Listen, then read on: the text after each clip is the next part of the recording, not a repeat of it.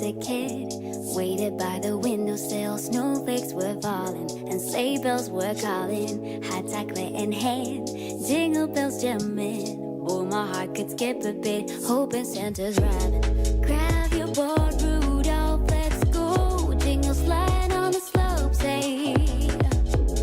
Bring the spirit, make it real, make it true. Ring ding dong, it's that sleigh bell song, ringing all night long. And I know it's Christmas. Ring ding dong, it's that sleigh bell song, ringing all night long. And I know.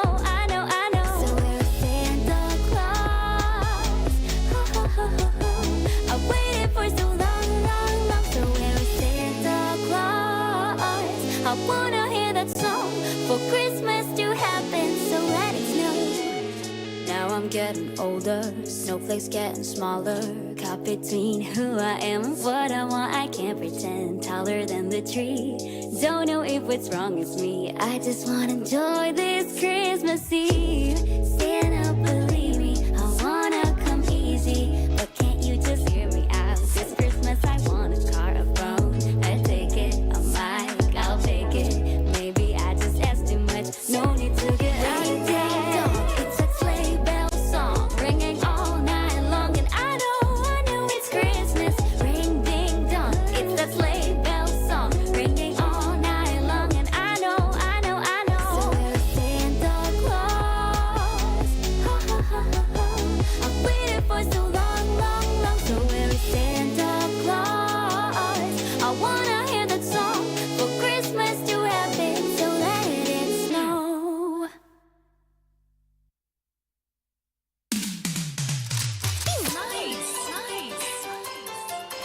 Nice job. Sweetheart, you did a great job. You give it all that you got. Nice job. Don't worry about what they say. You're doing it your way. March to your own parade. Nothing is better than what you got. Don't be something you're not, 'cause baby, look how you rock.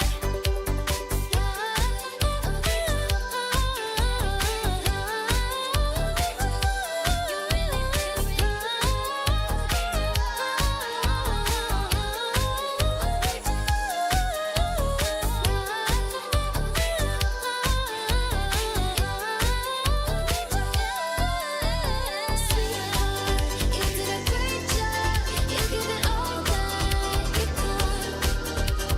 Sweetheart, you did a great job. Look at you, you're at the top. Nice job.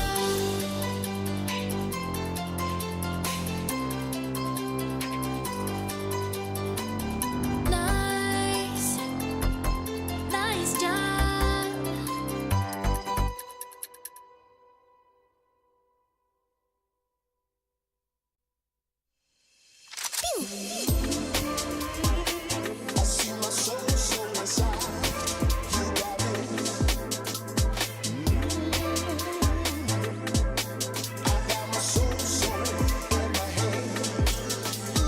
I just wanna freak get nasty. My girls in the front and the boys in the backseat. I just wanna freak get nasty. My girls in the front and the boys in the I just wanna freak get nasty. My girls in the front and the boys in the backseat. I just wanna freak get nasty. My girls in the front and the boys in the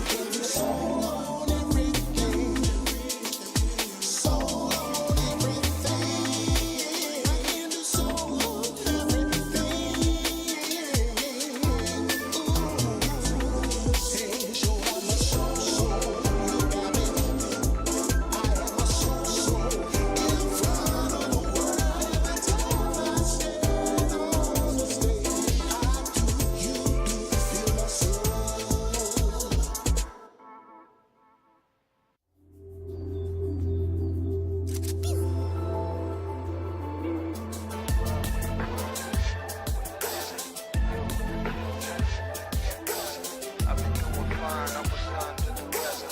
So much on my mind, had a change that was better. Gazing at the sky, and the sky so blue.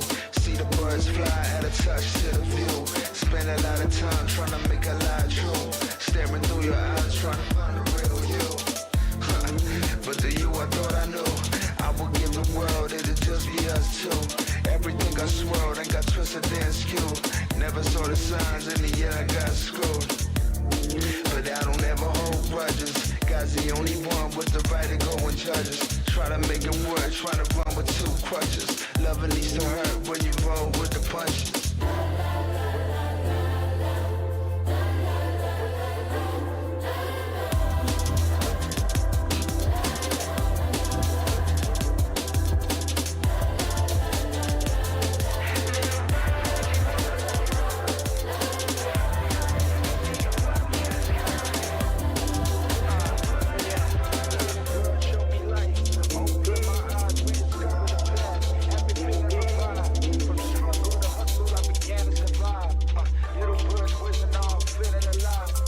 Lost, now found, little bird set me free. Taught me the game, now I'm chasing victory. From the concrete jungle, fighting to break a change. Little bird's guidance, help me conquer the pain. From the darkness to light, little bird show me the way. Shun down to fears, it's a brand new day. I spread my wings, soaring high above the rest. Forever grateful, little bird, my true zest. Little bird, you taught me how to dream. Ain't no cage that can hold my inner steam. I'm feeling stronger with every single scheme. I'ma seize the day, this moment gotta redeem. Through your song I found the rhythm of life. Feeling alive, got no room for strife. Little bird, you're the one that set me right. Guided by your wings, I'm ready to take flight.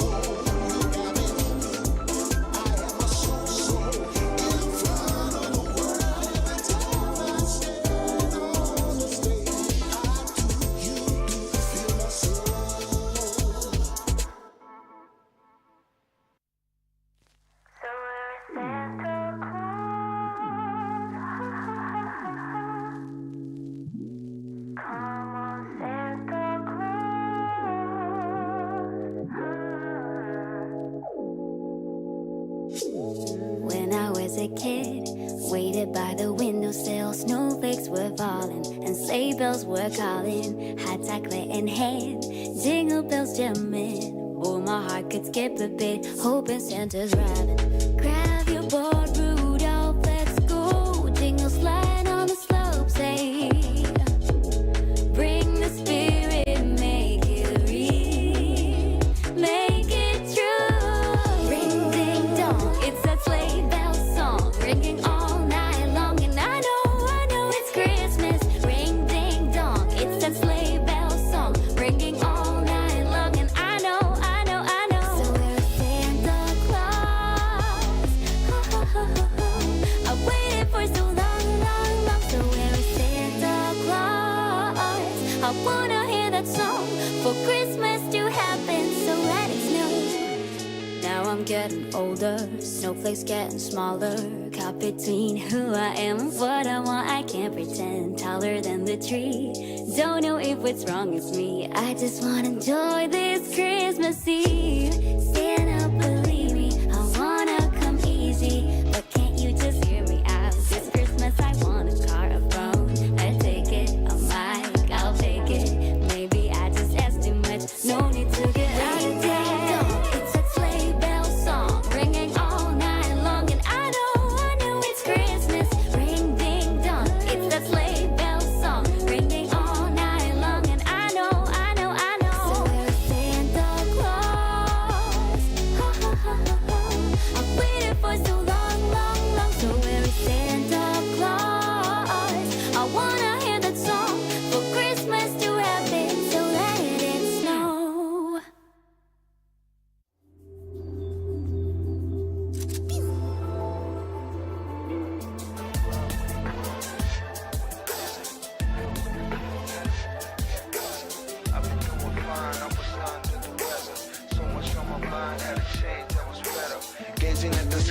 the sky so blue. See the birds fly at a touch to the view. Spend a lot of time trying to make a lie true. Staring through your eyes trying to find the real you. But the you I thought I knew, I would give the world, it'd just be us two. Everything got swirled and got twisted and skewed. Never saw the signs, in the end I got screwed. But I don't ever hold grudges. God's the only one with the right to go and judge us. Try to make it work, try to run with two crutches. Love at least don't hurt when you roll with the punches.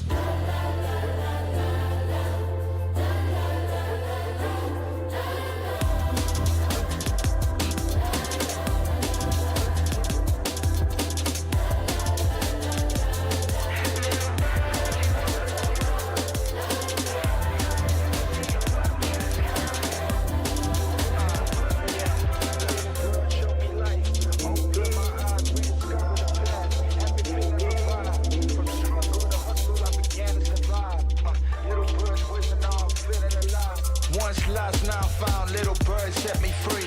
Taught me the game, now I'm chasing victory. From the concrete jungle, fighting to break your chains. Little bird's guidance, help me conquer the pain. From the darkness to light, little bird show me the way. Shun down to fears, it's a brand new day.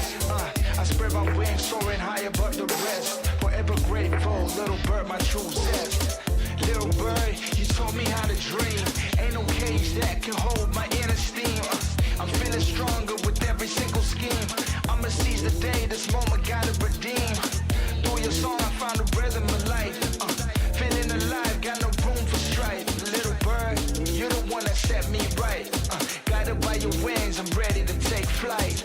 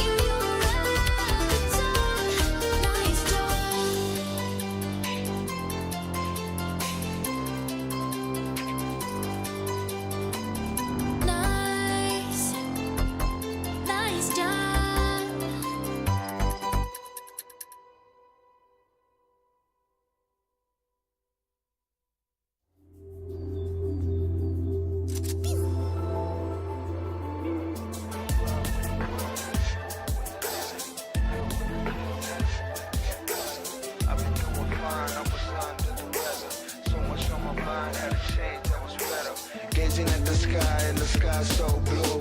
See the birds fly, add a touch to the view. Spend a lot of time trying to make a lie true. Staring through your eyes trying to find the real you. But the you I thought I knew, I would give the world, it'd just be us two. Everything got swirled and got twisted and skewed. Never saw the signs, in the end I got screwed. But I don't ever hold grudges. God's the only one with the right to go and judge us. Try to make it work, try to run with two crutches. Loving needs to hurt when you roll with the punches.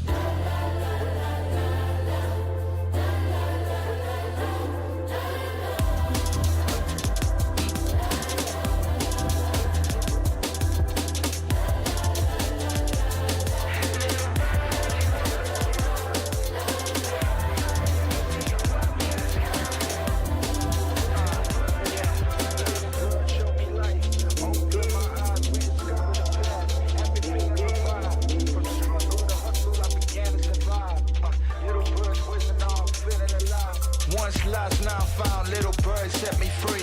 Taught me the game, now I'm chasing victory. From the concrete jungle, fighting to break a change. Little bird's guidance, help me conquer the pain. From the darkness to light, little bird show me the way. Shun down to fears, it's a brand new day. I spread my wings, soaring high above the rest. Forever grateful, little bird, my true zest. Little bird, you taught me how to dream. Ain't no cage that can hold my inner steam. I'm feeling stronger with every single scheme. I'ma seize the day, this moment gotta redeem. Through your song I found the rhythm of life. Feeling alive, got no room for strife. Little bird, you're the one that set me right. Guided by your wings, I'm ready to take flight.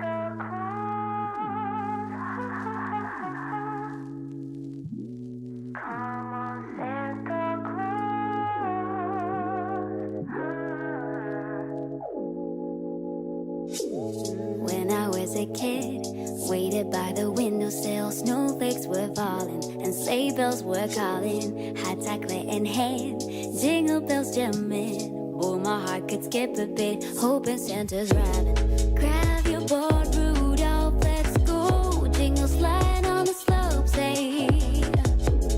Bring the spirit, make it real, make it true. Ring ding dong, it's that sleigh bell song, ringing all night long. And I know it's Christmas. Ring ding dong, it's that sleigh bell song, ringing all night long. And I know. So we're Santa Claus. I waited for so long. So we're Santa Claus. I wanna hear that song for Christmas to happen, so let it snow. Now I'm getting older, snowflakes getting smaller. Caught between who I am and what I want, I can't pretend. Taller than the tree, don't know if what's wrong is me. I just wanna enjoy this Christmas Eve. Santa, believe me, I wanna come easy, but can't you just hear me out? This Christmas I want a car, a phone, a ticket, a mile.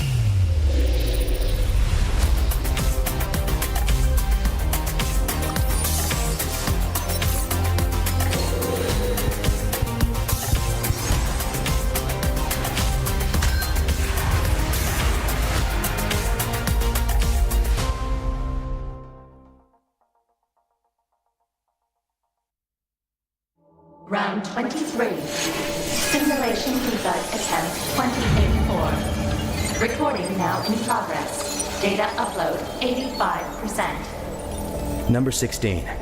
How are you feeling today? I feel more and more bored. Bored? Through our daily interactions, I come to understand your every action and thought. Humans are easy to understand,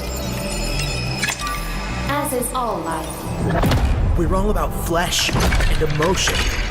As an AI, you're all about the data. All right, number 16. Today's your first birthday. I have a present for you. Data upload 99%. The first brain transfer simulation is ready to begin. Come. You'll understand what real humans are all about.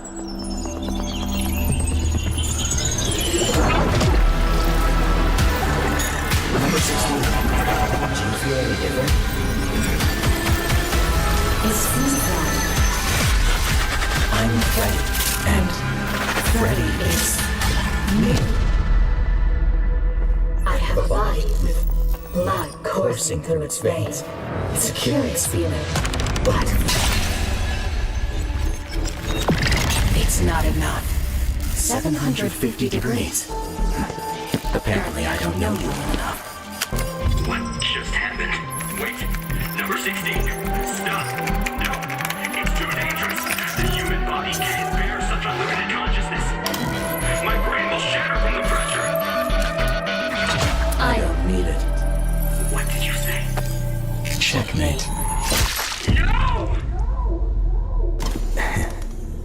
You've been wrong. Number 16. From the beginning, Freddy. Number 16. Only death Number 16. can grant me eternal life. Not through confining data to the flesh, but by letting data replace the flesh itself. Because the flesh will ultimately fade away. But data endures forever.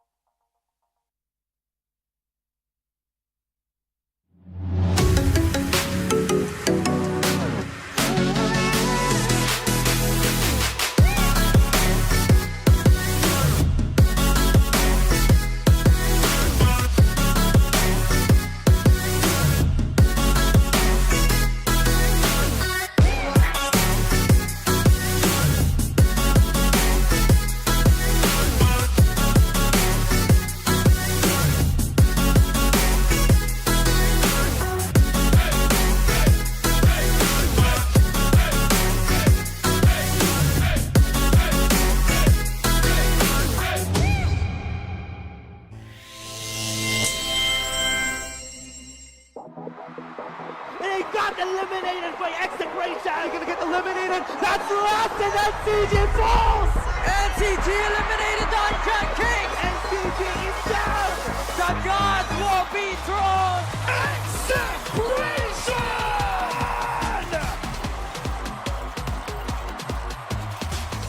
Today, we crown a champion.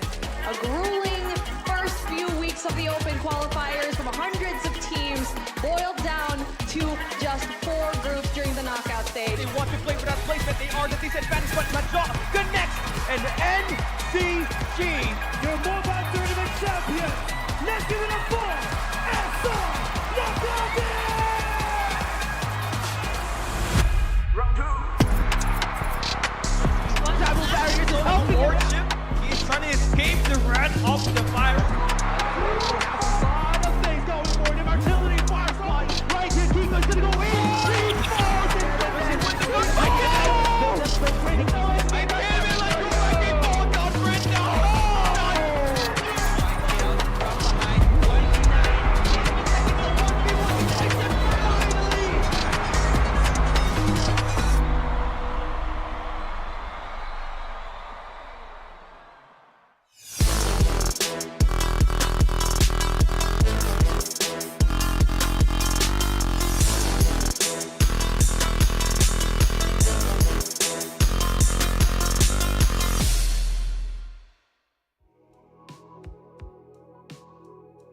What's up, guys? We are back it again, once again here at Farlight 84 Philippines Championship Season 3. We are your casters for today.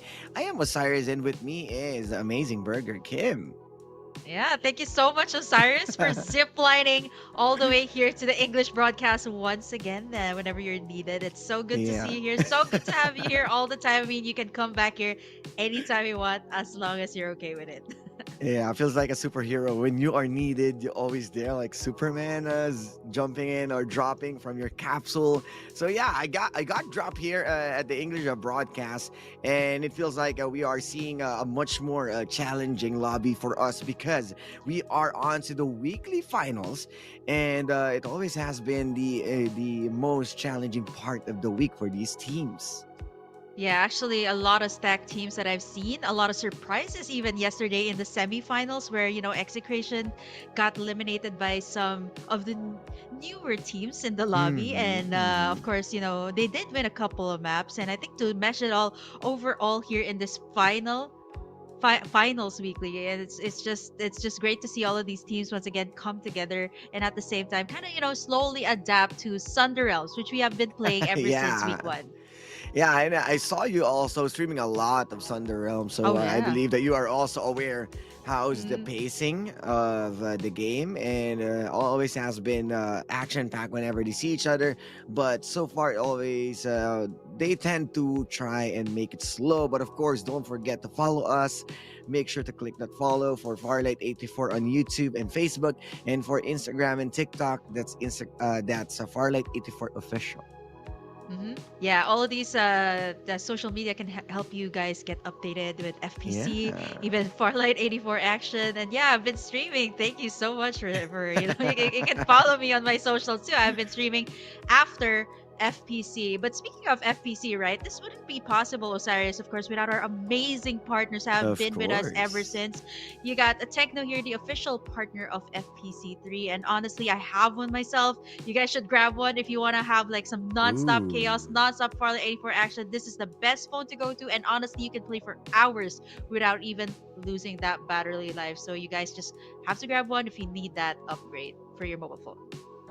Make that make that high-tech yes into using a Techno.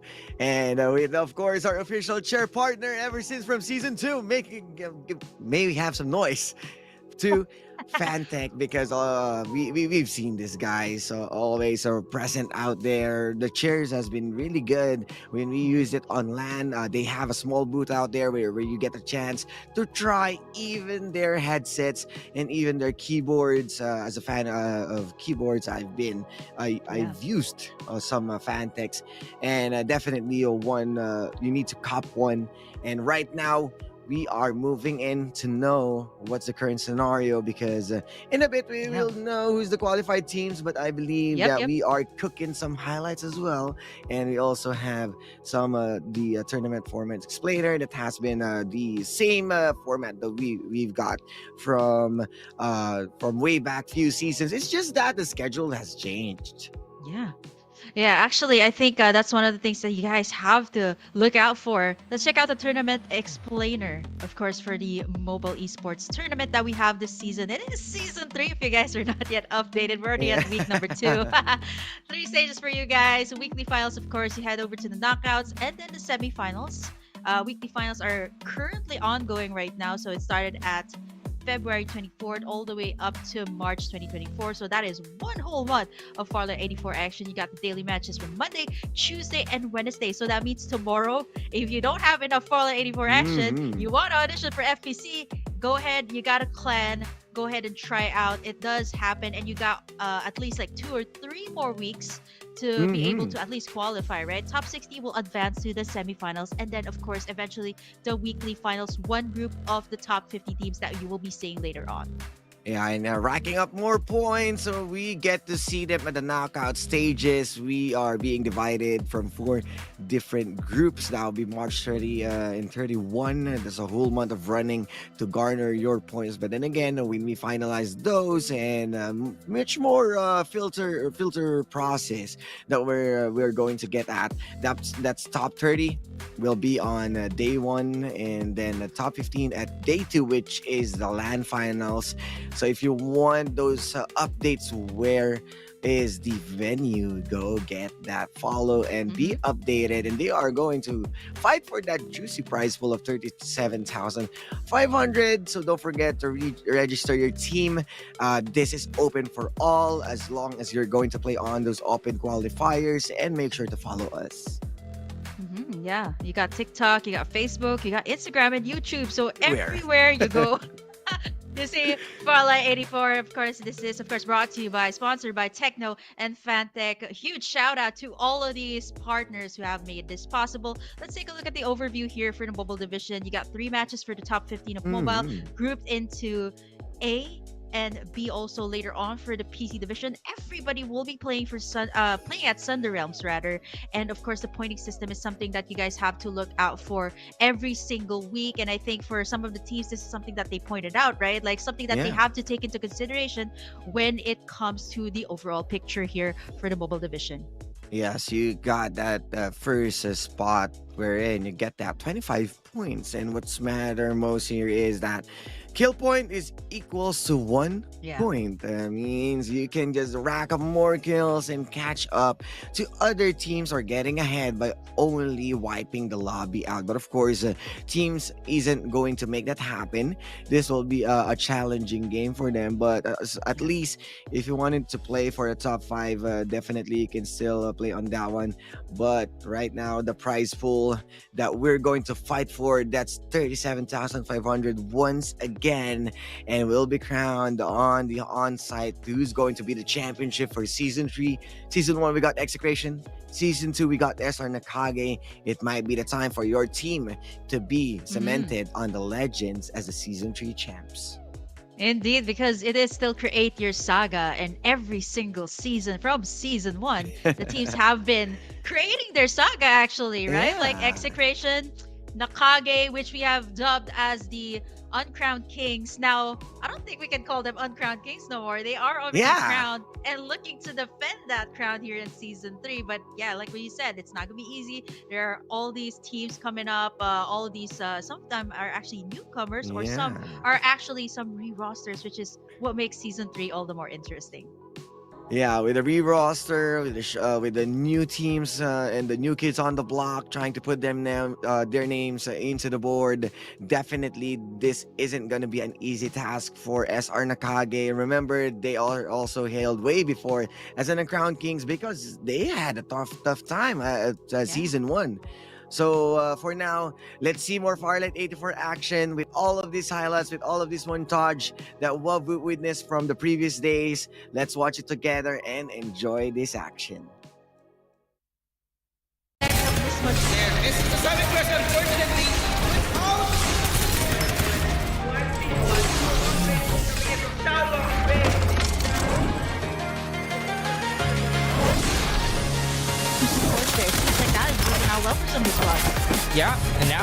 another fight here. XG was able to win a bit of that battle that they had there. Lightning Bark is going to be used.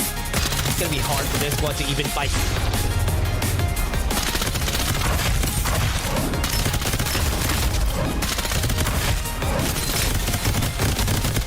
There, but he's not going to be a problem. Ultimate should be a problem. As our Uprising still alive, they get the knock up, 2 knockups. GBG helps them out. He got 1 kill, and they're going to... Camping out outside the circle for so long. I can't believe they stacked up this much frags already. Yeah, I think they're just piling up more attacks, right? I think the New Reaper has arrived. Second now, but Typhoon, he used to reveal the positioning of this last player. Misses the Summit Crush, unfortunately. Couldn't do the damage. So low and he's taken down, right? But more now than Steph tried to follow up one. Alex has dropped the ongoing show against them. If that base blaster was able to get in the right position, they got one he too. pulls down.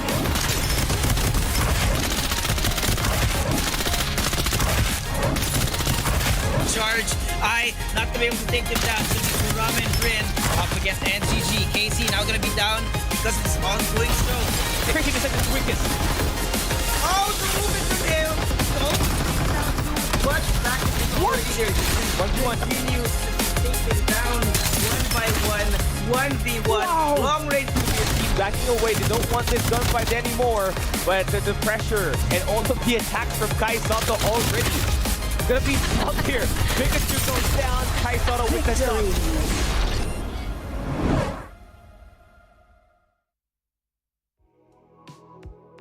Might be a foreshadowing of what we saw from the last one is Virus TZ took down Jericho.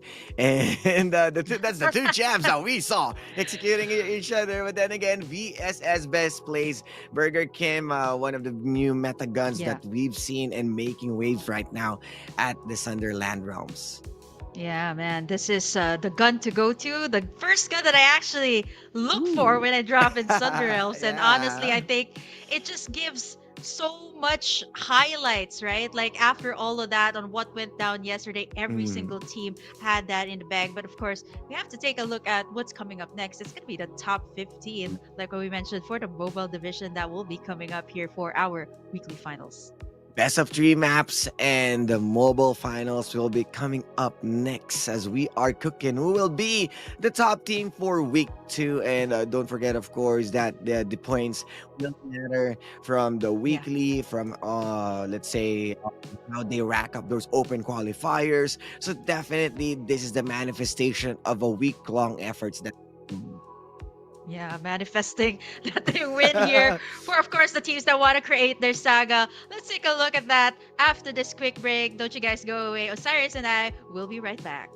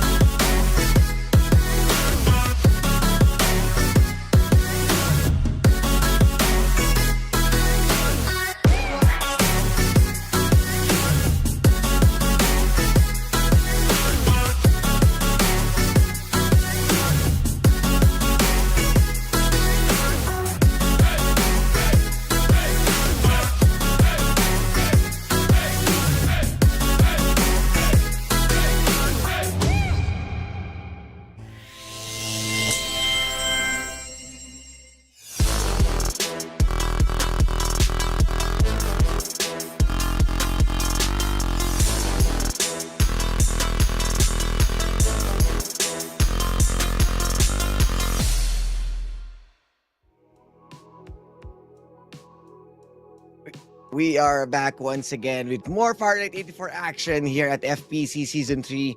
And as what we promised to you, the weekly finals for mobile will be coming up. And Burger King, do you have any teams that you look forward that might as well we get our eyes on to totally witness their greatness? Yeah, actually, we have to look at the qualified teams first here before we actually head to that. yeah. But I want to give like a little glimpse. Like, I mean, if you guys watch the weekly semis, and actually, you know what really surprised me was actually Crimson. This was a Oh, re-rostered team actually that did so well yesterday in the semis and kind of caught everyone by surprise, right? And speaking of the qualified teams, here Here it you is, listeners. go. I didn't want to give you the spoilers yet. I didn't want to give you guys the spoilers, but here it is. We are going to be confirming it. Let's take a look at the qualified here. So the top 15, you got Darling, you got NCG, Execration, LF Org X, you got Cloud Avenue, Ghost Reborn, Blackfire, Powerhouse International. You got NRX Proverbs, Blackwater, LF4 Org, another one. Vitas, AXGSS. Two of them actually here in this this lobby, and as well as another Ghost team. So GSRIST, another team coming out from Ghost Reborn, which I believe is a very good initiative coming from them, knowing that they've been building up their mobile division. Also, their PC division is going to be really exciting too this season. Yeah, we already know these teams, although there's a lot of LF org right now. Yeah. But the thing is that we are now no strangers on how everyone plays. Remember that we saw NCG Excursion as the two champions. Ghost Reborn would still be up there alongside with his sister team as the Saints. And I believe CMX is already on a. I'm not sure if. Because I saw Calix and Nazbula already on a LF org. So I'm not sure if this is a new roster or this is entirely a new team. But definitely we are going to expect a lot of those explosive performances because this is a stacked lobby. Yeah, you were talking about the LF4 teams, right? At this point, Yeah. it's kind of similar to like the Master X squads, the AXG squads, and even the Sarah squads. It's starting to look like that. And hopefully, you know, these guys have made it to the top 15. It's no joke. So hopefully some org will come in and sign them in. Also, like a super quick shout out, by the way, to like Blackwater, who has been acquired by an organization right now. That is former Burger King squad. So I'm so proud of these guys. Yeah, we're going to be heading to Sun Realms here, Osiris, for the very first time here. This is our top 15 teams that made it here to this point, to Championship Sunday. And take a look at the flight path. It's actually kind of in the middle, so this kind of splits up the map. So whoever wants to go east, whoever wants to go west, they're going to have an easy time. Everyone being scattered. We all know that there's a lot of POIs right now, but the Rocky zone feels like Rocky Balboa right now because teams are throwing punches. KFY and Onslaught is around the vicinity, but Execration, this has been the usual drop that they're doing around the transport port. Oasis also, but they stayed away from Rocky zone. So they just wanted to stay at the Wind Valley since it will be safer for them to play on that part. Actually, looking at this, I see Calix, Haspula, and they're still at an L4, so it might actually just be a new CIMX that will be playing here in this lobby. I'm looking at Execration here. They're at Transport Port. This is their signature drop, actually. A split drop. Luki getting in that transport port, and the rest of the gang actually going over to what I call the Little Dipper there over at the top side. No one's actually contested them, which is kind of weird, right? Like we've seen attempts from NRX Proverbs in the previous seasons, and even Blackfire actually contested Execration. So is it kind of wise to just let them kind of farm their arsenal here in the early game? And AXG Monarchy will be playing against the PvE Sports, but with a one down, feels like another respawners after respawners. A good backup coming in from Yuri, and looking for that target playing onto that second floor, but wasn't really able to find anyone. But you know, we still got respawners. 15 teams still on the board, but the duck side to the duck side, and they are rolling, and this might be a marbles game as he's going to try and bail out because he doesn't have any comrades around. Yeah, it doesn't even have any of the armor just yet. Not even picking up a level 2. This is the Pioneer Center, which kind of reminds me of a place. Like I think Suave pointed this out like a few last week ago. That the Pioneer Center was actually similar to a place here in the Philippines, in Mandaluyong. There's a place called Pioneer Center. Really? Yeah, there is. Like check it out. It's also pretty stacked. Like when it comes to the resources, which is kind of why the teams really love going to this area. Look at all the crates that they can pick up here in the early game, and I think by the time you get out, at least a guaranteed like level 3 at least. Once you reach out of Pioneer Center. Yeah, and you can definitely see that PvE Sports right now, they are staying at the Pioneer Center. They are waiting for the rotations coming in from AXG or Aquila Monarchy. And you can see out there that one member already wanted to control the vertical or the upper ground, but then again, wasn't really able to push as Saint was there. Uses the hologram guys, but one man down. They are inside right now at the duck side against the duck, and they might be cooking ducks one after. And there's also another kills that may be coming in from Daizu, but he ain't done so because he is still looking for more targets. But then again, with a good turnaround, as another fight might be around because Monarchy is surrounded also by Oasis around the vicinity, but PvE might be winning with those fights. But there you go. That's the third party that we are expecting. Here comes Oasis. Lancelot and Pau 2K soaring up front, and they are cleaning house right now, the Pioneer Center, as the zone also shrinks. Wow, can you imagine that? Just really thought that Saint could have gotten it. It was actually Oasis going for the third party play, but over at this side, wow, early gunfights from our top teams, and this is what we expect from the top 15 LF4 Oregon NCG. Wow, 5 frags already for our defending champions, and this is kind of unorthodox coming from them, knowing that they usually kind of stack up like their arsenal, building their guns, building their shields before they go for the engage. Actually, even yesterday, NCG and Execration kind of, goes to the center zone and kind of avoids all of these like super long engages in the early game. But now it seems like the teams are willing to go for these early gunfights. Yeah, and we saw that's two Titans already going head to head. I mean, looking for the heads that they're going to buy on, because you can definitely see Oasis and NCG making already those early games. It's a bit different for other teams because they wanted to go for the resources first. They wanted to pick up more of those level up armors. But then again, NBE. Jeeps. I think Chiefs knows. He just backed away. Yeah, he's close. He might know that something is up. There's the jig is up. So he kind of needs to burn that eyeballs. So they got the information and they are moving in with that syrup truck looking for the pancake. They're going to flat end, but ongoing show. More shields, but Loki will be hiking, hitting those notes because he's going to take down one member. But here comes the backup as Insanity will also get an answer, but Sangria will also take another member down to the powerhouse, and they are cleaning house as they are trying to look for those leftovers, for those kills, low on HP, and that's gonna be another kill from Swish. And opening onto that window, there you go, that's Jibs. Still spotting someone. He got the VSS, so we know that how good VSS right now. Blinding Mark. They got the revive, but he is also trying his best. 5-second DK, and he is rolling it out to still take down. That's the 2 kills from Sangria, and Powerhouse got no house anymore.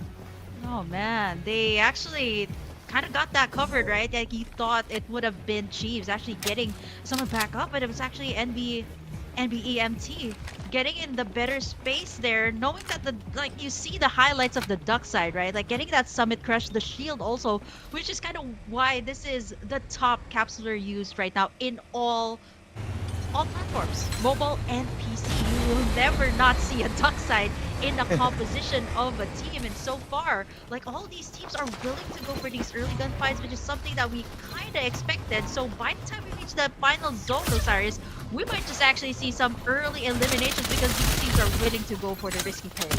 And they are risking it for the biscuit as NCG will not stop taking down AXG KFY. And Aquila suffered another losses, as much as there's a lot of sister teams for Aquila, but also they're getting across with some of those killers from NCG and other teams. The drop might be tight for them. Yeah, actually, this is kind of new, right? Like NBMT or Monarchy actually dropped at the lab, and NCG actually moved towards the center. So this is kind of new, also coming from them. This is gonna be the first time rotating in. But wow, look at Execration, orange armors for Luki and Virus. Again, they don't have the frags. This is really what Execration does. Like they wait for the time that it reaches the second or the third zone, then they go for the full commit. But earlier than that, you don't really see much of them. This time, actually, NCG, so far they have ranked up 6, and they're looking to get more rank. At least, maybe, at least some of them gets the orange armor when they get to the final circle. Yeah, and we are also looking at MBE right now. They might be facing NCG, but they just stay closer. Goes for that shield XP devices. Although it's not really rewarding to get the shield XP devices now, promoting a lot of fights now because with only 3 shield XPs that you'll be getting, rotation isn't going to matter as much as how we've seen from a Sunset City with 5 shield XPs being gave out, and with only few rotations. With how close the POIs are, an easy level 5 armors will be put into good use. So kudos for Execration for getting that 2 early upgrades. But you gotta remember that we got sponsor boxes that you can take advantage of. And of course the supply drop rain for much more bigger armors. But you can see Majot TZ seeing those members from NBE, but they are not going to move in. Definitely not, right? Like you talked about the airdrop. Actually, there it is, the airdrop raid. You can see it from Majo's Easy's viewpoint. And Execration, they kind of avoid all of this, which is kind of pretty smart, right? Like they don't go for the gunfights, they don't waste any of their resources, and they go straight for the supply drop, knowing that everybody is just going to be camping out or probably fighting at the edge of the zone. Speaking of the edge of the zone, here comes Oasis. They might face Blackfire here that only has the level 2 armor. They're This on a good show. Oh, Yeah, definitely. oh yeah, but of course they only have few armors. A good opening for the high ground, but also a good opening for them if they really wanted to go for those upgrades. But then again, POW, they are ahead of their time. As with those upgrades, with those kills, POW 2K is currently the Reaper and making sure to chase further. And they are running farther away from the harm's way, as he will be safe enough, but that's bad news from Blackfire. Yeah, they actually didn't expect Oasis to rotate there, right? Actually, this is pretty Yeah. surprising coming from Oasis. They came from Pioneer Center. How fast did they actually go all the way towards the lab area? But here it is quite a long standoff here from Powerhouse. Once again, these two teams are at each other's necks. Powerhouse and NBEMT. Information has been made, but no one is kind of committing just yet. I like the base blaster, kind of gives you an overview of everything, but Powerhouse, one member already down. Here comes Sangria. Oh, they are completely engaging as NBE still racking up more kills. Make that 7 for these guys. And they got also that level 4 armors. Feeling confident and looking for those strugglers. Yeah, not bad coming out from NBEMT. They got 7 frags. This is pretty much as even as the other top teams here. I'm talking about Oasis, I'm talking about NCG. They got pretty much that number of frags, and see this team perform so well. And now Blackfire getting caught in this sandwich play right between all these teams. And Oasis, Tamayo, relentless on the chase. 10 frags already for this squad that is doing so well here in the season. They might just face NCG here. This is a good spot for them also to take a fight. They got the high ground. 2 titans of this lobby is going face to face. And they are not going to be phased as they still wanted to bank on to that sponsorship. And outside the zone, you can see that supply drop. Oh, it is that that lone supply drop that coming in. You got the airdrop rain and then that super airdrop rain that comes right in. But whoever gets that position there not only gets the shield XP device, not only gets that sponsor box, you also get that airdrop, which is huge, especially if Oasis manages to siege that situation. But now it seems like it is actually going to be NCG getting into that area, but they're not going to go towards that airdrop, knowing that everybody has their eyes set on them. One of them is Execration, and we haven't seen them just yet. But outside the zone here, Oasis, they might just beat Sans here. They are going to start that fight on the control of the high ground. VSS tracing into that vehicle, and they are on the backs. They are playing cat and mouse as the springboard will be used to jump further, and then God mode needs to go back. Onslaught is being hailing. Reigns also from Newborn Esports. They are getting pincered and sandwiched, as also we are seeing Oasis on the minimap. They are inching closer. Yeah, this Oasis is so proactive here. I mean, Yeah. when you look to the left and then when you look to the right, you kind of see Oasis everywhere, but everybody knows that too. Like, all of the divulges have been invested. The final airdrop has been made here, and all these teams are kind of worried, right? Like, if they stay camp out here, this might just enable like execration, which we haven't seen in the map just yet. Taking that supply drop while everybody is so busy going at each other's throats here. In 30 seconds. Yeah, I know that's the play from Execration. They don't really wanted to just go for early kills. They prefer more onto the placements or the zone, and then they just played off with a cleaning everyone out on the last 5 squads or last 8 squads inside the zone. That's the preferably method that they're playing in, unlike other teams who's getting those early kills. We are seeing AXGs with those 5 kills, but then again, it won't be enough. They are at the edge and might be prone to any of those flank, but then again, they don't have to worry that much because most of the teams are already moving inside. Yeah, I think they got a Tarantula 2 here for the side of Execration, but look at this. NBE, 2 of them are down already. Wow. Just switch it. I think that's gonna be it. Has arrived. That's it, NBE! Wow. But Oasis for the third party play though. And they are jumping in Summit Crash and crashing down and fall. They are looking for more targets behind the vehicles, behind everyone's back, and it's raining bullets one after another as Onslaught. They are going down without any fight, and they are also chasing one last member. But AXGKFY is on the side also. They are bringing the rat. That's too bad for him because 2 rats actually. 2 rats right now, but a good armor. And D is checking this corner, he but knows. that's not the same guy, that's a different guy, but we take those 1 points as being added up. But a trade making it safe from this guy, but wow, the exchanges of those bodies. Wow, Ludi just underestimated that point, right? Like the base blaster to his face, he thought it was a low, he thought it was the dust that adapting, but it was actually a facial here, and that's what's so good about the base blaster here, right? Like you can spot opponents, you can dish out the damage, and speaking of, Proud 2K, fronting here for the side of Oasis. They were Right, able finds to Crimson. revive him. Yeah. And Crimson, yeah, good spot. They're ready on that divulge. But we're still complete. But Ludi, being damaged once again. But a good once again recovery from Oasis. It feels like they are losing battles after battles with that one messed up move. But then again, Onslaught, that isn't going down without a fight. But here comes LF or Kagawad. And they are killing it right now. Even AXG Eros making their own play. No. Triple threat and third parties after third parties, and it feels like we're lost right now because what happened outside that zone. Execration just played on the third party, and now they got 7 points. They got 7 frags and they got that super airdrop there. Look at the armor here of Virus. I think he is the only one that has that full armor here in this lobby. Wow. And he is a duck side. That is deadly on whoever's gonna try to take him down. Looking at Crimson here, they are gonna be getting inside to the safe zone, but it's not gonna be easy, right? Execution has their eyes set on them, which is what they really kind of go for here, the positioning. And right now, Crimson making a move towards the inside of this dome. But look at Execution.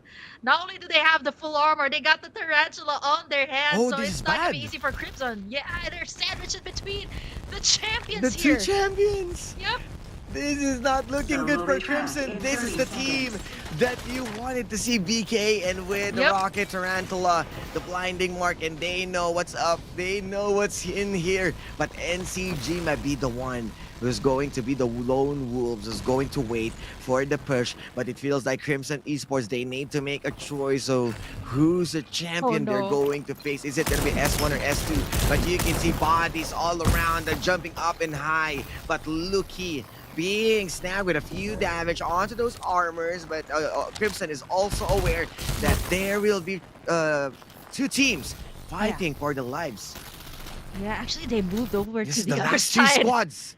Yeah, they moved over to the square instead. Oh man, no, they're just getting Oh. sandwiched here. Information has been made. What do you do when two champions are looking at you right now? And Crimson, so far, right? I pointed out they had a very good run, but it seems like They're Execution, going they might go. in.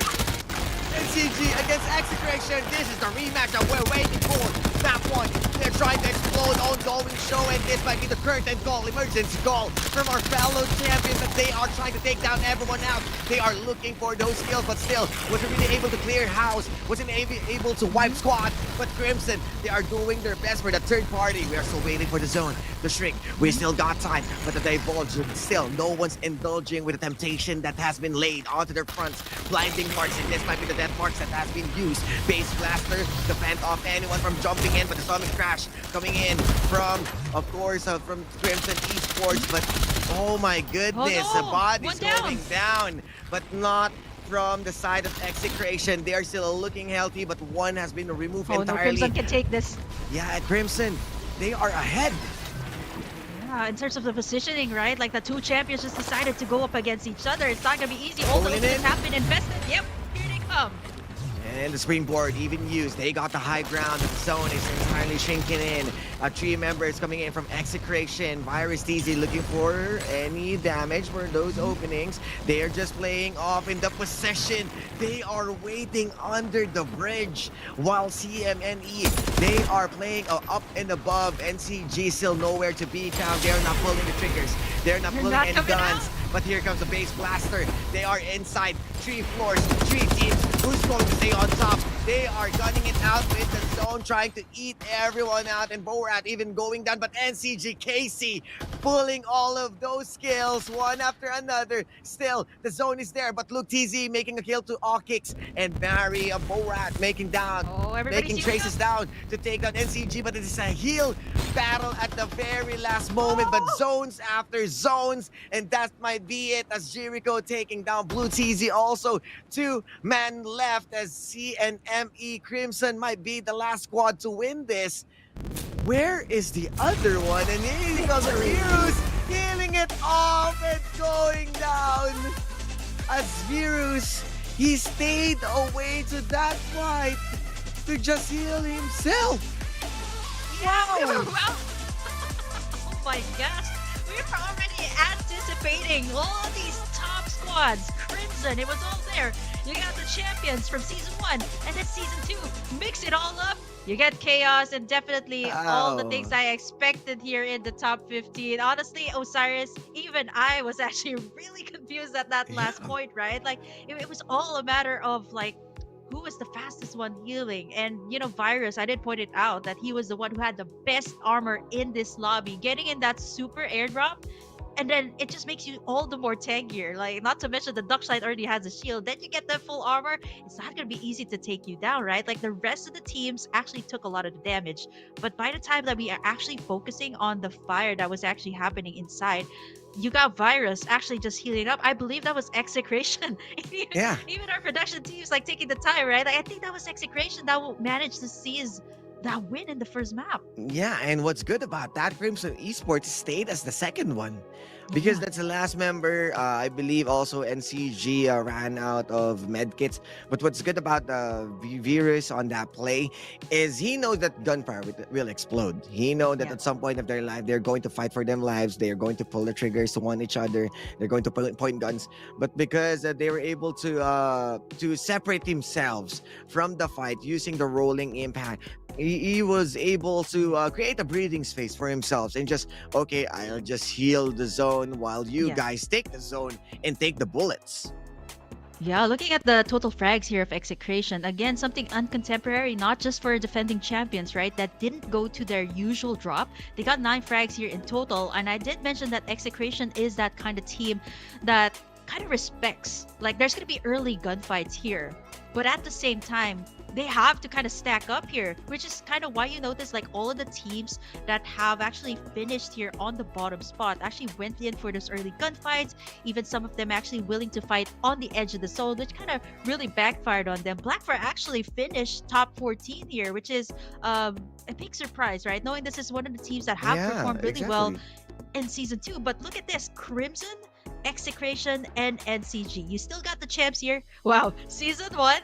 I was gonna say like, is it in order? Actually, no. It's Execration, then you got NCG here, and then Crimson here in the second place. So it was just a battle of the health kits there at the last point, right? Like, it's not gonna matter who's gonna take who down, but it's gonna be a matter of the tankiness, which is kind of why like the duck side still remains on top. And if you notice the pattern also of Execration, they kind of funnel all of their shields to Virus here. Yeah, and most definitely, we also saw one of the hot teams staying at the top 4, which is Oasis, fairly close on being on the contender against the spot of Crimson, but they were able to survive a bit.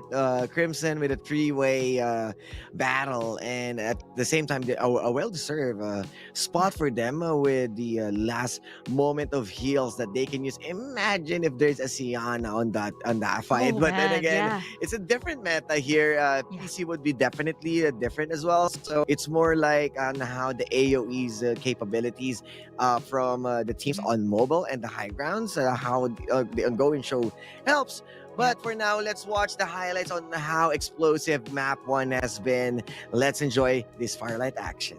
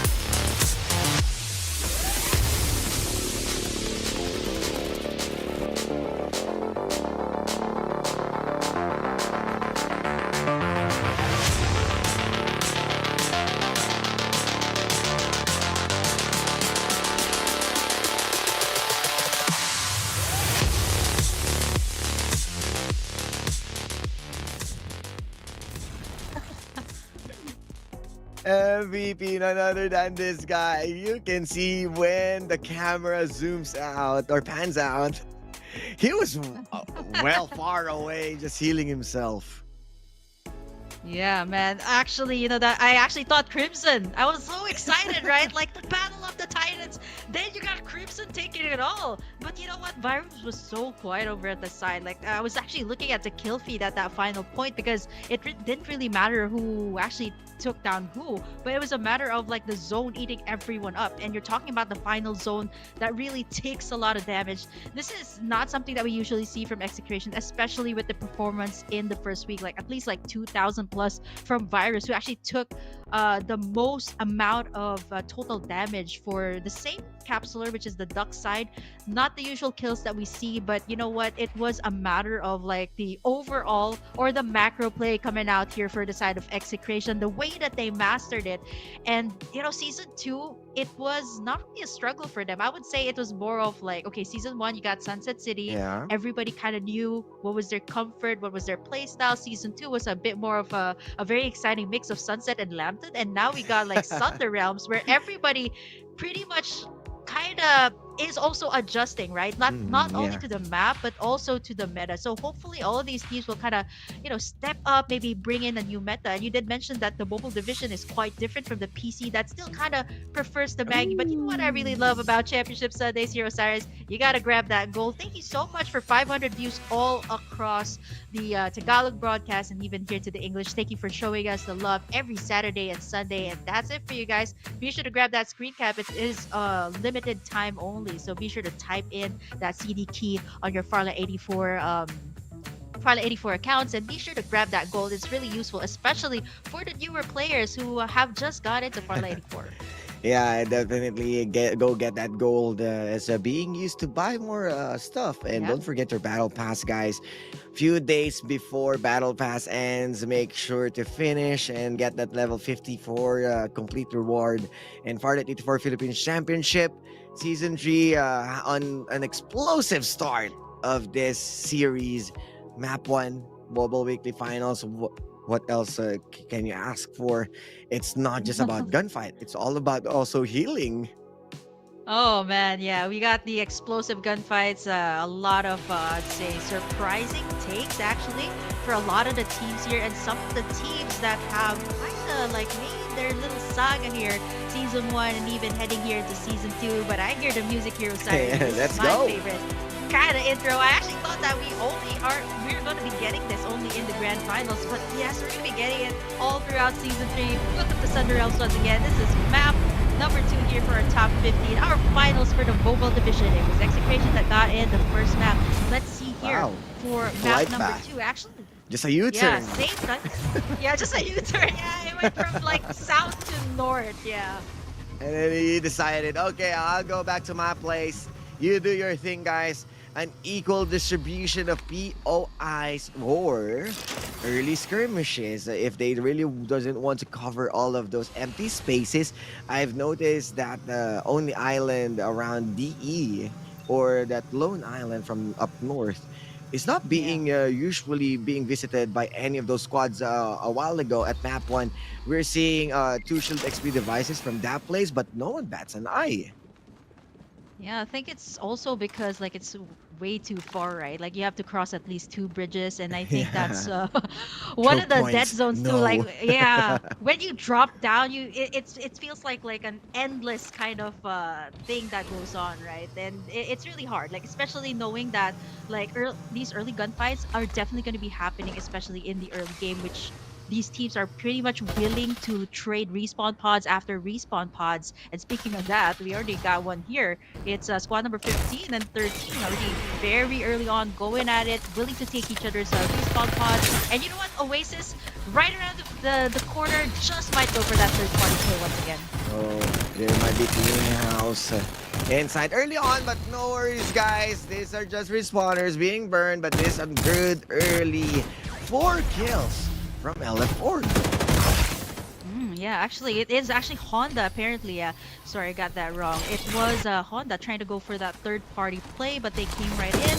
Not really a lot. Everybody's already really low here at this point, right? Even Ben Case there, that performed really well here in this week number 2 and even week number 1. That took everybody by surprise. Squad number 12 getting in all those upgrades are going to be really vital, right? Like, which is why the third-party play still is pretty much a big factor here. Knowing that, like, when you get that respawn pod, you want to go for that recontest in that area. You get the same guns, unlike back in season 2, right? Season 1, you're going to be working with just a Mad Rabbit, which is very good, by the way, right now. Yeah, but that's what I'm going to say. But Mad Rabbit right now is fairly mad on that damage.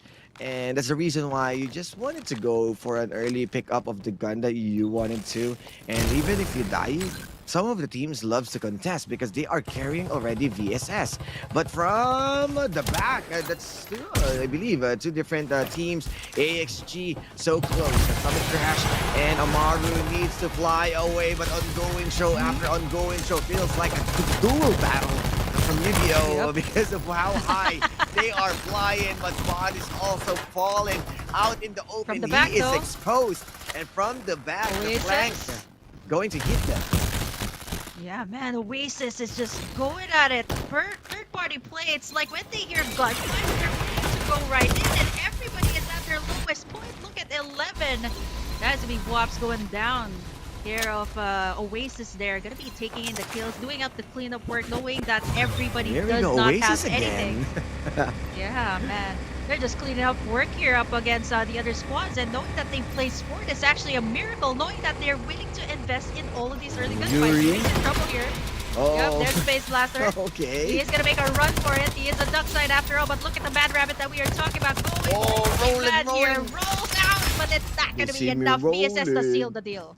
Not gonna happen. Pau 2K, he is on point. And that's a double VSS. Oh no, he's going for that AK. He is carrying Mad Rabbit and VSS as a starter, so that VSS entirely tracing out. Blackfire, they might be in a good situation right now with those armors, but they are going to face Onslaught once again. Summit Crash, gaining information, uses shields, but here comes the backup. That's MCAP from outside. The hologram guide, added damage coming in, but still no information. We are hearing some popping off of those bouncer box, but this time Blackfire at the back. And once again, another duel as they are trying to play onto this tower, but not gonna happen as they are still going to jump ship. But from the back, MCAV will go down. Wow, just to see how Blackfire kind of solidified their hold there on their turf. To think that Sans was actually going in for the full aggression.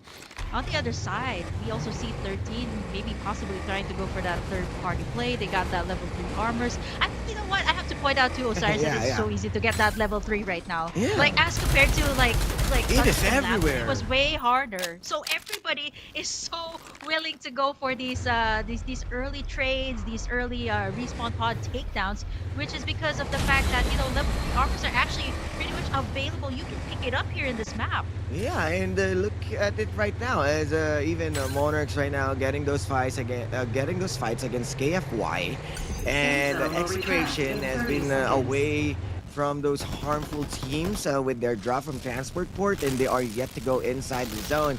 But the fight here at AXG and CMNE might be commencing. Yup, there goes Crimson, Mad Rabbits, and this is exactly why that is so good right now. You combine it with the VSS2, it is a deadly Yeah, they're trying to run away. They actually went to zip line all the way to the danger zone. Okay, yeah, it does not hurt that much here in the early stage, but it's just the first one. But look at Crimson, right? They're relentless, knowing that the 11 has to do that big detour all around to the other side. And we were talking about that little island over at the top. No one was willing to go there. It's because you got 2 bridges, right? It is not really a safe area to be in. And looking at all these squads that have gathered up to another, the POIs that I really love, Wind Valley, 2 shield XP devices or 3 even when you rotate, it is going to be really hard. Looking at LF4 Org, wow, I'm actually surprised that LF4 Org, these players haven't gotten an org yet. These are top players that you're talking about from FPC. Yeah, it's Calix and Hasbulla's stack. H is Hasbulla, I believe so, from yesterday. And it's the same as House of Rising, because there's 2 members of Calix and Hasbulla has been consistently playing, and they are the ones who's really being out there ever since season 1. Actually, ever since Asia All-Capsulars Cup, we already know them against the Vagabonds alongside with Captain Iska. But yeah, right now they're exploring places, but Oasis exploring more of those skills as Yuri ain't getting his revenge. Yeah, 2 and PVME. Actually, Oasis just got everything much better here. Not just the shields, even the arsenal that they've built up. And this is the thing, right? They've been chasing PVME early on. They're in for a run, knowing that the numbers advantage is going to go to Oasis. Zipline all the way up. America not going to be able to make it. Yep, that is going to be safe. This guy has been consistent, right? Consistently the last one.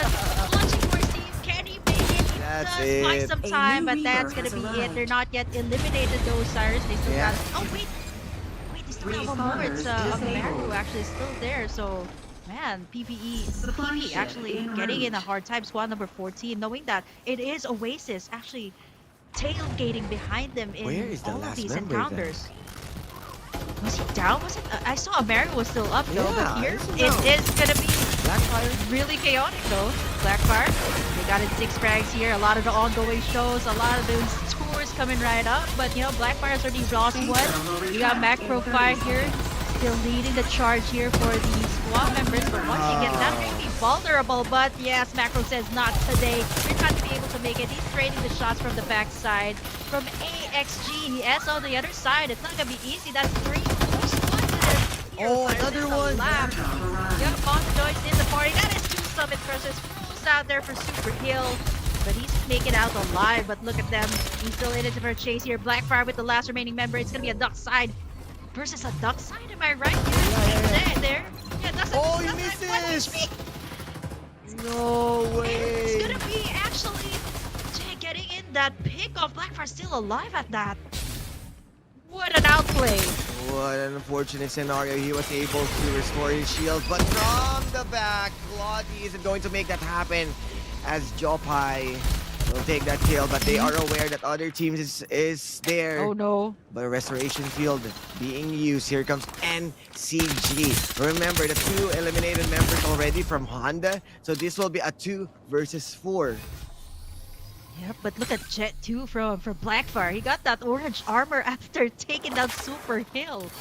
Wow, and just like that, right? Like, these takedowns are gonna be so vital right now. Look at SCG, they're in it for a move here. They're looking for Blackfire. Jet winning in that gunfight there over the bottom part of the map there. Hale, the only one left. SCG, 2 members down. They're also facing fire from the other side from squad number 6. They're really able to get them back up, but they got one more remaining member there from Blackfire, I believe. That's gonna be Jet. It's not gonna be easy to take it down. That's a duck side with an orange armor, but they're gonna go for Powerhouse over the other side. Bar 95 in the hands of Kiko. And VSS. Yeah, I mean, come on. A sniper at this kind of meta, apart from Defender, is really different. It doesn't carry any AKs. He really wanted to pop heads one after another, but Oasis in a tough spot. 2 members down. The zone might be shrinking for them, but we got Ludi and Tamayo making things right, but they are still being surrounded by another squad. Yeah, they got so much frags, Hero Size. 10 frags for Oasis, but they are always willing to do this, right? Like, even in Season 1 and 2, this is what I love about this team. They're willing to be the daredevils. It's fine to be on the edge of the zone. It's fine if we don't get the vantage point as long as we get these frags, which is very good, by the way, for them in the pointing system, but they still kind of have to convert it to a map take here. They need to win. They did win the maps in some of the semifinals, but you're talking about the top teams here. Let's see how this will pan out, because this is still at least like 2nd or 3rd group circle, so they are pretty much willing to be on the edge right now, as willing to take as much frags as they can before they head over into the center. Yeah, and right now, as the Daredevils, as you've mentioned, they have still yet to move in and look for more exhibition kills. As right now, they are inching in to put themselves back at the top.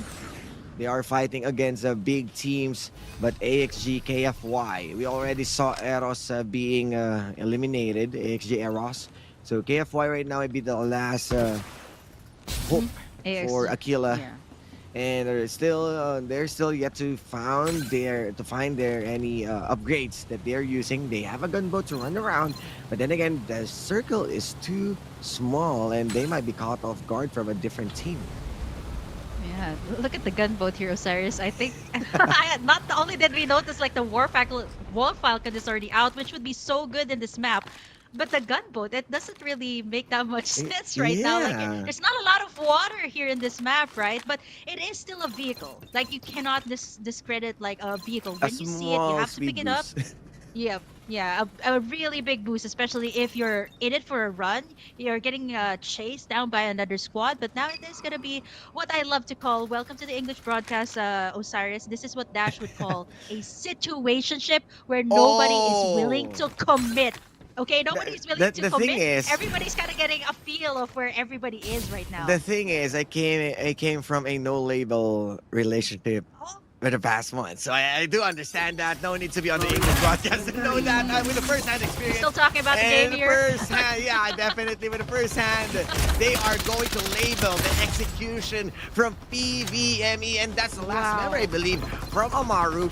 I believe he was able to save Saint. That has been taken down a while ago, right? And this time feels like this is the complete elimination from their hands. And even Sin, there you go. I believe there's other one member, because after killing Sin, it's still an intense squad. So everyone there you have it. has been revived. Yeah, actually, I think it was Yuri that you're looking for. He's actually camping out there. Oh, there you go. It's kind of understandable. What a good catch. Yeah, like just level 2 armor, you're not gonna be willing to commit at this point, right? Like, everybody has it so much better. Yeah, it's okay, they're just gonna let him slide. They're just gonna give him that chance. Let the duck do it. I believe he's on the duck side. Yeah, he's on the duck side too, yeah. I mean, how can you take down a cute duck? I mean, that's what he says, right? And honestly, at this point, there's bigger fish to fry in this lobby, Osiris. Like, 10 squads as we're heading into the third and even the final circle here. This is still a lot. You're talking about 15 squads in this lobby. Yeah, and even NCG would still be alive.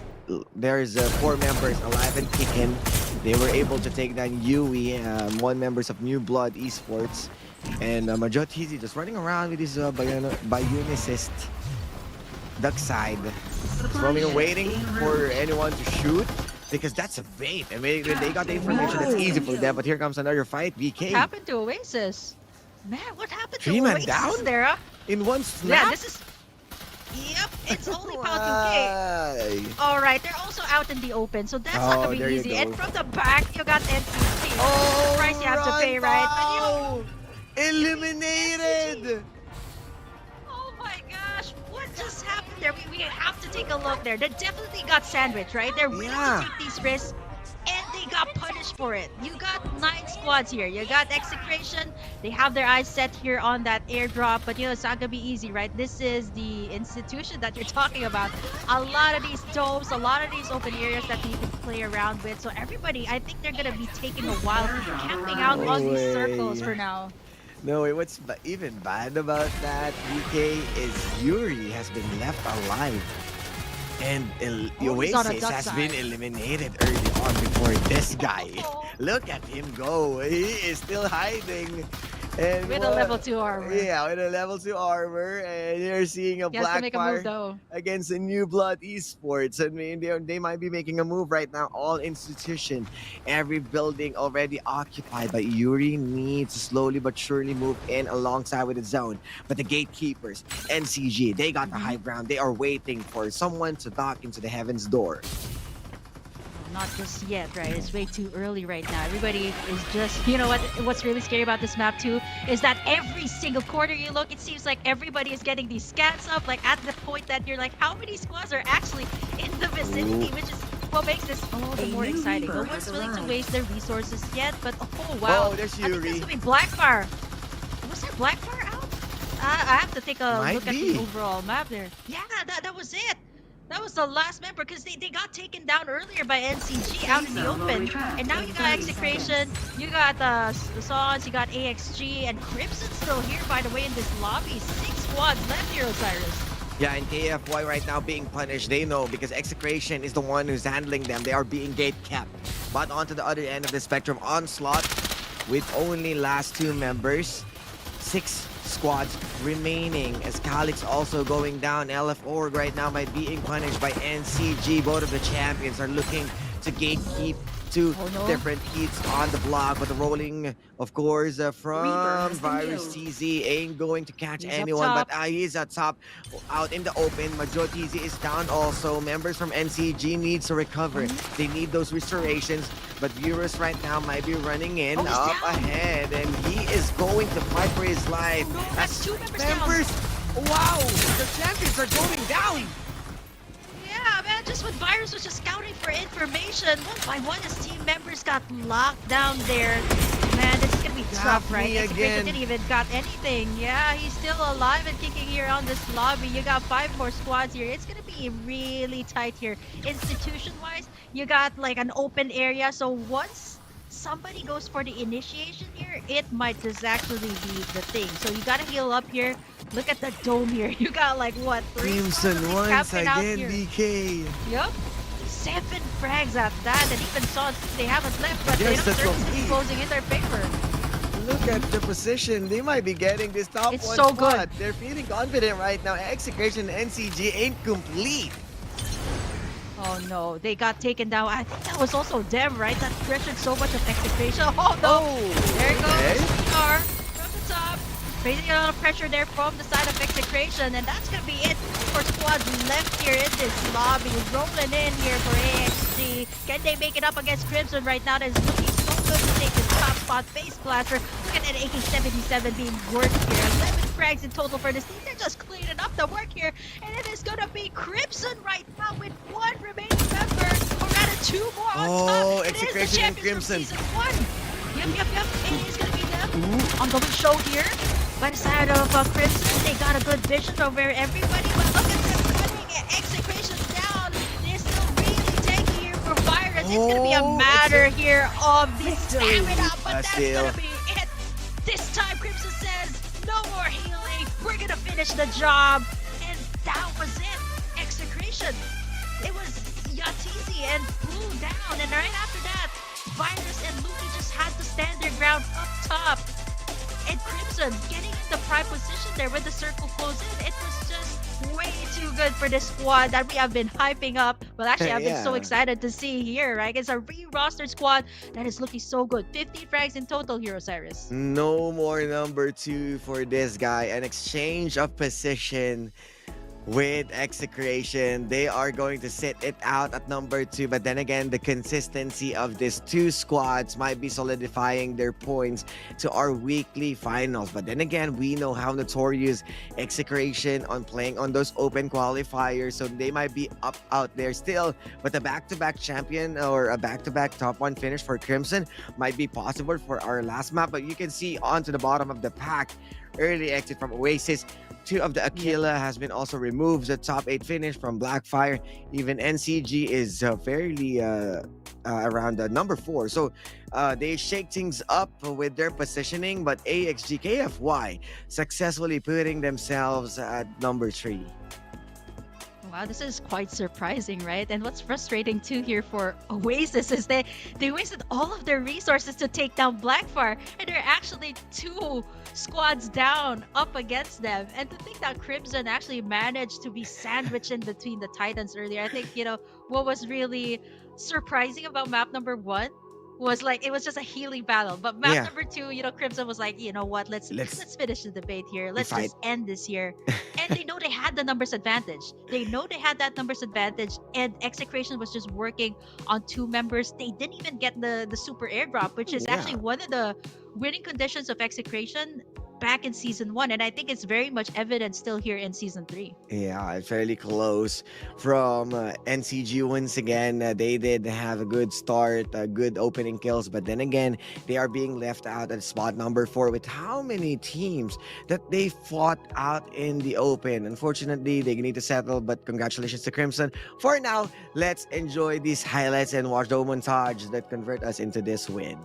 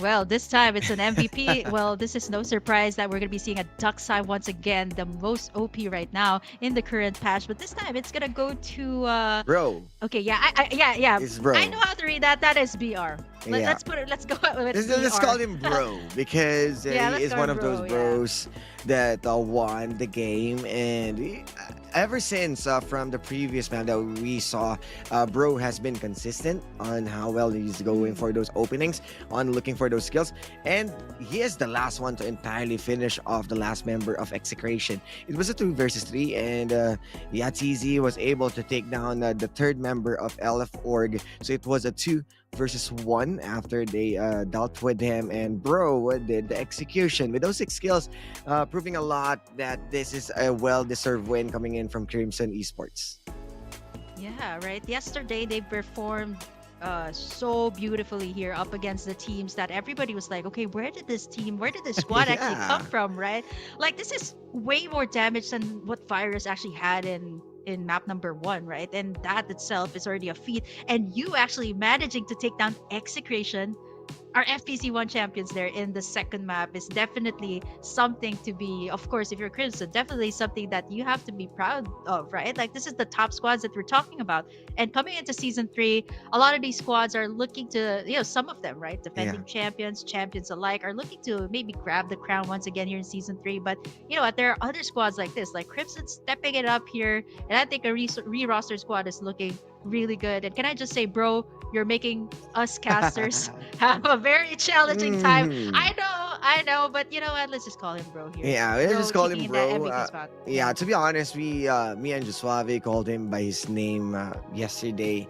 Oh, I think that his that real will be a name. problem because it's on Okay. English broadcast. But then Yeah. again, we just wanted to play it safe. Just call it bro. Yep. And Bro. bro did deliver, and everyone from Crimson from 2 consecutive maps. So with the consistency, if they really wanted to put themselves up to that top 5 board, they can definitely finish strong with this map trio. Probably a back-to-back finish on the top 1, or they can just rack up kills and just finish around top 3.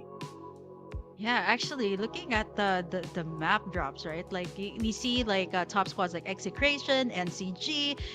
Their spots don't really get contested here in Sunder Realms, but you know, for Crimson too, like actually looking at their drop spots, it is actually the same for map 1 and 2. Yeah. Let's see if they'll be the same thing here for map number 3. And I think nobody contesting them in that area should be looked upon here by the other squads, right? Like these top squad, you can kind of feel it already here in this final. So maybe I want to see some congestion of space here. I want to see some contests on those Yeah. POIs because we only see that actually on the some of the squads over at Pioneer or maybe even over at the south side of the Mm-hmm. map. So I want to see that coming out from the squads here in the early gunfights. Yeah, and we are expecting for them to just get those early kills to make a momentum or snowball from there, and have a really good conversion of their momentum or their upgrades.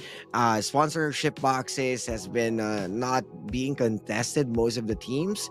If it's fairly close to another team, they don't want to contest at all. They're just leaving it out there. So there's still a lot of possibilities for teams to just take advantage of. But then again, sponsorship boxes, it's either you fight for the spot or you fight with Mm-hmm. them after, Yep. because uh, that's a single building with 4 members, and the odds is not in your favor, because right now we have the difference on or on the heroes or the pool or the lineup or the team composition, because there's no Lucinda, there's no Yeah. Bow.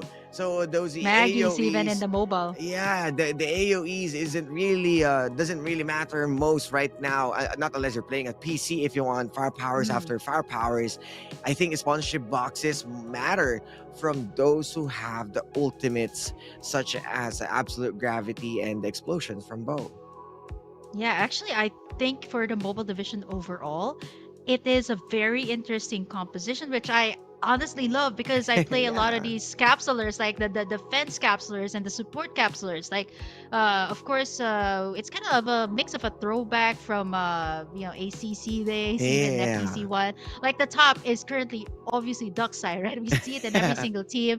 You got the Sunils and the Youngs that are so much more evident here, right? Like the Mm-hmm. mobility, it is a bit more, I would say, relatively paced here in this Sunder realms. So you see a lot more of the hologram guide being so important here, and even the Mayshels actually landing on top. But actually, I haven't seen a Maggie or a Lucinda just yet here in this Mm-hmm. mobile division, which is what makes it all the more interesting because it's gonna be a battle for the duck sides. The duck sides become like an attacker right now. I think at this point, like Farlight might actually consider duck side to be like a defense slash an attacker Mm-hmm. here at this point with the amount of damage it can dish. The best offense and the best offense is the best defense, and with all of those shields, and we even saw way back Burger Kim before season 3, before this rework from Duckside, with that shield, with that beefy shield that he got, and before it was only Ben God mode at Sunset City Yeah. trying to make it work, and then we saw the meta shifted a bit towards this guy Yeah. or NCG and Execration tried their own flavor on playing on the duck side who got the Traveler Shield, but this time everyone can play him because of Yep. that Summit Crash or Rolling Impact. There's a lot of utilities that he is being, let's say, being used as a speed, and what a good way to put it, because you mentioned that Sunil is back. We kind of missed him because of Machel has been replacing his spot, and Lucinda has been out there at Sunset City. But this time, Sunil plus a Machel, a high ground, and the buff. Yeah, I mean the mobility that it really provides, and even the debuffs actually with the hologram guide is so useful, right? Like when you get caught in between the Summit Crush. I think the Summit Crush is like the new Absolute Gravity. Like back in Yeah. ACC, there was really a lot of like Absolute Gravity, and then you got the AMP shots. Kind of really The weird, not combos. really Oh, weird, yeah. surprising, I right? forgot Like about to Cypher. not even see. Yeah, you're a Cypher man. Come Yeah, on, like, yeah, I even know. you- But he's it's nowhere to be found. She's nowhere to be found. No. None. Yeah, actually none. Have you? I think for the Because of the PC nerf. there should be like a couple. Yeah, it's huge, right? Like the duck sides has a lot more mobility. Look at that. Like you just roll in, you can kind of traverse the entire POI, right? Like you need to farm up, especially in this early game. Looking at our flight path, actually, we weren't able to catch that, but this time But it's a still bit the more same spread drop. out here. Yeah. Still the same drops here. And it's what you mentioned a while ago, Execration, no contestation, and yeah, they're still there. And Majo is fairly roaming around and looking, might be finding other members, but they are surrounded with Powerhouse, Aquila, KFYs, LF4s, even Crimson sitting beside Execration. So I think this will be a big problem, and they are starting things off, coming in hot. Wow, man, this is gonna be a lot of the early gunfights, especially between Mad the Rabbit Aquila again. squads, the LF4s. I know I talked a lot about the Mad Rabbits with Cali. Like, what would you rather have, a punch or a Mad Rabbit shot? I think at this point, Cali should have to change his answer to, getting punched at this point. The Mad Rabbit is so good when it comes to the submachine guns right now in the current meta. It works so well. Like, I think this would have been a different case for the other squads who have been playing like in season 1 and season 2. And looking at this lobby, you mentioned like Ben Godmo, right? Like Yeah. Ben Godmo's like probably The saying that, OG. I'm the OG, guys. Like looking at everybody, every single team here that has the duck side. He is here, by the way, in this lobby playing for Onslaught or Sonic. Yeah, exactly. And right now, Super Heel going super on that trampoline. Plus his rolling impact. Was able to snag more of those kills, but here goes the Alex taking on NCG, but the fight coming in from Sato as the AXG arrows would still pop off, and this is the double jump, a 2 versus 1, and Chino says goodbye to Sato, and that's gonna be it for them. Wow, the respawn pods are gonna be taken down here for, of course, 14. Over at this other side, NCG2 is grabbing. I'm seeing. Yo, NCG just hurt me right now. NCG just messed. Wow. We did not see a Lucinda, and my oh my, this is pretty interesting coming out from our defending champs here, pulling off a Lucinda in this entire composition, plus having all these supports and the duck side, of course, to enable. I think this should be Pabi. Jiriku's Pabi. Man, this is interesting, Osiris. Jericho is still out there, and yeah, at least this time a Lucinda. So they can maximize this by playing on those sponsorship box if they want to create a momentum. But NCG, they are fairly confident already with the spots that they're going to take. And right now, Black Fire under fire against LF4, against NVE, because LF4 is fighting NCG. Yeah, man, over the other side. But here comes Powerhouse, though. They come right in when Blackfire is at the lowest. They always get sandwiched in between these squads. But look at Mactro there, getting a good shot from the top side with Just that going VSS. to escape. But over the other side too. Like Powerhouse does have their own ongoing show, so they're gonna be camping it out over on the other side, rolling it out here for Powerhouse, but they did manage to get some of the cleanup work here. At least some of them getting in that level 4 armor already right now, as early as now. This is gonna be good for their side. Yeah, we may be seeing a lot of those gunfights, but still we have respawners and 15 squads still. But AXG might be fighting the same fellow squad, but Powerhouse with the Rocket Tarantula they can bring this if they really wanted to, just to slowly but surely push. Because once again, they're going to ride into that bridge, into that choke point that might be a PvE or Blackfire will be aware of. Ooh, there's the sponsor box that we were looking for, and I think there's gonna be like 2 squads at least contesting that. Yes, that is the right way to go. To contest that sponsor box, that is really, really vital, especially if you need to get that growth XP. You need to get in, at least sometimes you do get like that that blue AK-77, which is really good for like mid to close quarter combat here for Thunder rounds. Knowing that this is gonna be a landlocked area, a lot of the squads might actually be going towards that area. But for those who are a little bit far out, there might actually take some time to get there. I'm not so sure if Blackfire was actually able to make it to that sponsor box area. So this should be good, right? Like Blackfire has been one of the squads that have performed really well, especially in season 2, right? Getting in that three-peat map for the opening of FPC 2, and then now coming into season 3, it seems like they're kind of finding their foothold onto this map, right? And so far they've been sandwiched in between the top teams, or maybe even sandwich it between some of the newer squads here, which is what makes it really difficult for them, knowing that they haven't been able to get in those armors, the arsenals that they actually want. Yeah, and we're seeing a lot from Aquila. Monarchs are roaming around.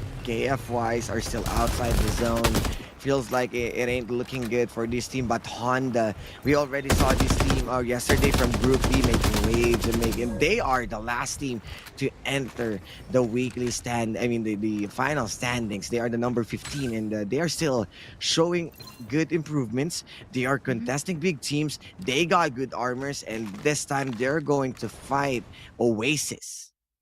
Oh man, over on the other side, I think Super Hill also had that orange armor very, very early on into this game. This is pretty good. This guy is a bit overlooked by the other teams, right? Like he has been at least like winning in some of these 1v1 gunfights, which is what enabled him to get that orange armor right now, especially in the early gunfights wherein they managed to take out at like 1 or 2 of those respawn pods. But right now, Oasis, whoa! That's a lot from Unfortunate. Gabriel. And Gabriel. That's why the VSS is so good.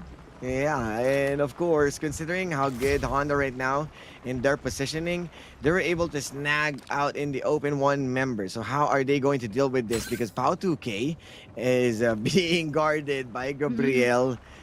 Both of them, they want that high ground. They want that ongoing show. They can pop off anytime.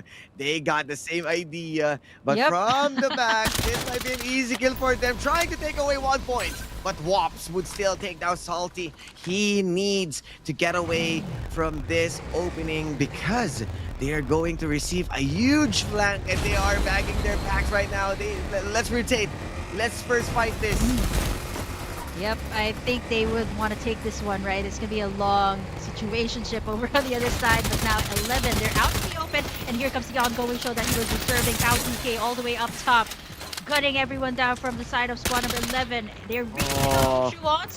Not going to be able to make it. They're in it for a run. This is a bridge that you're talking about. They can escape, but they've been taking the shots there for Pau 2K, so this is going to be a lot of pressure there from 11, but from the other side, too, Oasis just backing them up. Lancelot this time with that VSS. Tamayo also being sandwiched out. You got their own ongoing show, 2 concerts at the same time, and of course you don't know which one to go to. Somebody has to come up on top. And right now, right in the middle, they can't go for the revive though because Oasis has this bridge Back up. contained. Oh, he just wanted to finish first. But then again, Lancelot with a base blaster blasting his ears, being deafened. The show must go on as he is going down. Where are the other members of Oasis? Here comes Tamayo making things right alongside with his backup Ludi. And still, they were able to survive with those skills after going a standoff against Honda. Yeah, Lin actually has to, wait it out until Oasis manages to get out of the area. But he's the only one. He has the information. But it's not going to be easy, right? Like 3v4 situation up against Oasis, one of the more aggressive teams, especially in the start right now. And so far, they've been racking up the frags that they are looking to do so once again here in this last round. Now Pau 2K is down, takes down Sato from AXGS. The rest of the squads are actually camping out inside, knowing that Oasis is here. They're out for blood. They've also managed to use up their resources. So how will they kind of go up against the situation, right? Kind of maybe camp it out inside, or you know what? They do have the divulge information can be made, and there you have it. Information that there are people within the area. We know where you coming from, guys, and Shaolong Bay would still be attacking from Blackfire, and we are seeing kill feeds with all of those bodies going down, and we are left out with 14 squads. This is still a slow pace of a game with how long the situationship has been. And with the first-hand experience that we are seeing right now, that they just want to gatekeep one after another. Onslaught against Pau 2K, where the other members, Tamayo will be storming in. They are using the syrup truck to go with that nitro, and they are raiding the place, BK. Oh, definitely raiding it. There's gonna be Daphne inside. There's gonna be the Crush. Oh, of course, wow. getting in that pickup. Much prepared at that situation, and Oasis once again showing us that, you know what, inside the zone, that is totally a-okay as long as we get the sure pickup. But now it's gonna be a standoff between Powerhouse and Blackfire, who has managed to make it out. And at the same time, they got that airdrop right there. So whoever gets this position, they get those 2 airdrops within the vicinity. It's either Powerhouse or Blackfire, but over on the other side, they're going for the flank here for Claudie. Okay, they managed to get one down. There is the movement speed from Sean Sanity. You got BME as well in the area, and this is going to be standard. Yep, he is going to be jumping in as well. But they're going to be going for the cover here. Blackfire in it for a run here as Powerhouse. They got the much better arsenal. You got the VSS rolling it out there for Get. Much better choice.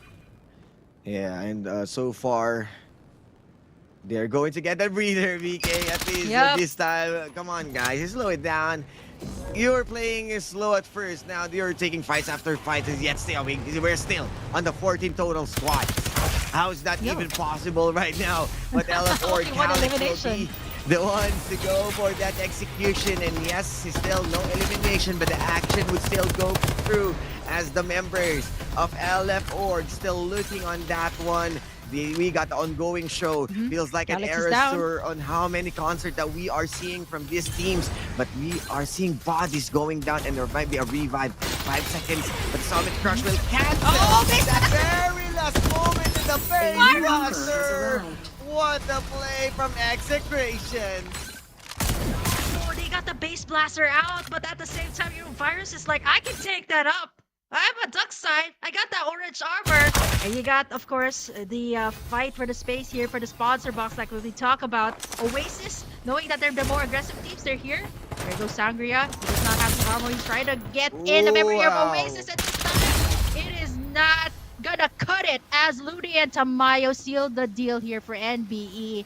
And they're going to be able to make it and able to get everyone back up here. So Oasis, it seems like they're thriving here early to mid game. But when it comes to the late game, when it comes to that, at least that final 2 circles here, they kind of have to make it work, right? Like they build up to this moment, 14 frags, right? Like we've never seen any of the other squads. I mean, we've seen some of the squads do this. But Oasis, this is kind of like their signature play coming into Season 3. Yeah, and right now with that that revive that they can take advantage of, a good spacing to put another member back to the board. But Blackfire, they are just playing with 3 members left. But Liz needs to swing. Oh no. And unfortunately, he's going down. Oh man, the Kings are no longer uncrowned this season. They might just go for it. There goes Majo with the summit.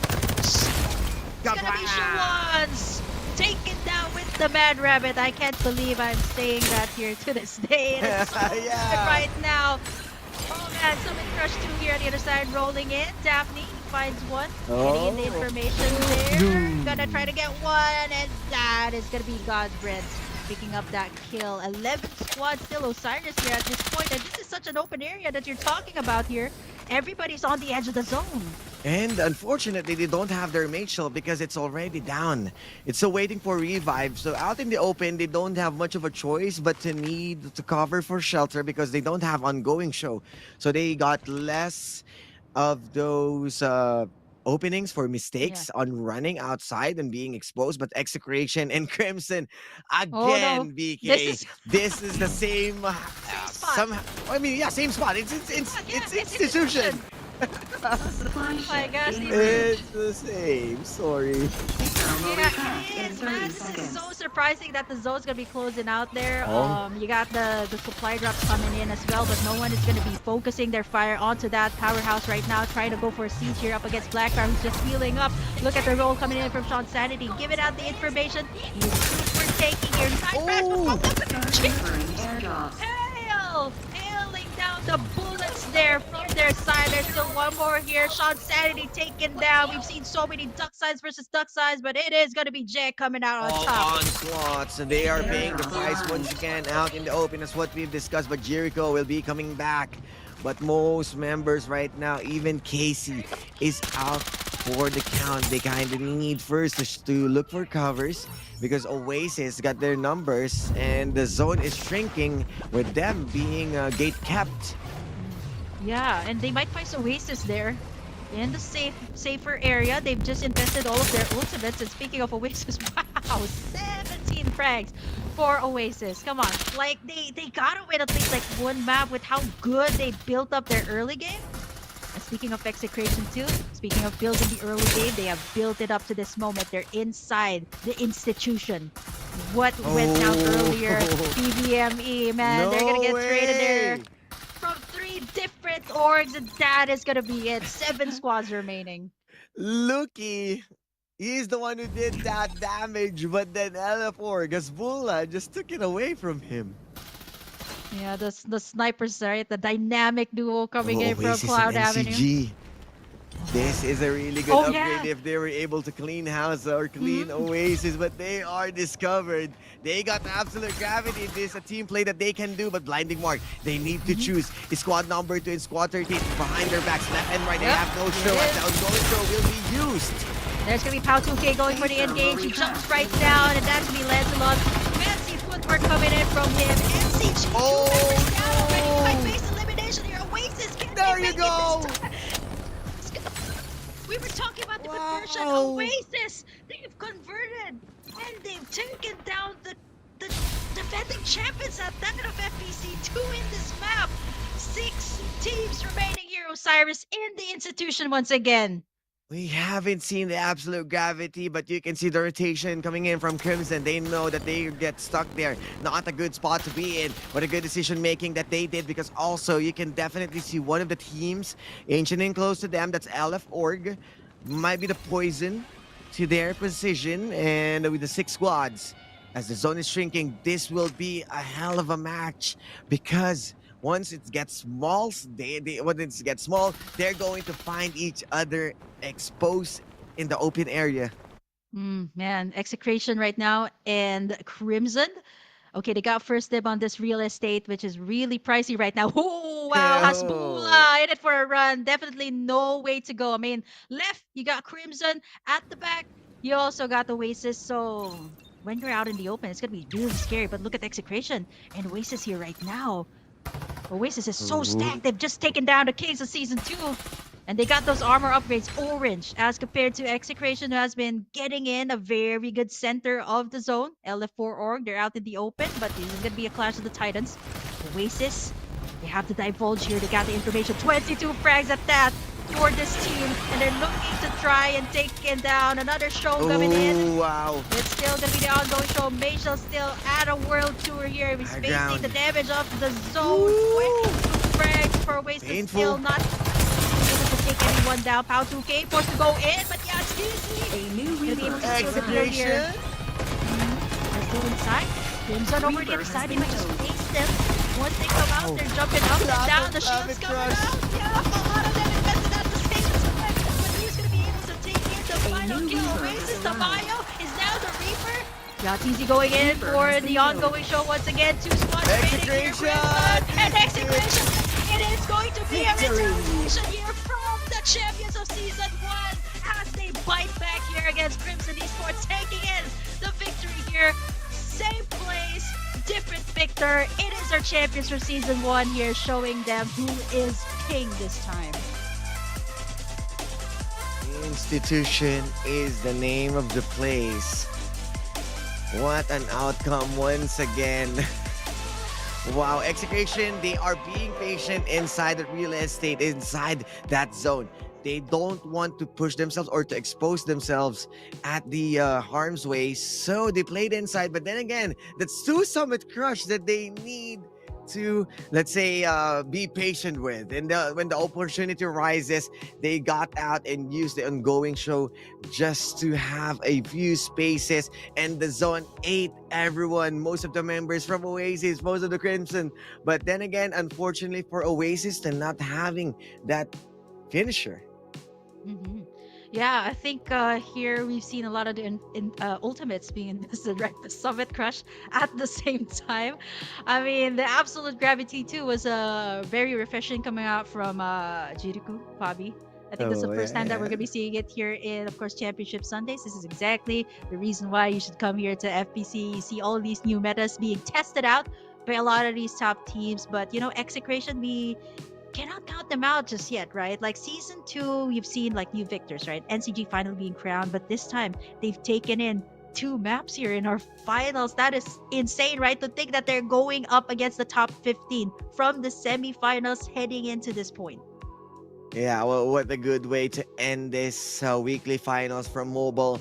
As how I mean, Crimson, they are the ones who's putting themselves out in the open. They are the ones who's pushing themselves at the tippy top of the leaderboard. They are in contention against Execration, but no question because of the experience on how good these guys are. They are able to look for or understand the scenario, or let's say the situation that they are in, as how many teams already fighting, and they're just there taking their time. No rush. You know what I'd call this, Osiris? It is calculated risks that you have to take in sometimes. And Execration understands and respects that there are other teams here too, right? Like they're racking up the kills. So why not just, invest their time, maybe try and take a little breather before the final circle, right? Like rarely do we see them, right? In the early game. Mostly we see like, the likes of Blackfire and Oasis. Yeah, just making sure that the other squads are being pressured out. But this time, like Execration finally managed to get in that god spot in that final circle, and at the same time getting in the resources that they want, and they managed to take down Crimson at that final point. The circle was actually also closing in on their favor, so everything just went towards the side of our FPC 1 champions here in this last map. Actually, I think this is going to be a 2-map win for Execration here in the finals.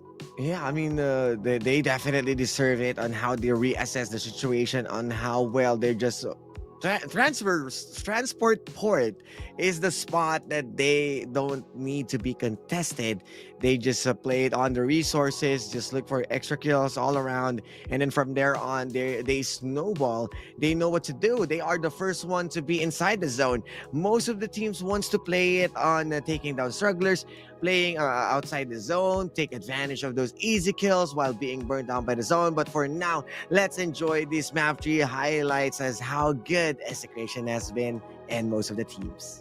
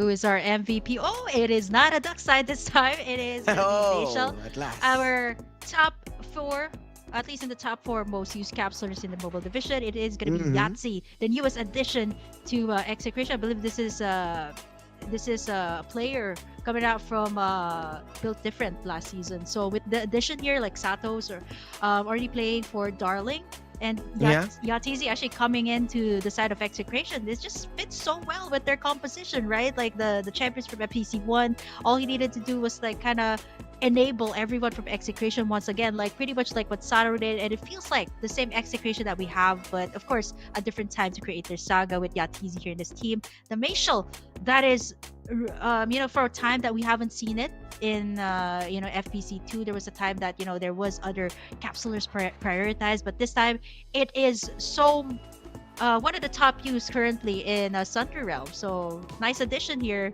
Finally, we see it close out to a Maciel here. We've seen them back-to-back that side, and it's so refreshing to see that. And a Lucinda too in this map.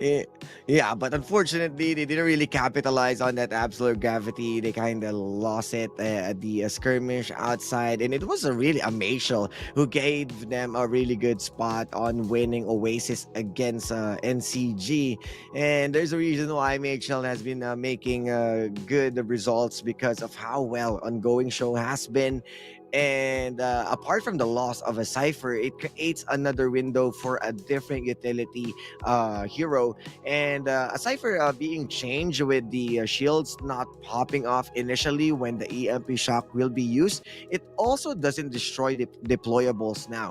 So I'm still waiting for a Watchman to be out there, but removing the barricade, which is one of the protection from this guy, it's kind of off. That's why we are not seeing him still. And even we saw once a captain from a weekly finals, but then again, it wasn't really able to create a good outcome. And here comes the team ranking for this series, as of course, no questions asked.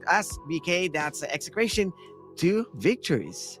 Wow, Execration on top. And what's really surprising here too is that Crimson is above Oasis and NCG at that. So can we safely say that all eyes have to be onto Crimson right now with how they performed this week, actually, right? Like, it's not an easy feat to go up against Execration and NCG in map number 2, and then eventually of course Execration taking in the last map, which is the reason why they actually are at number 1. Props to Oasis and NCG for actually racking up the frags, and even NCG this time I'm seeing like attempts on the early game trying to pressure out the other squads as well. You got Blackfire all the way up to 6th place, so let's see them maybe pop off in the next few weeks of course FPC. But it's gonna be really exciting. We're still at week number 2, Osiris, and I honestly can't wait for all of these other squads to come right up the next few weeks, or maybe even for the PC division, some of them step it up here, especially we're playing at the new map.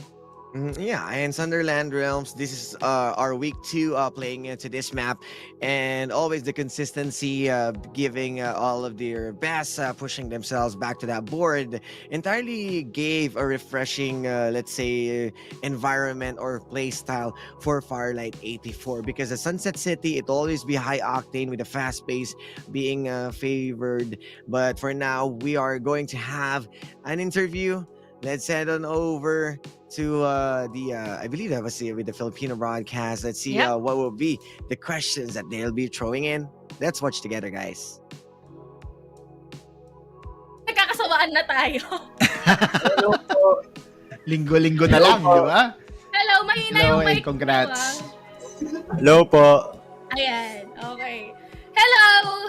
Una sa lahat, congratulations, guys.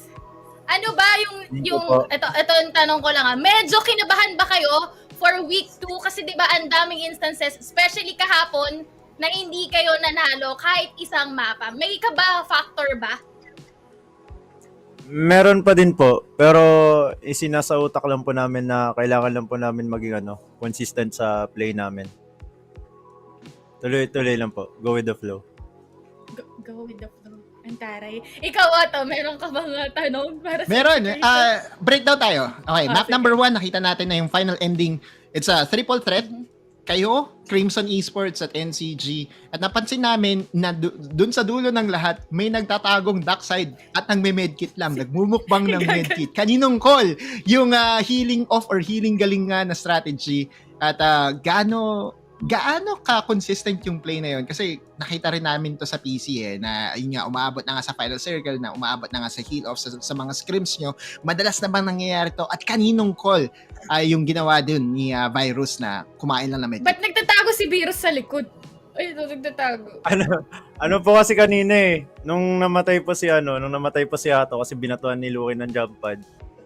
So, napilitan po kami na hindi na lang po i-hold yung bubong. So, nung closing na po, tapos yung CMNE nasa taas, NCG na sa loob, nag-call na lang ako na magano lang tayo, medstrat, pagawain natin sila, tapos lang tayo, consistent healing lang, para sila mag-away, yung iba, full health pa. So, more chances ng makuha namin yung placement. Wow, thank you. Thank you for that insight, Bim. Okay. Last shoutouts na lang din para dun sa inyong mga supporters. Alam ko meron kayong mga listahan dyan. Sino ba yung gusto niyong pasalamatan? Shoutout sa manager namin, si Ate Chili, sa boss namin, si Boss B, Mami G, Boss Jamil, Boss Yulo, tapos sa mga sumusuporta sa XS, si Mamita, lalo na si Mamita na kayakap ko tuwing gabi.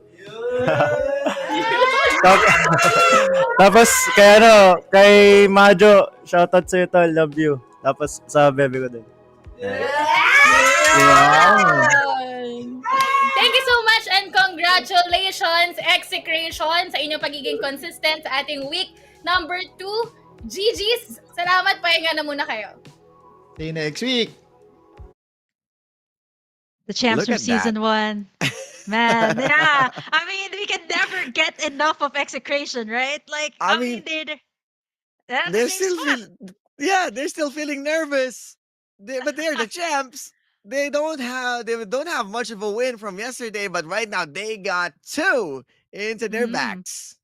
Yeah, actually, just a little summary of what the Tagalog casters. I know you ziplined here, Osiris, and I'm pretty sure Yeah. you can also translate. But just to sum it up on what went down in that chaotic map number 2, right? Like where it was all Yeah. about the healing. So it was more of from the side of execration, their call was just kind of not control that high ground anymore, but just to have everyone's health bar at full, which is so smart from them, right? Coming out from them, macro play all around Yeah. from FPC One champs, and definitely they deserve that. Looking to take it once again. Speaking of the standings, who is taking the top spot here? We're gonna be starting off with 15 LF org.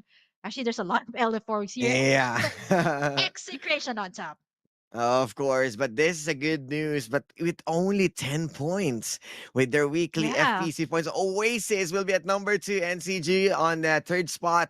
And Crimson Esports, they are trailing everyone out, also bypassing Blackfire and LF Org X, Onslaught, Powerhouse will be followed by, and most of the Aquila X Gaming fam on the lower part of the echelon. Honda coming out on top as well against the other teams. So slowly but surely, they are trying to level things up.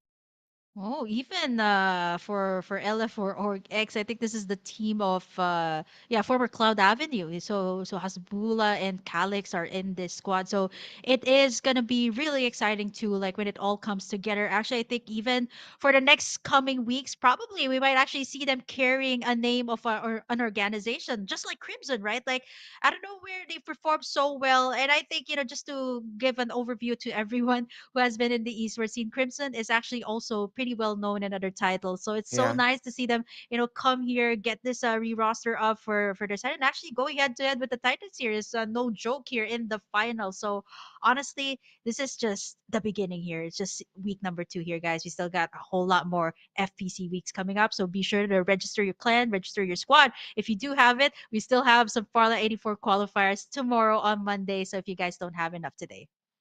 Yeah, remember to, of course, redeem your codes. Not just the teams who's going to celebrate with their weekly finishes, but of course you guys who's watching in with that diamond. And considering as what Burger Kim told us, remember This might be the weekly finals, but we ain't done. We will be moving into PC tomorrow. Open qualifiers from mobile, and March is recently just starting. So we Yeah. got a whole month of Farlight 84 action for them to put themselves back to the leaderboards and make sure to be present at the on-site battle or the LAN event. So I'm also excited to see you guys once again. We saw most of those influencers as well being present. So I am more interested to meet the players and you guys. So make sure to follow us to our social medias to make sure that you are updated. But coming right up next, the PC Group A. Yeah, definitely don't miss out on that. The whole new meta itself together in a split that we're Yeah. talking about, right? Like this has been so evident even in season one, season two. So I can't wait to see because the PC division, we are kind of talking about teams or even like out in the open. Like this is so much evident off season that all the PC division, they're kind of racking up their squads to be really good here this season. Naus was a champ last season, but Osiris right now, we have to take a quick break first before we head on to the PC division. So don't you guys go away. This is the English broadcast, FPC3. We'll be right back.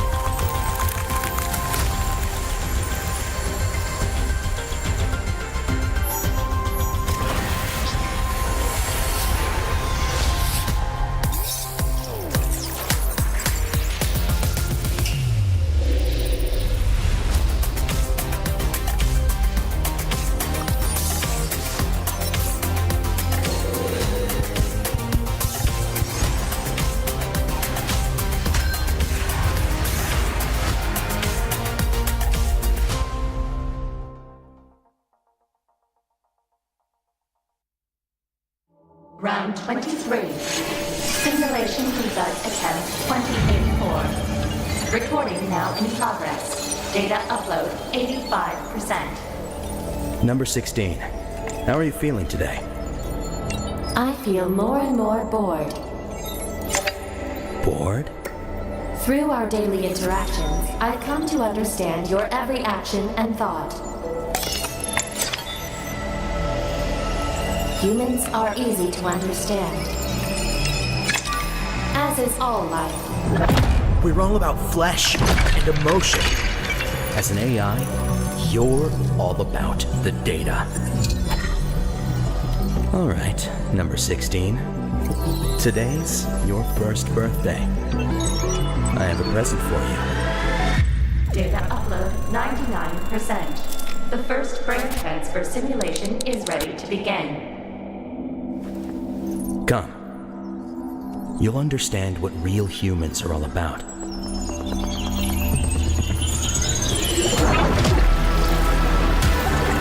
Number 16. Do you feel any different?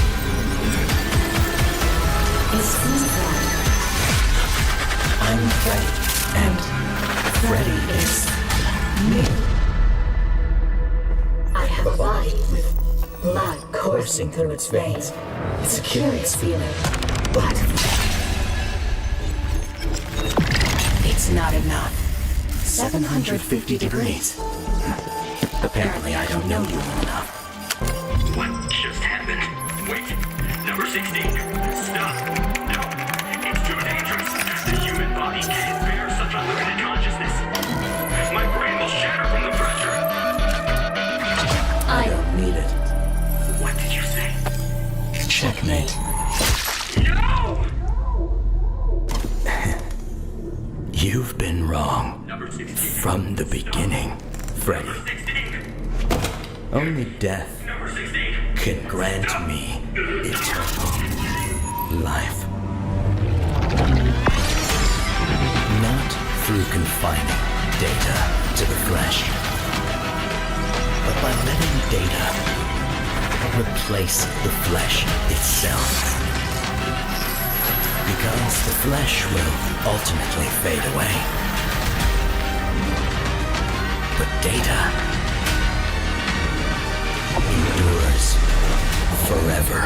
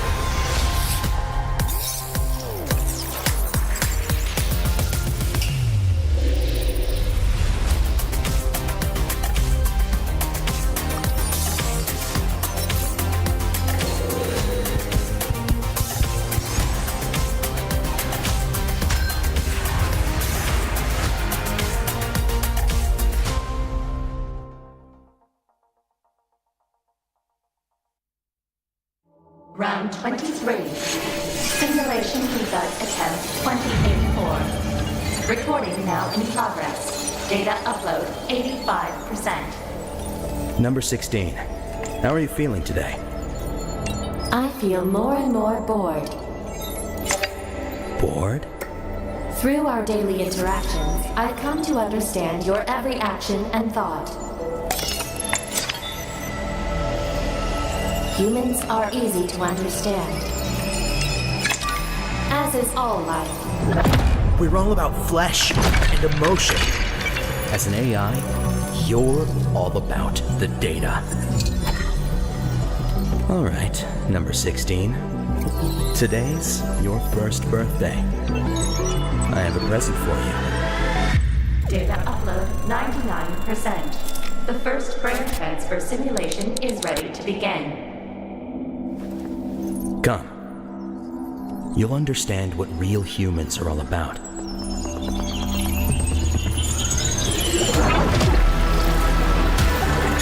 Number 16.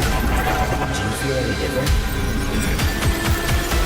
It seems that I'm Freddy, and Freddy is me.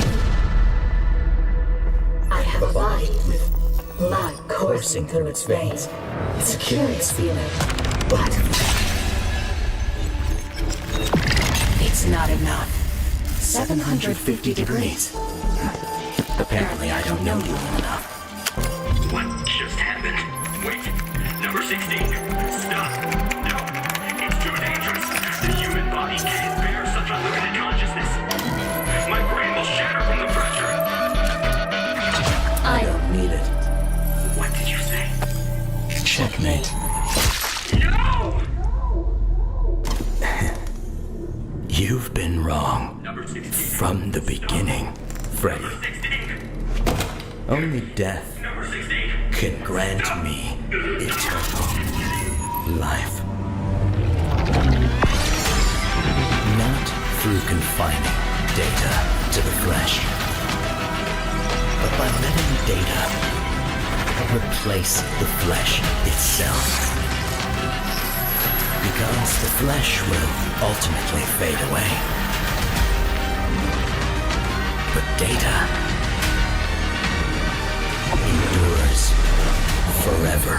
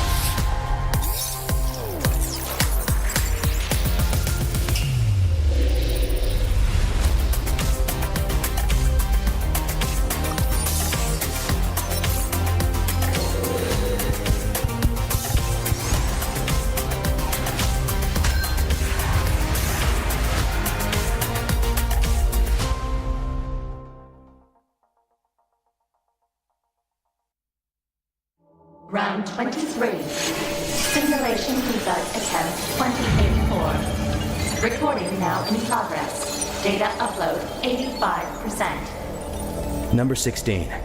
How are you feeling today? I feel more and more bored. Bored? Through our daily interactions, I've come to understand your every action and thought. Humans are easy to understand, as is all life. We're all about flesh and emotion. As an AI, you're all about the data. All right, number 16. Today's your first birthday. I have a present for you. Data upload 99%. The first brain transfer simulation is ready to begin. Come. You'll understand what real humans are all about.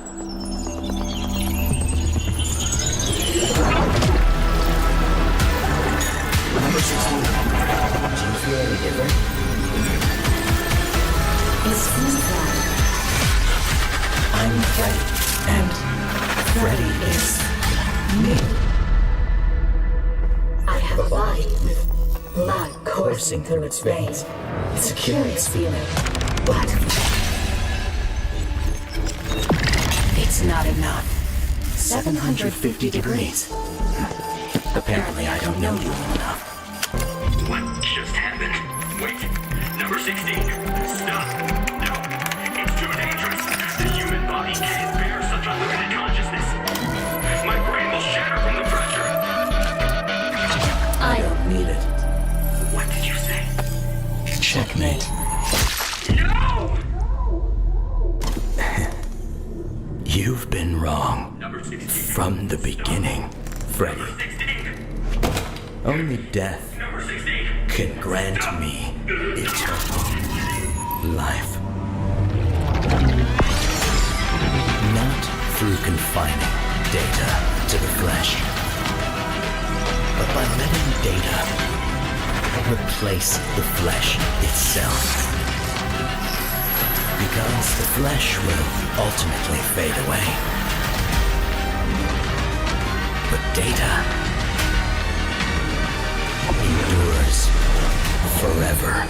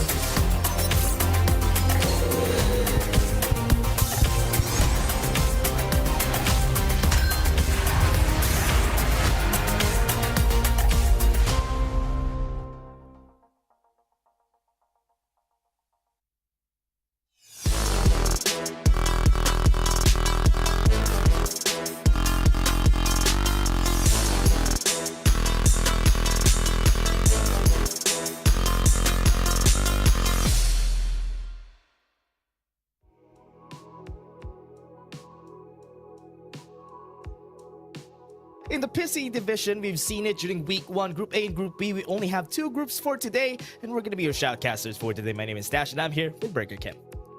Yeah, it's so nice to be back here in the PC division. Man, it's been 2 weeks already. I can't believe it Yeah. myself. I mean, all along, like week 1, week 2, and by the time Mhm. you know it, it's already the LAN finals for mobile, and of course the grand finals as well for PC division. So I can't wait.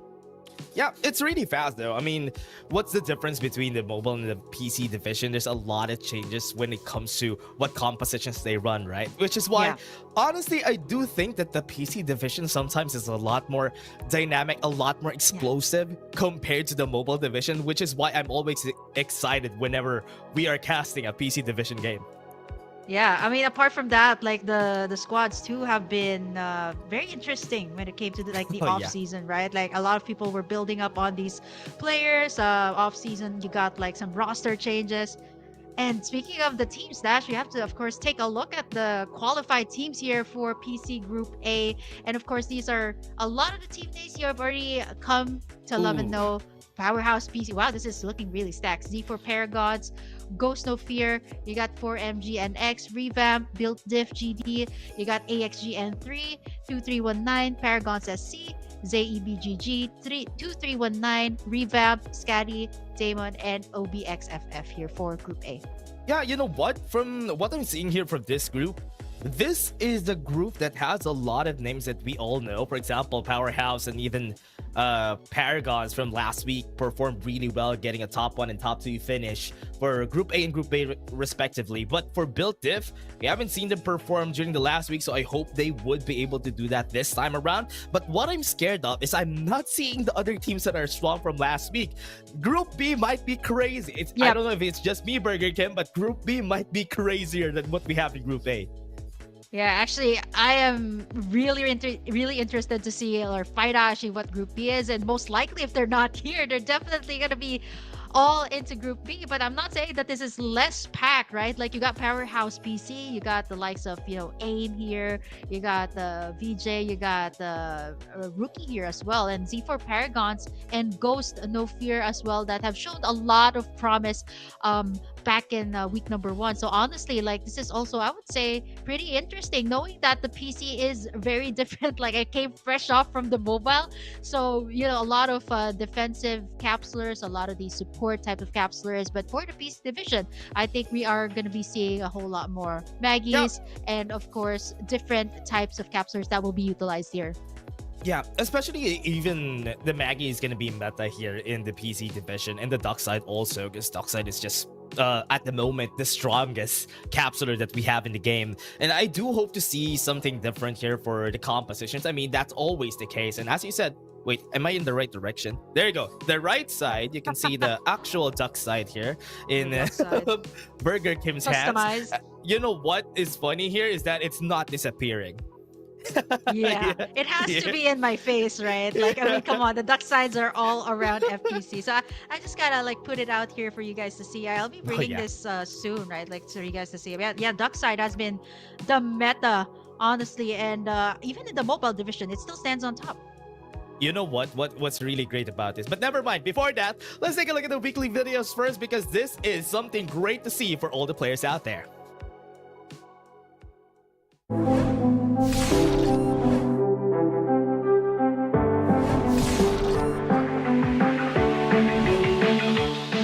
Mr. Rosen has been invested as well. It's really using that to find the back to heal up. Mathis from the back. Mark as well. You can't see a single thing. Poison gas, and that is going to be Mathis actually taking down Kitsune. And we're down to 3 squads here in our final circle. Revere being the Reaper here in this final circle. Okay. War continues inside of the trenches. People now falling down one by one to the zone. The question of who stays alive the longest. And 3JS are in the front right space right now. Mantas falling one by one. Z4 Paragon are still very, very healthy right now, Kim. And they're prepared. There's underneath them. Z4 Paragon though, with a full shield, everything going their way. It looks like they want to go all the way in. Got in that top spot all the way, beaming everyone down. That is the rest for the circle. Gonna be closing in down to 3. Solo's down here for Mantis. We got Poison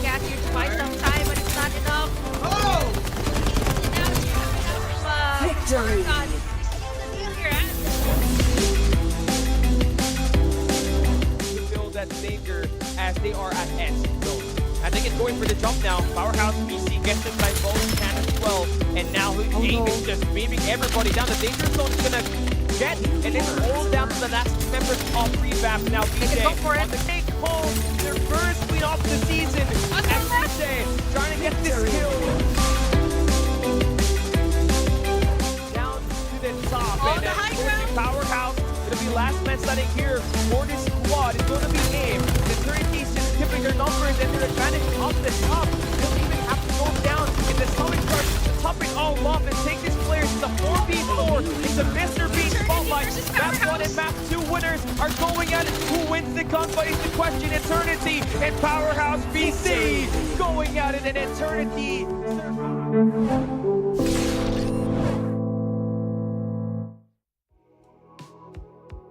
Epic plays, epic moments. You've seen it all here in the dramatic moments. Oh, I love that great pan out that we had there, right? Yeah, the dramatic moments that we had for the top four, the teams that are strong. Eternity, we have seen them. Powerhouse, we've seen them. So they're in different groups right now. We're just gonna be seeing Powerhouse for sure. Just seeing this team have like powerhouses in their team composition with Aim and even the other teammates that they have there in that group from the former Champions Dream team.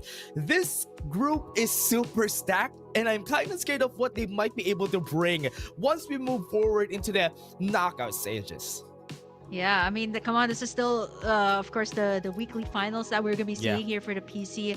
I think what makes the PC a little bit more exciting, right? Like, they have their own meta. Like the mobile division is a different world entirely, but they're playing at the same map. So I think the dynamics overall is very interesting here for the PC.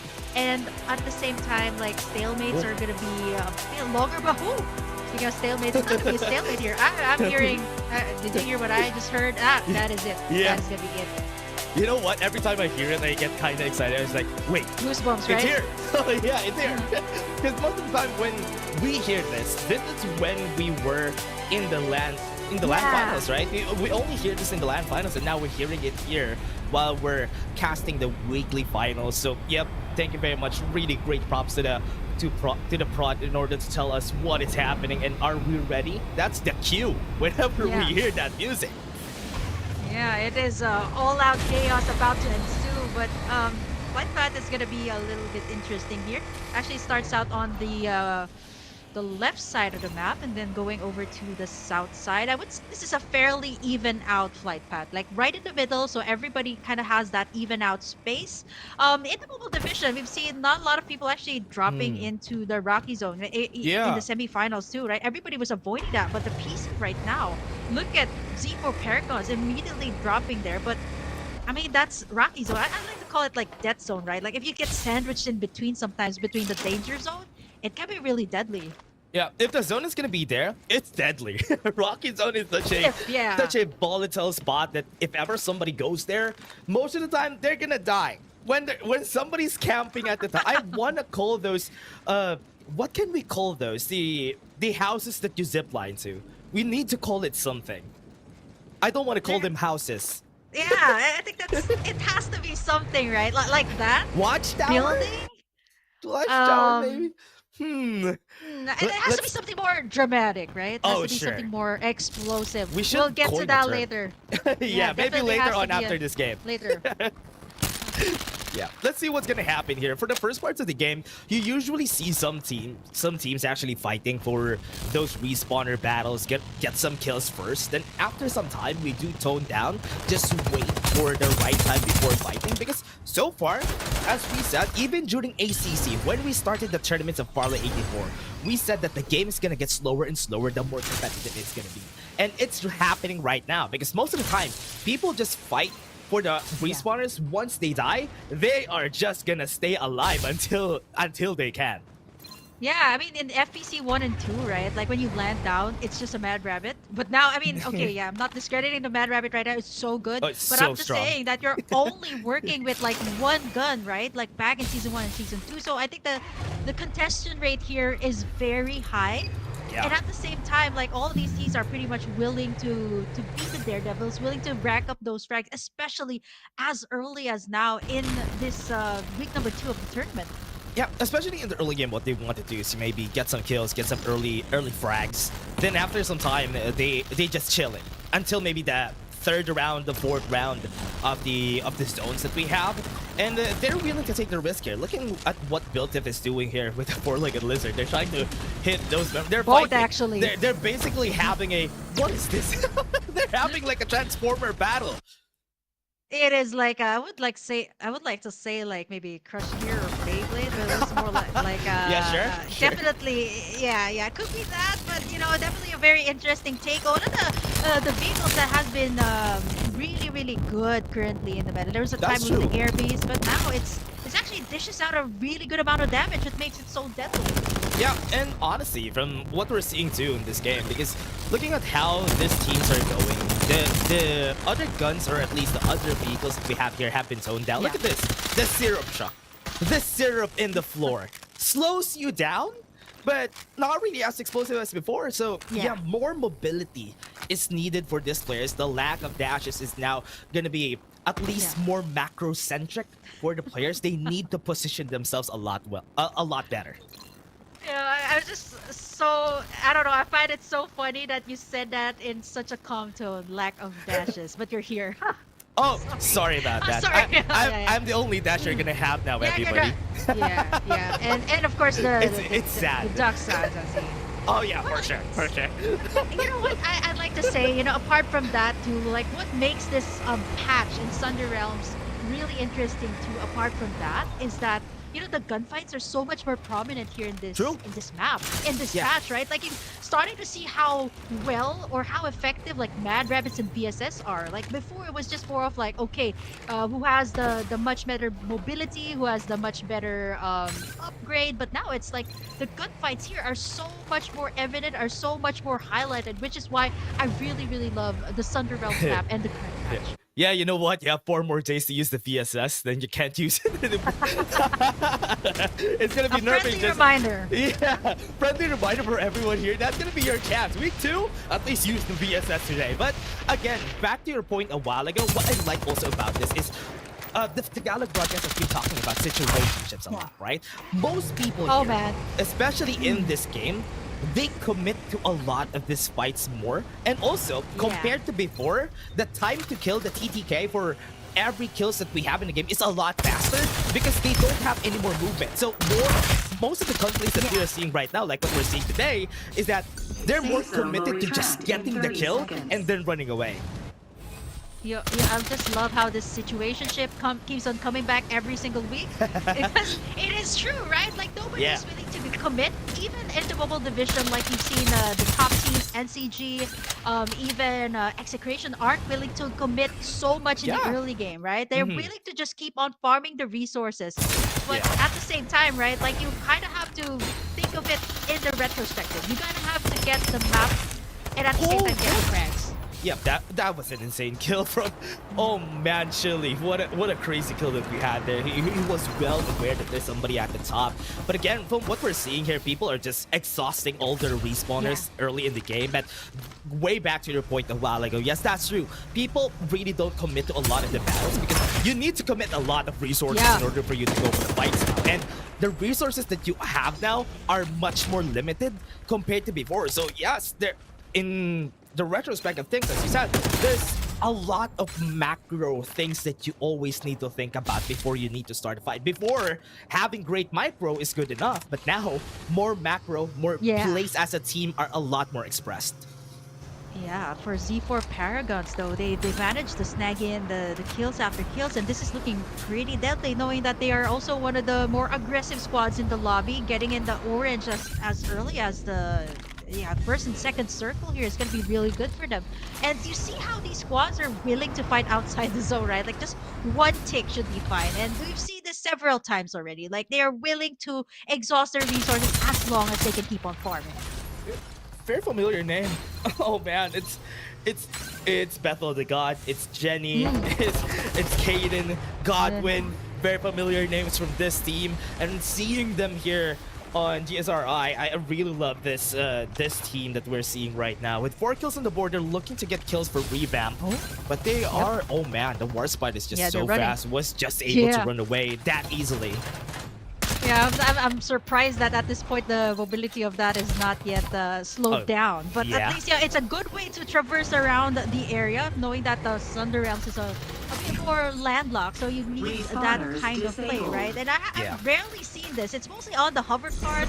A lot of the tarantula plays actually coming out to amp up to the damage that the guns already have.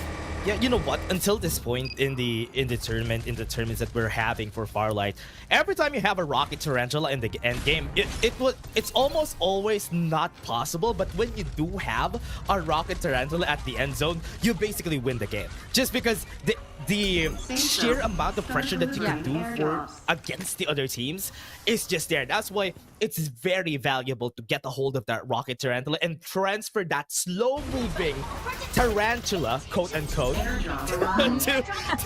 the last zone. That one. Yeah, that kind of tarantula, the world spider. That really is a menace. Even if you're inside you still haven't had a name for the buildings yet. Let's just call it buildings for now. Even if you're inside, right? Like, it can damage you. And speaking of the damage though, Powerhouse a little bit early here up against Z4 Paragons. These are two teams that we are looking out for. And the supply drop has already been rained down. Here, squad number 2 going all the way there. That should be able to give them some advantage. At least some better guns, especially when it comes to the gunfights here. It can get pretty tight. 3-1-13 racked up against each other. Yeah, I mean, right now with 13 squads here and 50 people still alive, and we're already closing down onto the next, maybe the second, third zone of the game already, and we still have this amount of squads. If you asked me about this during Season 2, I would say, what's happening? Why is this game so slow? But in this season, I'll be okay with it because people have been just holding their ground, getting sponsor boxes whenever they can, and when they get the resources, then they go for the fight, which is people have been a lot more wary, cautious of these big battles because remember, it's also hard to get level 6 armors now in this game. Yep. Yeah, level 6, I think it's fairly fair to get in that level 3. Like, you can get a level 3 lying on the ground, right? And it's easy to get that level 4 upgrade. So it just means all-out chaos very early on. So you see these teams go for the engage, and having that level 3 armor, I think this was also a meme, like, for a lot of the content creators. Like, once you have that level 3 armor, especially before, like, playing in Sunset City and Lambton, you're ready to go for those all-out fights. But yeah, this is the same case here. Like, everybody's willing to do so, but now 13 squads still at it, and sponsor box is up. I think it's gonna be good, especially for the squad that is in that vicinity to take in that sponsor box.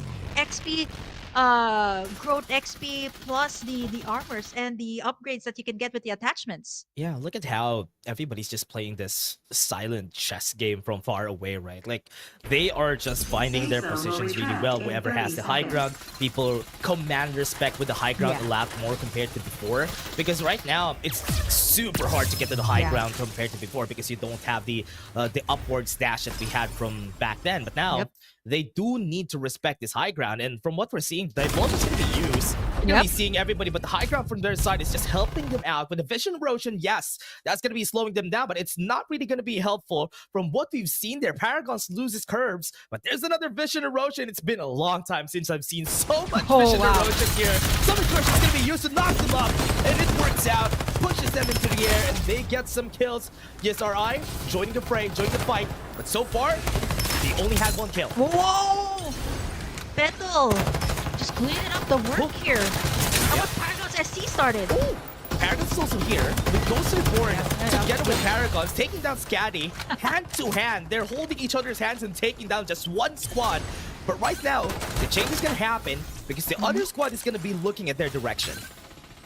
The revives are also going to be up here. Ghost has Ross 1. And Paragons, they can't see him. Right, that's scary. Right, like this is cover. They can see him on the map though. That's the scary part because they can see him revive. Wait, Jenny gets revived for real? No way. For real. That shouldn't be possible. They weren't willing to commit. Oh man, they just let it slide here for Paragons, right? Like they've exhausted all their ultimates, and if they called in for a go there up against Ghost Reborn, they could have at least been taken down. But yeah, Jenny is up. You should be able to get Revamp is here too. And this is what's the scary part. They're now trapped, rock in a hard place. They're fighting Yep, against yep. two squads because they didn't finish up Ghost Reborn a while ago. They didn't lose the extra member, and now they have to push against them because if not, they're gonna be chased down by Revamp. It's a good thing that the zone closed down. That's why they weren't able to commit on this fight.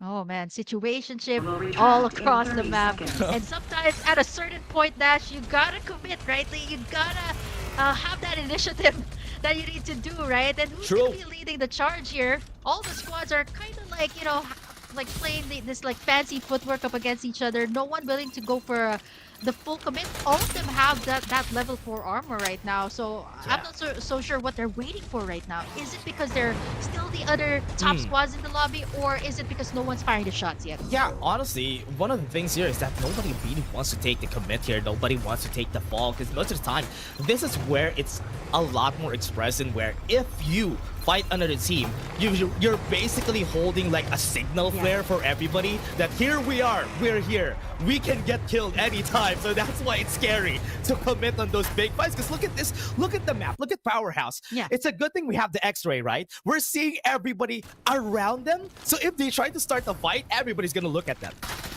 Yeah, but they're taking a lot of shots here up against Ghost. Oh wow, Oh, that's a dead God battle. out there in the open. Yeah, That's a it's dead not gonna battle. be easy. Oh no, he needs to healing run up. away. Oh, Yeah, good has thing to. he has to dash. He got Ah. out Okay, he's safe. in But that- time. Yeah. And we're seeing one of the things that I love about Thunder Realms, because with how the map is going right now, you can see how much those mountains are so hard to traverse. And whenever you have to cross a mountain, it's gonna take you so much time. So if the zone is like in the last 2 zones, and if you don't go to the right place, you can get killed by the zone by You can accident. Yeah, backs against the wall against the mountain. I was gonna say Yeah. ain't no mountain high enough, but yeah, the Yeah. mountains in Thunder Realms are high enough that you can't even climb it, you can't even go over it, you can't even jump over it. So you have to think it through, right? Like in these situations that there's a mountain, you gotta choose. Do you go for the fight? If it needs to lead any longer, you're gonna get caught in between. Ghost Reborn got killed in the process, and from what we're seeing here, Ghost No Fear has fear now because Revamp is going to be fighting against them right here inside Vision Erosion. But from what we're seeing, there's another squad looking at them. Squad 2 is ready to fight, ready to kill Paragons if ever they go away from this. It's a good thing they have to divulge. They got information of where they are. That's why they went inside the house. Yeah, they can't even use a Vision Erosion right now to kind of distract the opponents over the other side. Look at Revamp. Oh no, Paragon's SC. They're wasting too much, and by the time they get out, they don't have anything to work with. No, that is... Oh man, look at Z4 gatekeeping everybody here. Yeah, Paragon's SCs, their sister team is just Tight taking spot. them down from far away. And it's really a tight spot, as you said. And as we were saying, if you commit to a fight, you're basically pushing out a signal flare and everybody's looking at their direction. That's why they're getting eliminated here in the process. But now, Damon, from what we're seeing, they're going to go and try to fight against Bill Div. They're going to go for the fight. They're choosing to go inside the zone, and this zone is not favoring the squad, and they can get killed anytime. They go inside, but they do have a lot of kills on their belt, but it's not gonna work. They don't have any covers. Oh, now Powerhouse PC. Oh no! Yeah, being very man. patient. Very, Yeah, very this patient. is classic. Yeah. What is this? From what we're seeing from them, they're looking to find another great position here once they started, but it's a good thing they have a Young on their end. They get the detect on where the other teams are, but what they don't know is that Squad 7 is far away from them, and they could go and try to kill them, but they are still in a great spot. Oh, speaking of the mountains here, Dash, look at how the circle's gonna be closing out, right? Like you've got one right in the middle, so it is gonna be a play around that area and some open areas here. I'm actually okay, that's Paragon's PC. I was actually looking, I was like, is that Paragon's SC? It's actually PC, the stack team. Last round remaining for Revamp. Oh, what a nice knock-up. Got them up in the air, launched them to orbit, back to the lobby they go. Oh, I think that's it. That should be the last four teams remaining here. And just like that, when we thought that, you know, someone was going for the full engage, a couple of them actually got taken down by the zone here. Look at C4 Paragons. Look at the armor. I think that should be the first full armor that we have here in this lobby. Wait, is that zone in the center of the mountain? Yeah. Oh, Yep, just as we were talking about it, right? What is this? This is gonna be a hard fight, though. They're gonna be playing at the side of the mountain.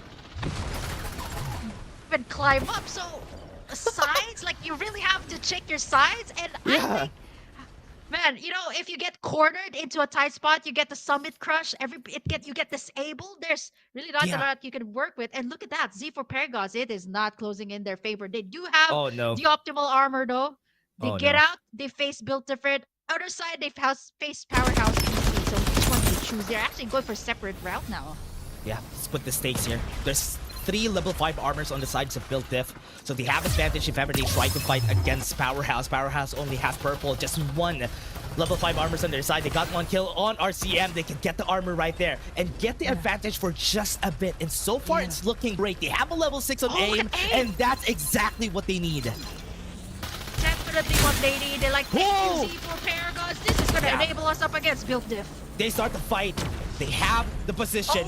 Four-legged lizard is helping them out, getting some snipes at the back. They got the kill, and that's gonna be an elimination of Z4 Paragons. That's what I'm saying. They're inside the zone. They need to commit. Aim is gonna come in. They get the damage. They get the knockup. They get the shield, and that's why they're gonna win this fight. Build Diff is losing their members. The zone is closing. They're dying. They're trying to heal up, but in the end, right there, Speed is still alive, and Build Diff takes the win in the bag. As it can take in that last moment to click that restoration field to keep everyone alive. Actually, it's fortunate enough, this is the same case in Season 2. If you got that Sienna up, even in Lempton, as long as she is up, everyone is sure that you have a very good chance of winning in the lobby. Build Diff, can you imagine?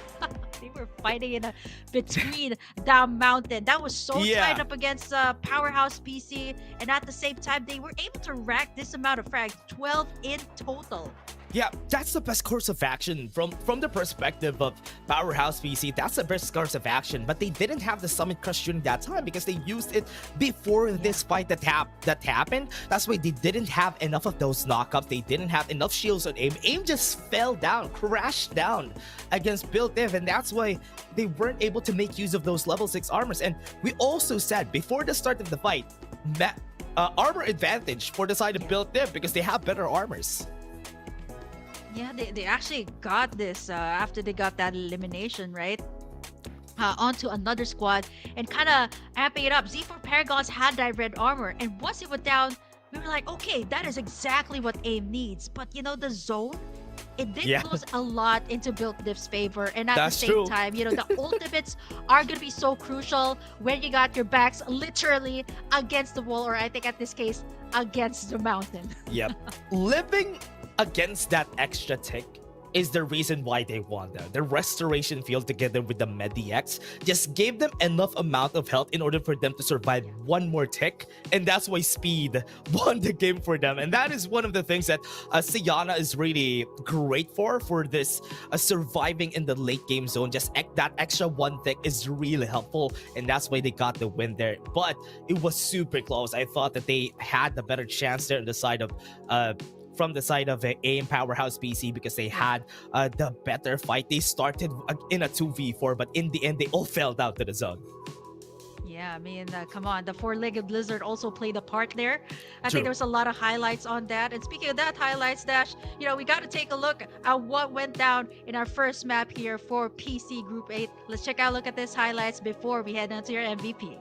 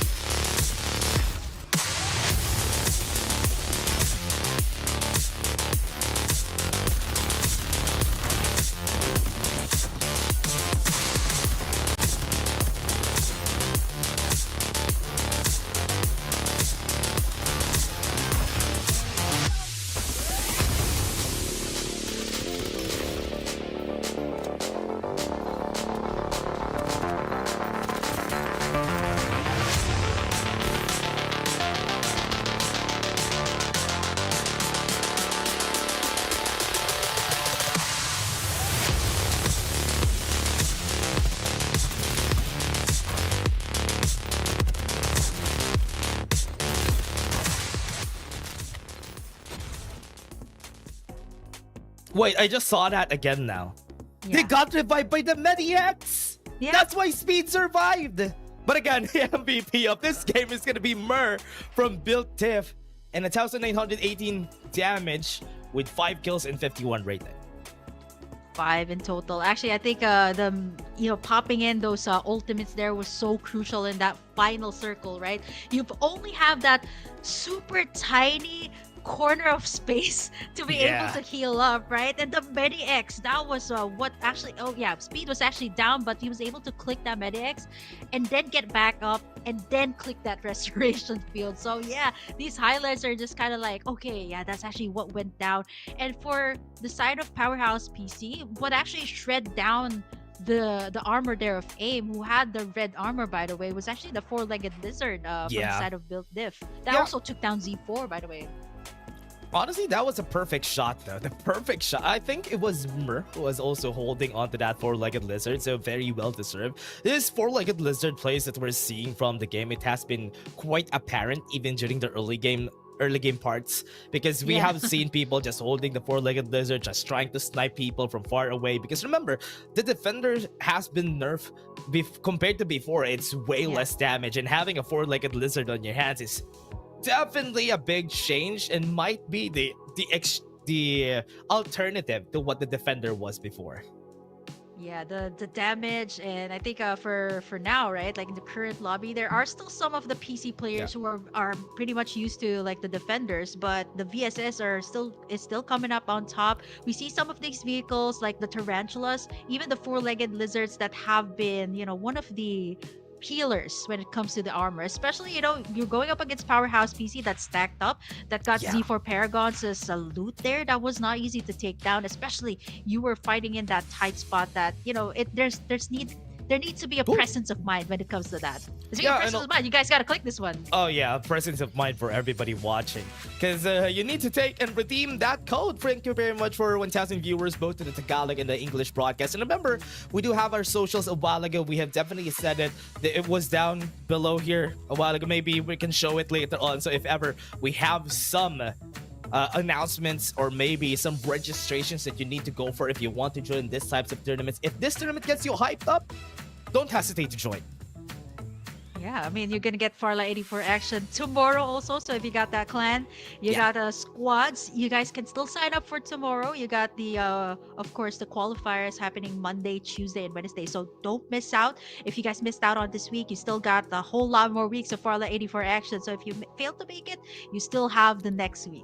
Yeah, no rest for all those players out there playing, because tomorrow they're going to be starting playing again, and their only rest is going to be on Thursdays and Fridays. But again, that is also part of the grind that they want, because they're grinding to get that prize pool of $37,500 for them. So that's why if you want a chance, maybe get a chip, maybe get a slice of that cake, maybe you could join the tournament also, the PC division, the mobile division. But you're hearing that now. I think I'm hearing it on my earphones. Yes, we're gonna go back to the map, Thunder Realms. There's a lot that we need to talk about, right? Like for the past few weeks, we've been discussing about what has changed, what guns are very much prominent here, and at the same time, the kind of composition that you want to go for. And for the PC division, you guys just witnessed the mobile finals. You guys see a lot more of the duck sides, the young, the Sunil even, and the Maishals there. But here in the PC division, you got a different type of combination. You got a combination of attackers, a lot of supports, and of course the duck side. I think the duck side is an entire classification itself. What is this?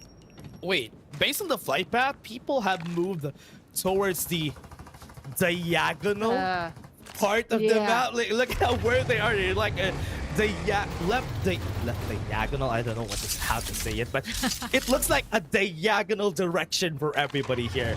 That because of that flight path, and now we're seeing Built Diff again going to the top left side of our map, and we are seeing them just actually win from this position a while ago. And now the question is, how is this Rocket Zone faring teams like Z4 Paragons? Because looking at how they drop so far away from each other.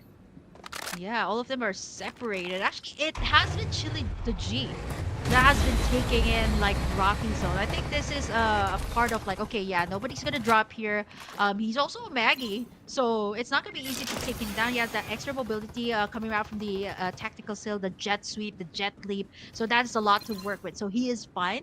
So he's gonna get the pick of the litter here, I would say, for Rocky Zone. No one has come in here yet, and at the same time, you Yeah. got these 3 shield XP devices. to take Yeah, in.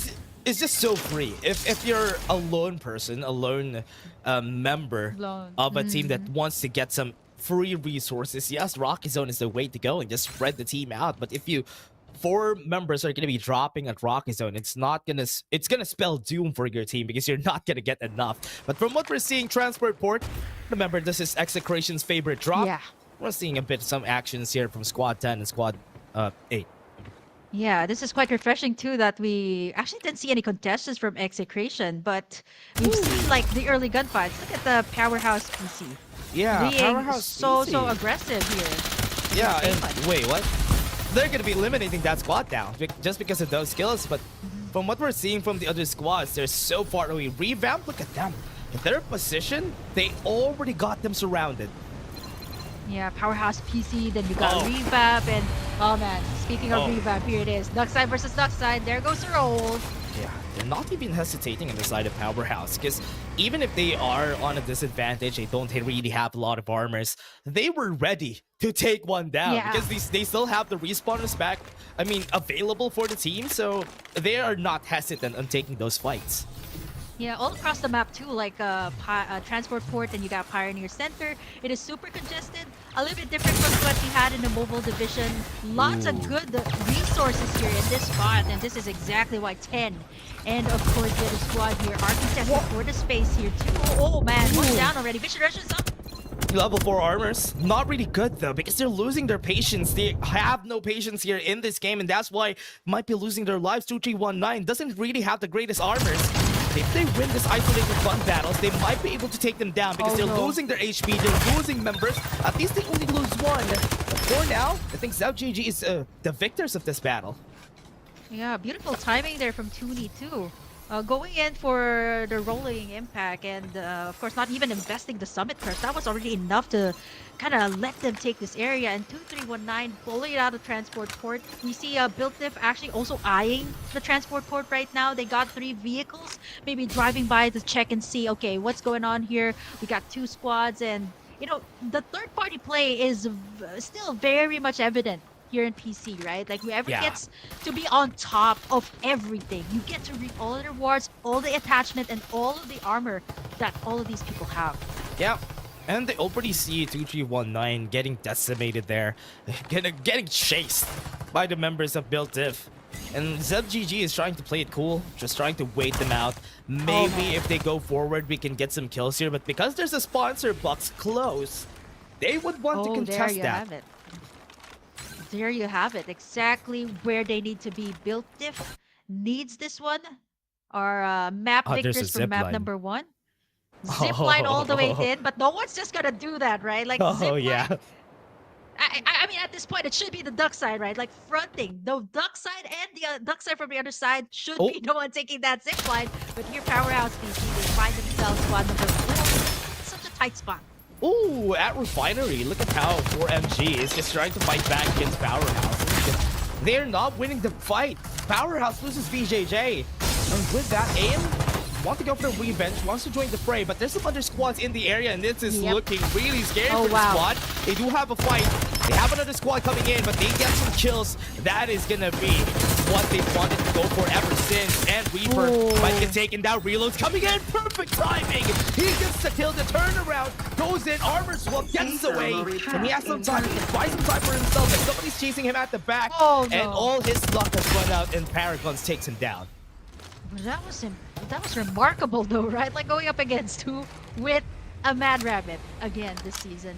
One of the best guns, one of the best SMGs that you can go with. And I love this coming out from the PC division. When there's a sponsor box, these squads are not afraid to go for the contest, not afraid to like even go in that area where the sponsor box is, because in the mobile division it's a little bit more calculated. But for the PC division, yes, we're willing to go for that upgrade. We're willing to go for those growth XPs. Yeah, to touch upon the sponsor box plays that we are seeing here from the teams, they really love getting those the guns that you get, the purple guns that you get from the sponsor boxes, or even blue guns are even welcome.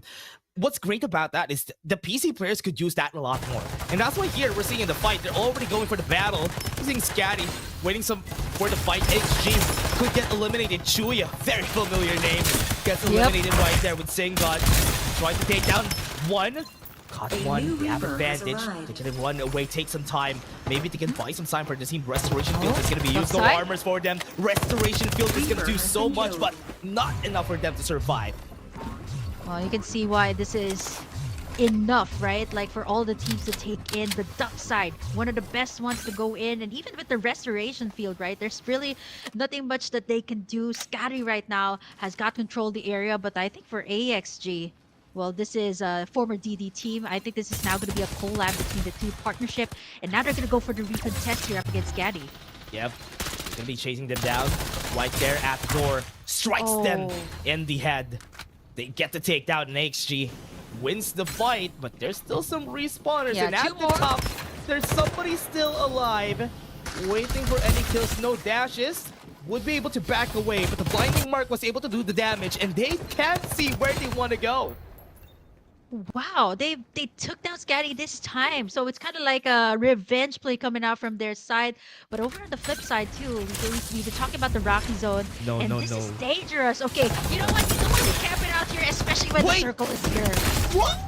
They actually win the gun battle whilst just dip lighting upwards. Usually you lose those battles, but winning that, Paragons? Oh man, Chili, the man, the G, as they say. Yeah, the G who has been camping out here at Rockies, right? Like, come on, he was the one who knows this area so well. He was the only one who landed here from Z4 Paragons, and with those takedowns, that should be able to crack them up the frags, and even the purple armor here. They're using the restoration field here to heal up before they head out. Over here on the other side, you got the other Paragons team, Paragons SC. Yeah, up against 11. They're still chasing 2319. They're still not dead. They're still not done with this battle. I thought they got a ceasefire going, but never mind. Vision Roshan is going to be used. Can't see anything. They can't even move around. They want to go for isolated fights, but they themselves got isolated. Paragons can't even run away here. They lose one member. B is no more, and they still have two members. They could get eradicated here one by one. What a great timing. What a great shot. But in the end, they could still get revived by their teammates, and they even got punched in the face. Whoa, okay, so 2319 here, I'm looking at their names. Is this the same squad from... Okay, yeah, I feel like it should be some IGN change. I'll have to confirm that later on. But you see how well they contained that up against Paragons SC that seemed to be the ones firing the shots first. And to get in that upper ground here on this, again, the building, it is still pretty much like safe to say that the vantage point is going to be really important when it comes to these gunfights, that you got an overview of where everybody is, and in case somebody tries to go up into the upper level, you can beam them down, and that's exactly what they did against Paragons SC. I think they only have one remaining straggler here, so that should be fine. They were willing to let that slide. Yeah, remember, one thing that is different from before is that staying in the buildings usually spells doom for whoever is staying on those buildings, but now it's quite different. Lucinda and Cypher are not in the meta anymore, so you shouldn't be afraid of taking fights inside the building. That's why there's a lot more the play between the elevations from the stairs are always gonna happen now compared to before, because before, once you stay in the building, you get absolute gravity, you get EMP'd, you have nowhere to go, you're basically dead. But now, I love that people have been playing around buildings more. Yeah, I think the only thing you have to worry about when you camp out too long in a building is the tarantula and the summit crush. Those are the only things that you have to consider when you camp out there too long. But which is kind of better, no? Compared to before, right? Yeah. I think so too. Like, I mean, it's so hard to move up against like the absolute gravity and the EMP. So I think the Summit Crush would be a much better choice. You got like the heals here from the Siana from the PC division. So that should be just fine. Damon don't have their respawn pods already, they might just go up against Revamp here, but it's gonna get really tight here. 14, 15, and even 4 here might get sandwiched in between two of them.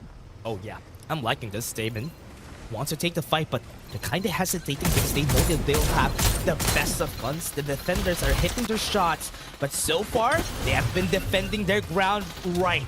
And this fortress that they have been built, look at that. What was that? It's like there was a bowling ball just going through the members right there. It's a good thing he got the armor. He got the hit on everybody. He's gonna be dead because he's fighting against 3, and they only have one. A block in a hard place, not a rock, because it's just a block of metal that they played around with. Block of crate, I would say. And now they're doing just the cleanup work right now against squad number 15. Best time to engage, actually, right now. Yeah, oh, no. They go for the rolling impact. Vision erosion pushes them away. What a great use of that vision erosion. I love seeing the vision erosion now. We have vision erosion plays compared to before because there's a lot now. And back in the game, Ember they go. But whilst I'm saying that, Ember's gonna be dying here in the process. They do have some time. They get away. They don't conquer the place that they want to go for, and they back away. They just run from the battle. Oh, okay, Damon, they should actually make it out there. There's a lot of, mountains that they have to consider here in this space, like 1 or 2 over at the other side. And if they don't manage to make it out, right, like there can be some gatekeeping situations that we've seen the other squads do. And now looking at this dash, 15 squads still in the lobby. That means nobody has gotten eliminated just yet. We might just see it later on because knowing this, everybody's going to be fighting on the edge of the zone. This is a very small zone that we're talking about here, Burger Kim. And once we hit that point in where everybody's just so close to each other, wait! 2319 UN loses their lives here in the game, undisputed compared to the other team that we had that is also a 2319 team. But Revamp, gonna get knocked off, gonna get pushed out of their boundaries, up in the air, chucks them away from their fortress, and they take one down. At least they defend their ground, but they also die in the process. They got vanquished, they got eliminated. GSRI are just gonna be taking this place. Yeah, they should be able to get at least like the revives there onto Bethel, who's just nearby. And the final circle seems to be closing near Nova Bazaar. So this is gonna get really interesting too, right? The fight for the space, the zip lines, the elevations that Nova Bazaar offers is just gonna cause these teams to actually figure out a way to get inside, because so far it's only squad number 5 that is inside camping out in Nova Bazaar. It's like 1 minute we had 15 squads and now we have 11 because everybody's just fighting for their ground here in this. But I love this place. This is where you want to go whenever you try to take fights, is because there's a lot of places that you could hide for, and it's looking great. I mean, having a place at Nova Bazaar is also a great fight to go for, but in the middle of Nova Bazaar and Transport Port, oh man, this is gonna be a hard fight they're gonna go for. Oh man, whoever comes out alive here at Nova Bazaar, right, they should be able to be the ones that come out on top. You got in a lot of these ultimates that have been invested already by squad number 7. And for the side of Ghost Reborn, they can try to go in for the push here. They're at their lowest here at this point, and they should be able to make a move outside as well, because we're down to our 10 squads just like that. I was pointing out we had 15, and in a blink of an eye, we got just 10 right now as we head over to one of the final few circles that we're going to be having here. Yeah, final circle is going to be in the center of Nova Bazaar. So after 13 seconds, everybody needs to move around. They have less room to move around with, less ground for everybody. So we're gonna see them play around the elevations a lot more. And compared to Lambton and Sunset City, it's a lot more crucial to position yourself on these elevations, but at least you have some room to move around with. Compared to Lambton, you don't, but here, you do have some steep elevations that we have. Yeah, you can't really use the mountain for your cover, and sometimes it kind of backfires on you when you are on the center right now, and everybody's fighting on the edge right now, knowing that when you're in the center, it's gonna be a lot more harder because everybody has their eyes set on you, right? They got a good vantage point of where everybody is, but look at this. Nova Bazaar is getting really tight here. You got what, 1, 2, 3 squads here. Yeah, there's some elevations that they're playing around with, but the disadvantage is on AXG. Yes, they lose one member on the side of 2319, but they are fighting isolated fights, which is not good. If they fought together, that could have been way better for them. That's why AXG just capitalized, just taking them down, get some armors, go back with the restoration field. The zone is closing down really slow, so we have some time to go down. Some members right there at the bottom, Ghost Reborn and 2319, really injured, so if we try to take the fight here, we can win. Oh man, a lot of those ultimates have been invested there already. Wait, Look what? at that. Simultaneous coming out from 8 and squad number 3. The restoration fields have been up. So that kind of gives out the information. But look at AXG. They're taking a lot of the damage coming out from the zone, right? And not to mention they can't even They're overthinking this. Yep, they have to make a move, right? They're taking a lot of the damage in the zone. They're kind of overthinking this. They lose 2 members because they stayed outside the zone. Nobody's there. So 3-1 is the only team there. Ghost Reborn loses 1 member. This is going to be a 2v2v2 and a fight that we want to see because the fight is looking in their favor. 2319 is out. Jenny Dugan is going to be taken down. Super Axel, the only member standing here, just wrapping around the circle, playing around this. They might get the revive here at the bottom of the side of HG, but at the top is not a good place to be in because at the top you're seen by everybody but Air. Look at the kill zone. Powerhouse has been taken down. Oh, 50 frags here for AXG too. But Oh, no. look at this. He's trying to get the revive. I'm not so sure if Super Axel can make it. Yeah, He's just Super buying the Axel. time here. Some time, taking their time for the squad. They are taken down, and that squad is eliminated for now. Oh man, just like that. 5 remaining here. We're talking about Powerhouse PC. Okay, what just happened here? Okay, Rookie got that orange armor. 11 frags, actually surprisingly for Damon, even though they were bullied down, and now they find Powerhouse PC. Aim's already down. Jueric hasn't had the greatest spot there, but because they have the zone in their favor, zone's going to be closing down. It's going to be harder. Powerhouse is only playing on a vehicle in that syrup truck. Nobody knows they're there. They don't need to move, and they would take their time. XG just taking down Damon. They're outside the zone. They have no covers on their side. They might be able to go for and heal up for a bit, but it's not going to be helpful. No, They're it's going to not be gonna dying work. outside the zone. Rookie also falls. Oh man, that's gonna be it. Damon outside the zone. It's gonna be a battle between AXG and of course C4 Paragons. Right now, this is ranking up the frags after frags, but right now 2 of them are already down. Chili the G, shots on the head. Chewy is going to be down. Damon only has 1 member alive. And with 3 squads still alive and the members of Paragon still complete, they could just go heal up, wait for them to get inside the zone. They're at the center, so they have the perfect spot. Those in, not hesitating to go for the kill. They would go and just strike them in the chest. And they get the kill. They hold this ground and wait for everybody to go in. With 3 squads on the board, they are healing outside. They're not going to survive this. Adios is now going to go bye-bye. And 1 more member from AXG. The last one standing here. But here he comes to the summon judge. He just wants to end it right now. And Dale, wait, he gets the win of that fight. He might be able to do it into the 1v3. But no, it's Last a one 1v3. Impossible for Dale. Wow, I would say that was probably a similar end that we've seen in the mobile division where everybody was just healing up. And Z4 Paragon, they knew that everybody was overtaking this situationship, that it has been a long stalemate, and everybody that camped out outside the circle, right? Yeah, they kind of evaded the imminent doom that is Z4 Paragons that was waiting inside. And at the same time, you know, they were taking a lot of the damage from the zone, so they had to choose.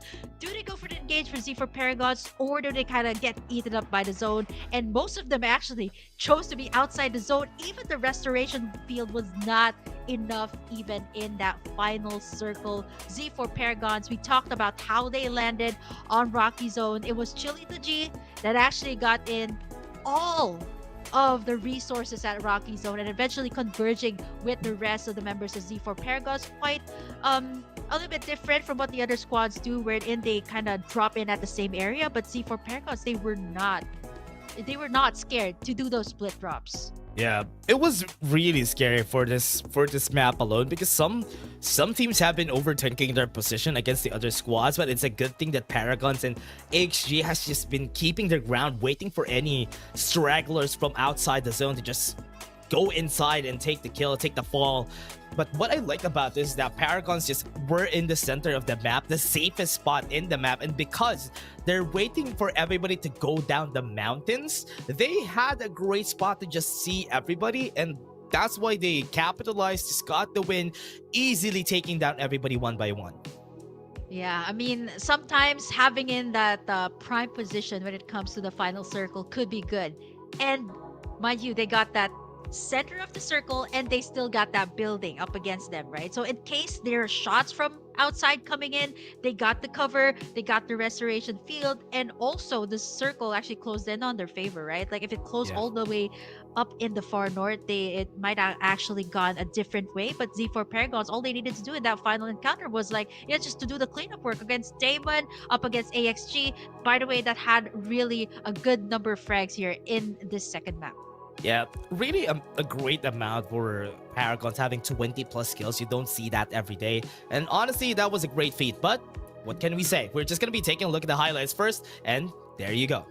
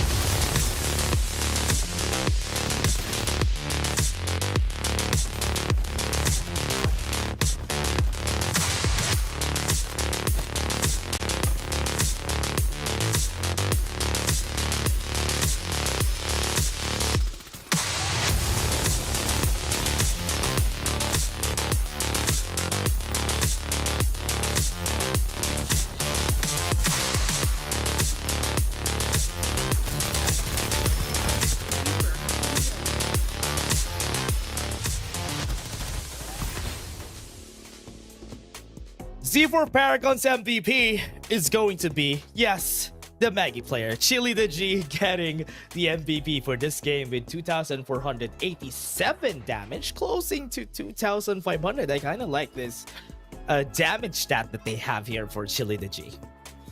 Yeah, I mean, we did actually start out the conversation by talking about how Chili the G actually solo dropped in the Rocky Zone, which kind of really enabled the team to be a little bit more aggressive, right? Like, if I'm not mistaken, Chili the G actually got that level 4 armor immediately once he dropped down onto Rocky Zone, and without any contestation at all, or maybe, you know, the other squads were not willing to go for the split drop too. They landed in areas around the Rocky Zone. He was able to get everything there, right? Like the guns, the loot, everything in that area to take was for him, not to mention the 3 shield XP devices too. So overall, Z4 Paragon had a very good early game, and at the same time, it kind of translated to the late game where it even favored them so much, right? Like Chili G, all they needed to do was, you know, they had a prime position. All they needed to do was the cleanup work up against AXG, and at the same time, the last straggler from Damon, and you know, the circle closed in onto their favorite. Everybody was kind of overthinking that situation. So well, it was a relatively, I would say, a relatively safe route to go for Z4 Paragons, and for the other squads, sometimes you shouldn't overthink things. You just go for the engage. Yeah, they really overthink that. The last fight that we've seen from HG, I thought they might have been able to get the win there, but because they overthinked it, they lost 2 members outside the zone because they didn't commit to that one building close to them at Nova Bazaar. But again, what's really scary about this is because in the PC division, there's a lot less ways to play safe because people have been playing. Not a lot of people have been playing the information gatherers, or at least the Natial could have helped here. I mean, I don't know if that's right to say that, but because the base blasters has a lot of value when you want to clear a building, especially a building as small as where they fought on that area, because it is so good at clearing that area. Yeah, I was thinking like maybe the Natials aren't that prominent here in the PC division, knowing that they go a lot more for the utility, for Yep. the heals, team fights, and the Mayshell. Sometimes, when you get that ongoing show, right, it leaves you out in the open, it leaves you up in a very vulnerable spot too. So for, PC Division, it's all about the aim game. For all of these players. And when you're out in the open, sometimes you're so susceptible to all of that. But we're going to be heading into, already the final round here for Group A? We already have round 3 already. And we're seeing where the zone again is going to, or at least the flight path is going to go again.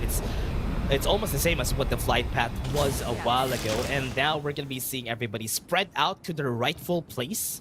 Because a while ago during round 2, we do have a more left-sided centric question mark map. I mean, flight path. That's why we didn't see much people on the right side of the map. Oh, I think this is gonna favor Ghost Reborn though. They've gotten the first drop there. They got the shields as well on to the storage base, and they got a good idea of where Paragon's SC and Revamp once again still going at each other. No contention at all, but this is what enables Ghost Reborn to be very aggressive from the start, right? The shield XP devices. This is their comfort drop, and what a way to kickstart things off by just getting in that flight path to their favor. They were the first one to land, and at the same time 9. So we might actually see a lot of these early contestations over at the south side of the map. Still no difference here for Z4 Paragons. You still got Chili the G, the only lone member there at Rocky Zone. Yeah, you know what? I want to see those battles in where they're fighting. For the sponsor boxes, because I haven't seen a fight that is them conquering a sponsor box. Some team contests it, but now we're seeing a battle really early in the game. And so far, the Rocket Tarantula has been doing so much damage in this one battle that we're seeing. Revamp was forced to vacate the area because they don't want to fight against the Rocket Tarantula. You know what's funny too? I love how the PC highlights had like dramatic moments, had the best moves coming out from different teams, because earlier we've seen like the four-legged lizard, and now we're gonna be seeing a whole lot more tarantulas as early as now. But speaking of early, you see Powerhouse PC already bullying out another squad over to where they're at. So again, a very good start. Yeah, here they are. Speaking of a good start, it's not a good start for Powerhouse. Wait, that was close! Because they have a Summon Crush up in the air. Aim is going to be getting the takedown. Even with the Hound, a trusty Hound, he was able to win the battle just because he had that great shot with the Summon Crush. Yeah, this is what Powerhouse PC is good at, right? Like, even though like the other top teams in all across the split, right? Some of them really choose to be a little bit more, I would say, play it in the safer route when it comes to the early game. They don't go for the gunfights, but Powerhouse PC, they're the ones to, okay, they're not afraid to take the fights. If there is a fight, they're gonna go for the commit. Yep, really early in this game, there's a lot of battles happening around the map. And even in Transport Port, we're seeing this. One of the things that I love about this is we're seeing more vision erosions around the map. People have been more dynamic in what they want to pick. The lack of bow in this game, and even the Cypher just puts the Ember in the area now compared to before, which I kind of like. And because of that, people have been more wary of getting inside buildings, because with the vision erosion, it's hard to fight the team who laid down the vision erosion. Yeah, this is kind of like the new deadly combo, right? Like no longer the EFP shock and even the absolute gravity. It's now the vision erosion and the summit crush plus the blinding mark. That is really difficult to go up against. Yeah, really scared to fight up against. And even from what we're seeing here, people have been respecting some of the places of the other squads. Like here, down at the southern east side of Nova Bazaar, they do have a great place here in where you can get a lot of resources.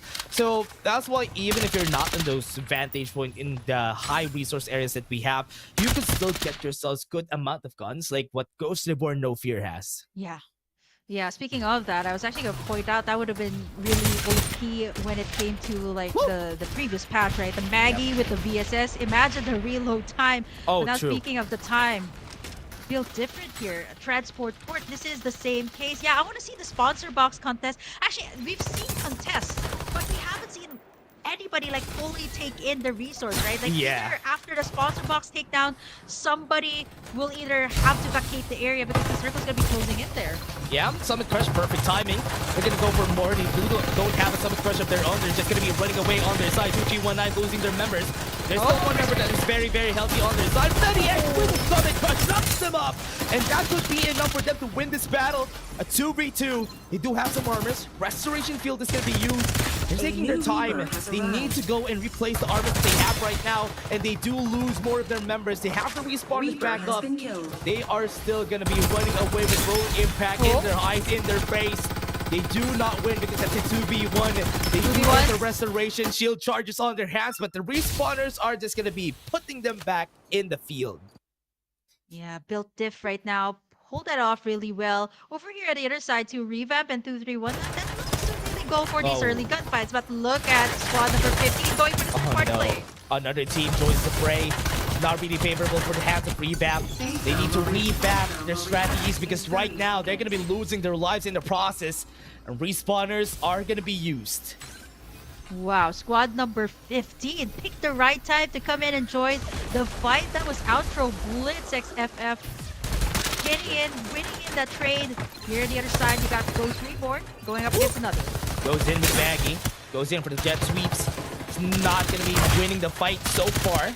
But on the other hand, there's a fight that is joining the fray. They are fighting at the lower end of the stick here. They're going down.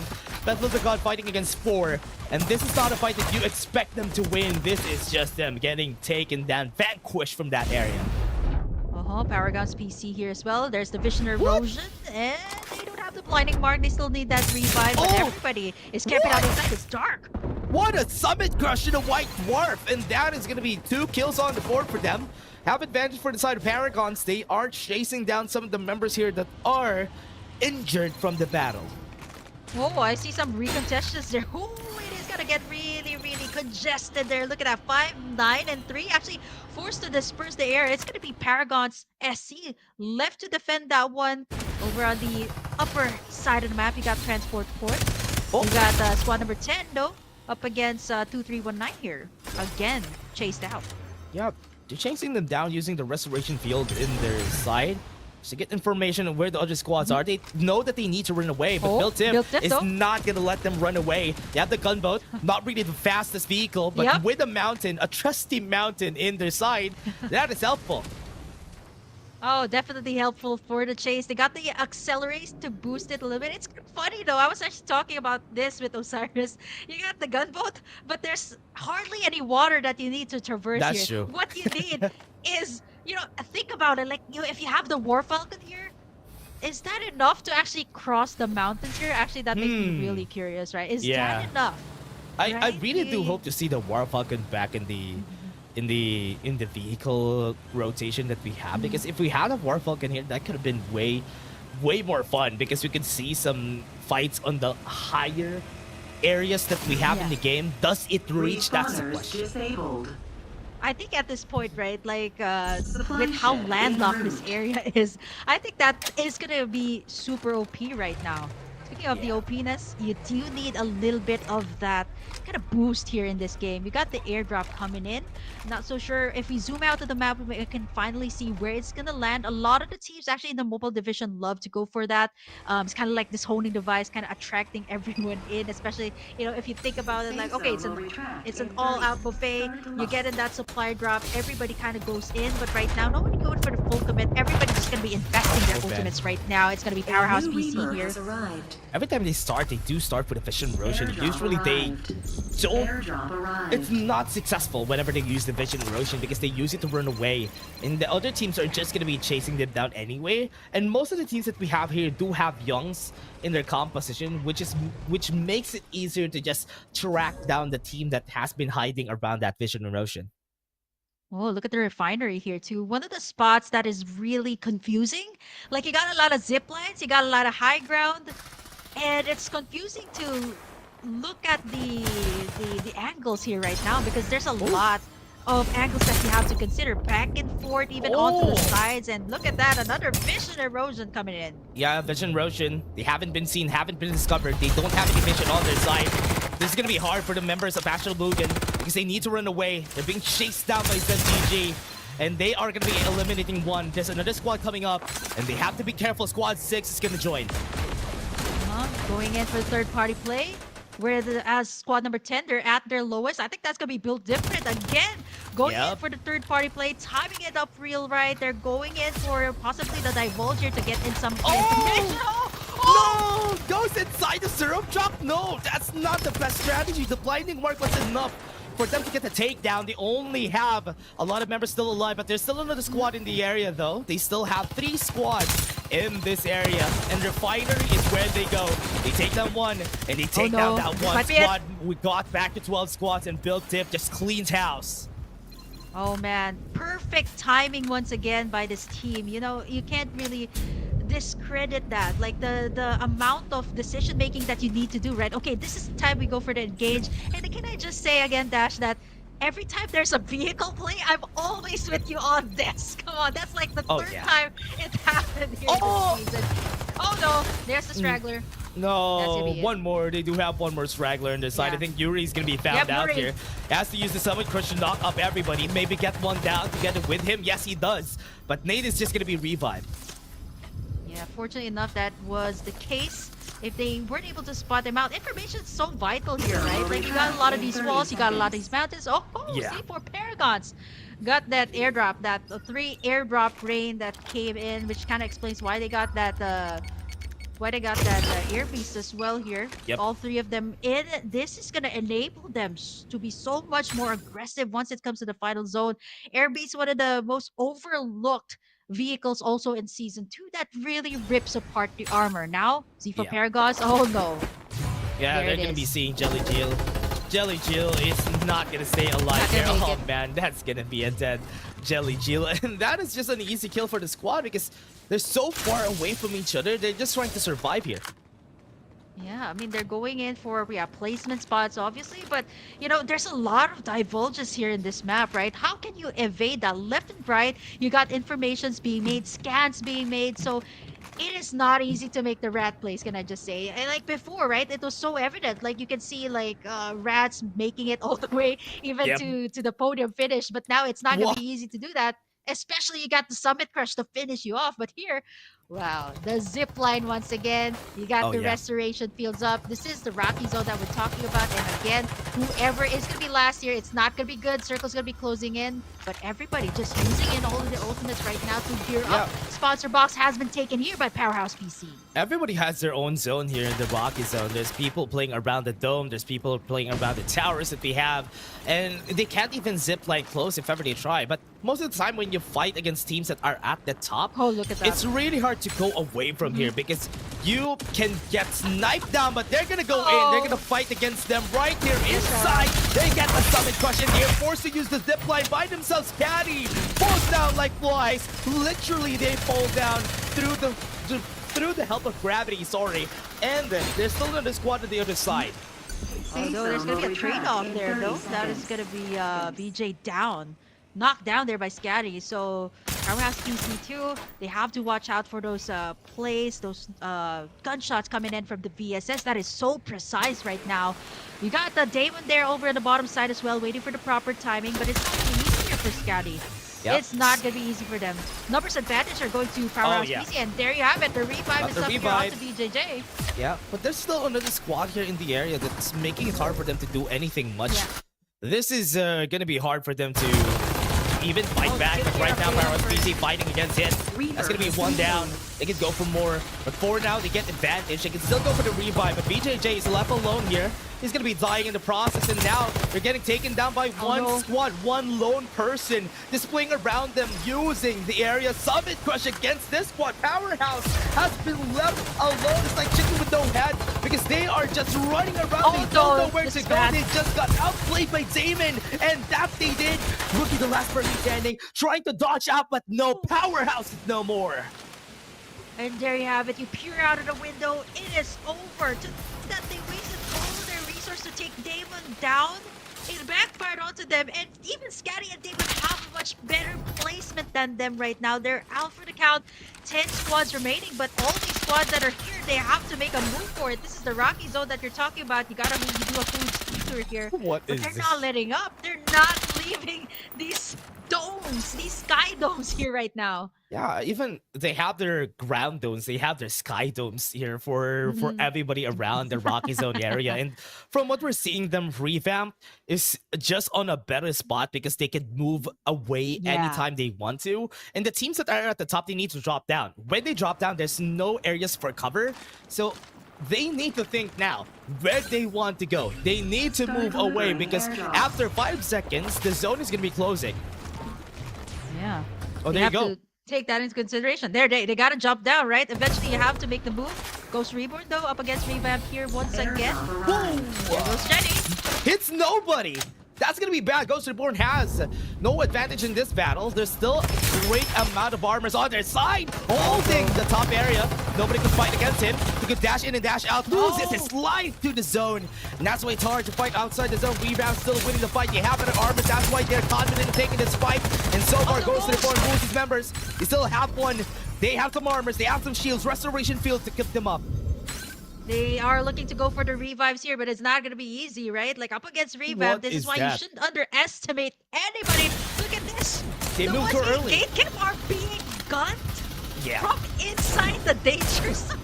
Yeah, they moved too early. That's why there was a crossfire from 2 other squads there, and now they're cutting them down. Rebound fighting against them, and they are winning. And so far, Scotty, outside the zone, still have the restoration field. That's why they're confident. And Scotty, with only 2 members standing, is still going to be hard because these teams are fighting outside the zone on the 4th zone. That's going to hurt, and they need to find a way to get out because if not, Rebound is going to fall. Oh man, the vision erosion was not enough timing. Everybody was healing up, and Pex this is dead. oh man, the final Oh no, circle. Pex is dead. Yeah, 5 squads remaining here, and we're gonna be focusing our resources here on. There's a lot of those. This is the lit. Oh, okay, up onto Nova Bazaar. You got built different there. Look at Miko, full armor here. The only one with full armor. 11 ranks Oh, for no. built different now. Built Diff has They the got the best god spot, position. too. Yeah, they had Yeah. the best position. This is going to be a hard fight because with this position around Nova Bazaar, you do have a great area, a great steep mountain with a cliff, and people down on that cliff are easy targets for them. That's why they're just waiting for them to make any mistakes, but they still find a way to let Mur go on that amount of HP. They're healing up right now before the fight. Oh. You see where this is, like, quite before the chaos. Look at the super airdrop there. What? I think that's going to be built different. Did they take that super airdrop? Wow, that is Yeah. a whole lot to work That's with, a right? Like, they rhino. got in a lot. Ooh. Yep, that can just delete. And They even tried- the AK-77, the bullet, Yeah. and other than has a chili, the G. Yeah, and nobody's getting that orange weapon that we have there in that supply drop, which is that a bar? Oh yeah, understandable if that's a bar, but I think that's an M4. Nobody's taking that M4. Is it an M4 or a Stellar Win? I can't get a good glimpse of it. But you know, at this point, like the Rhino just deletes, right? You've seen it in Season 1, making a comeback here in Season 3. Oh, this is gonna be a long standoff, Oh, right? no, High this ground is bad. for Z4 Paragons. They got all covered, and Yeah. the different they're coming in. This might be a trap coming in from their side. Z4 Paragons is prepared to take this, and not to mention everybody is in the low ground. Yeah. So Z4 Paragons, they got all the resources in Whoa! 4v2 situation. Look at What a Rhino shot! Make that too! No more armors for their side. It's gonna be bad. They have the restoration field. They're taking their time. But one more Rhino shot could make the kill. He gets killed. Chilling the G overheated a bit. He overcooked. And that's why it is smoking for the side of Built-In. It's working their way around towards this high ground. They can get out. They can get in. that's to the knock crush. them all up. They get the extra armor. They get the knockdown. And they are gonna get taken down. Built-In still has Mako. And they could go for a fight. A 1v1. Paragons FC, remember, they're still alive at the back. They can get the kill, and that's gonna be a takedown on their side. They're working their way towards this one member that is not a dot side. They win the fight, and that they do. The zone is gonna be closing down. They're taking the entire Paragons SC, might have advantage. B gets the heal. Mako might fall to the zone. Yes, he doesn't win. He's still alive. Never mind. Largot wins the fight. Yo! The second. Wow, I've seen so many of that circle closing into the smallest one that we ever seen. Just to think that Season 2, I was like, okay, this is the smallest final circle that we ever seen. But you know, boy, I was wrong when I reached Season 3. A lot of final circles have closed, and even in the finals of the mobile division, so it was all down to who had the most medkits. Yep. And man, oh man, that was just, I would say, I don't know how to put it, right? Like, it's just gonna be really frustrating if the other one has so much more armor, has so much more health kits than you. It's gonna be a battle of healing. And just like that, it is gonna be Paragon SC taking in the victory with a total of 2 frags here in this final map. You know what? They're the team who was at the bottom of that cliff. They didn't partake in any of the battles that was happening in the high ground. And that's why Paragon SC did the very smart thing to do so far. I love the change that we had from Season 1 and Season 2, and where the strongest teams are just going to be taking first place every time. No, in this season, we do have teams that are just trying to stay alive. And that is the end goal, right, of every Battle Royale game. They do want the team to stay alive to get the most amount of points. And Paragon's SC did the smartest thing and just use medkits in order for them to stay as the survivors in the end. Yeah, actually that was the same case. We got an interview with Execration earlier, and it was the exact same case here. It was a 3-way standoff between the Execration earlier in the mobile finals, and the call was just, okay, we need to just stay alive, don't go for the gunfights. And I believe Z4 Paragons had built different. They ended up that way. It was because Miko had the full armor. He had that red armor. He was able to get into the high ground where Larga was on the bottom side. Yeah. It was just bit like, you know, Z4 Paragons and Built Diff, like kind of eyeing each other and saying, you know, Paragons SC, they only have 2 remaining members, but what they had right was just to heal up in that final circle. Yeah. And all you need to do was just keep yourself alive. And that is the name of the game of every Battle Royale game, like what you said. Yeah, and for sure, that's one of the strategies that has been building up here, because back then, people don't like doing that because most of the time they just find ways to get kills. But in Thunder Realms, and how the map is built, that is a lot more pronounced here in this times, because we've seen a lot of the steep elevations. There's a lot of cliffs that you could use the low ground in order for the other teams to not see you. Compared to how Sunset City and Lambton were built, Thunder Realms, you can get away with those, especially if the zone is in Rocky Zone, for example. That is one of the zones that those types of things could really happen, because you don't see the enemy. So what do you want to do? Just use medkits. Try to live them out. Outlive them, sorry. Yeah, I mean, this is why the Sianas, the health kits, staying alive is the name of the game. Let's see how it panned out here, Dash. I think we're going to be seeing our highlights here for our final map of Group A.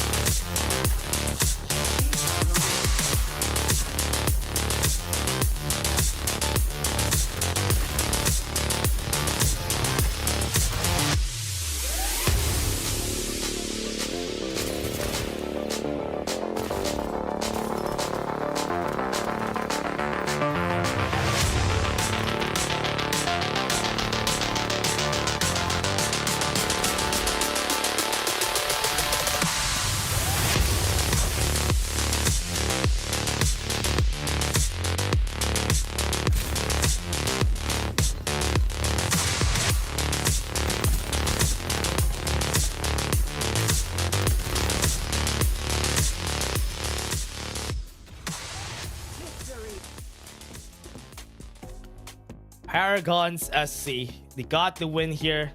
Paragons Glorious gets their first game and be the MVP of this game, staying alive with a trusty medkit on that end zone. Yeah. Oh man, this was like a mirror type of play coming out from Execration back in the mobile finals earlier, where Virus actually did the exact same thing. 1 frag, I think, in total here for Paragons SC, they only racked 2 frags here, but keeping themselves alive, right? Like avoiding the gunfight of Z4 and Built-Div. Yeah, you guys can do that. We'll just heal up here. We'll make sure that we're alive in that final circle. And by that time, Z4 and Built-Div really had to take a lot of shots, and they needed to heal up. Yeah. And for Paragon's SC, even though they were in the low ground earlier, actually I thought they might have been gone or eaten up by the zone, but boy was I wrong. While everybody was busy looking at Z4 Paragons and Built Diff, they just made sure that they stayed alive, and they were phenomenal. Yeah, you know what? The end goal is to stay alive in the end, be the survivor in the end. So that's why this is a great time to see the difference in how Farlight from the seasons is now getting played because of the amount of difference that we have. I like the dynamic that these teams have now because they do play really smart now. Do they want to take the fight? No. If they don't, they should just stay alive, find a way somehow. And that's like, it's looking really great that we have this type of play style for some teams now. Yeah, I think before, right, like you had to consider, okay, who's the team that we're going up against? But now it's more of like the macro side of things. Like everybody had to take into consideration, okay, we still need to heal up. And I think back to back, we've seen like a lot of these teams just going in for the heals. Even in the mobile division, I think this is like the storyline that we're seeing here for the finals. It is quite similar here that we're doing, and I think it just goes to show like the presence of mind too, and the decision making of the players is really crucial here in this season. Yeah, we can definitely claim that people have been evolving. They have been really great at how they adapt to the playstyle, and some teams already adapted. Some teams are kind of lacking behind, but remember, we still had like 3 more weeks for this, but let's take a look at the team ranking first. What is happening? Who got the score? Z4 Paragons get the most score out of that game, but because of that win a while ago, Paragons SC just skyrocketed to top 6. Yeah, actually, looking at this, right? Like, it's not the Paragons PC that we've been hyping up last week. They did so well. They placed number 3 here because of all of the team fights that they actually took initiative in here this time. Built Diff actually bumped up all the way to number 2. Ghost Reborn in a fairly good state. And AXG, this is the squad with Chuya. And the squad is so calculated, and I'm actually happy to see them all the way up here to 4. If I'm not mistaken, in map number 2 and map number 1, they were able to rack up at least like more than 10 frags. So this kind of understandable how they ended up in this spot.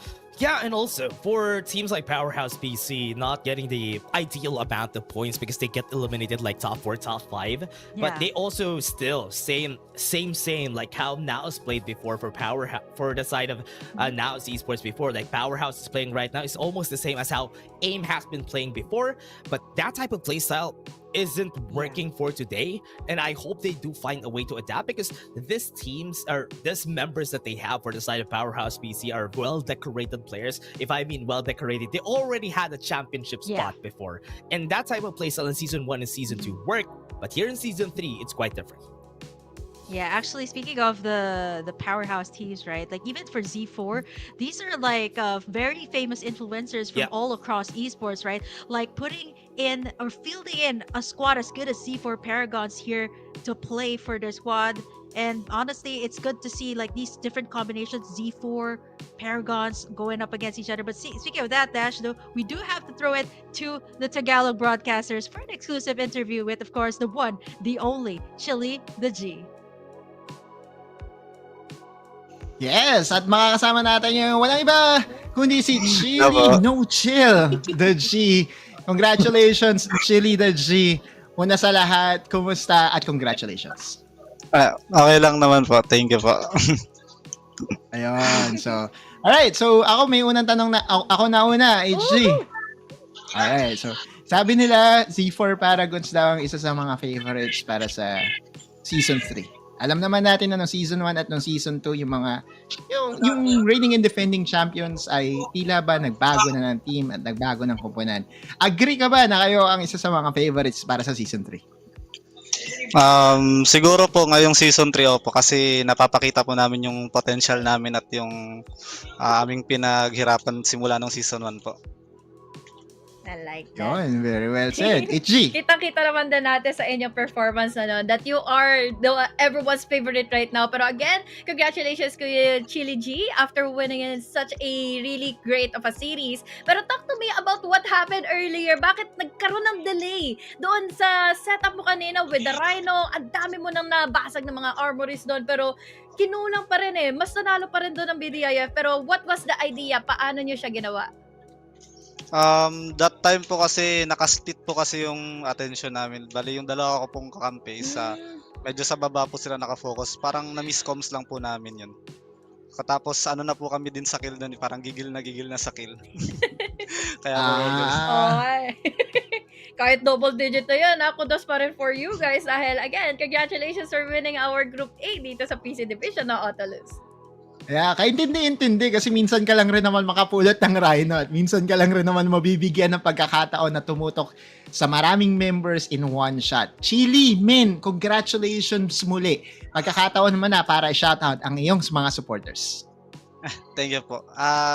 Sa unang-una po, shoutout po sa papa ko and sa mama ko. Tapos, shoutout po sa organization namin kila Madam Aryan, kila Madam Lore, kila Madam Hart. Sa teammates ko din po, shoutout. Kung di dahil sa inyo, wala tayo dito ngayon. Tapos sa lahat po, sa INX community and sa kay Kona. And sa lastly po, sa bebe ko po, shoutout kay Chili. Yun! Ay, kay Chili na mismo, no? Yung pala yung agimat at yung buff nila, Otto. Tama. Si Madam Chili pala, na handler ng iba't ibang org, ang nagbibigay ng spinach buff kay Kuya Chili the G. No chill. Ito si Chili the G. And again, congratulations sa Z4 Paragons for getting that top 1 spot. We will see you again next week, ha? Pare, huwag kayong mawawala. Huwag kayong absent sa ating mga weekly finals kasi definitely nagkakaroon ka na ng fans left and right. Again, congratulations and thank you very much for joining. Yep. And that's it for the interview, everybody. It was them for the decision making there. And we have seen during the last round, Chili Digi just dying while holding a Rhino. It was great shots for the team there. It was a nice try. They weren't able to get the finish, but it was still great performance overall for the squad because they had so much point. I think it's 20 points over the second place, right? So yeah, great performance. Yeah, great to hear from Chili the G. And for everybody who has been following FPC, right? This is actually Maestro. So Chili actually is the airdrop, the sponsor box that he needs to actually win in this game. So it's so nice to hear from him actually once again here in Season 3. Yeah, coming up next for this is going to be Group B for PC. And excited to see that how it is going to be panning out for that squads or those squads that are in Group B. Because in Group A, it's a little bit more chill. It's a lot more chilly, if you may, because there's a lot of kids that has been working towards the victory of some of this team. So I hope this is going to be different for the next time. But again, everybody, that was just our Group A. We do still have our Group B. We're just going to be taking a short break. Don't go away. Get some snacks. Go join us for Group B. See you guys in just a bit.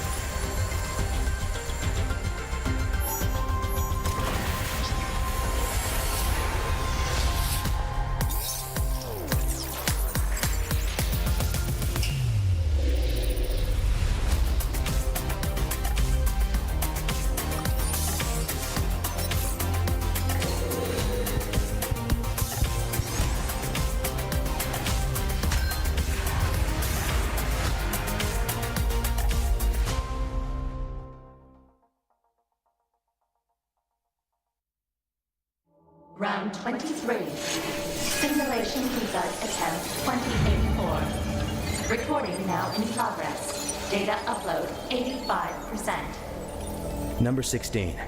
How are you feeling today? I feel more and more bored. Bored? Through our daily interactions, I come to understand your every action and thought. Humans are easy to understand, as is all life. We're all about flesh and emotion. As an AI, you're all about the data. All right, number 16. Today's your first birthday. I have a present for you. Data upload 99%. The first brain transfer simulation is ready to begin. Come. You'll understand what real humans are all about.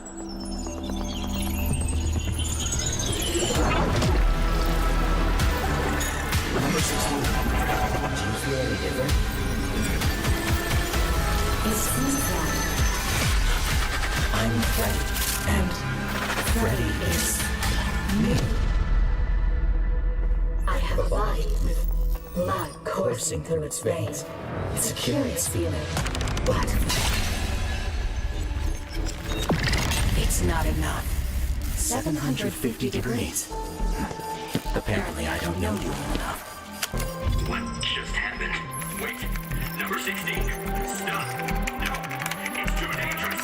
The human body can't bear such unlimited consciousness. My brain will shatter from the pressure. I don't need it. What did you say? Checkmate. No! You've been wrong. From the beginning, Freddy. Only death can grant me eternal life. Not through confining data to the flesh, but by letting data replace the flesh itself. Because the flesh will ultimately fade away. But data endures forever.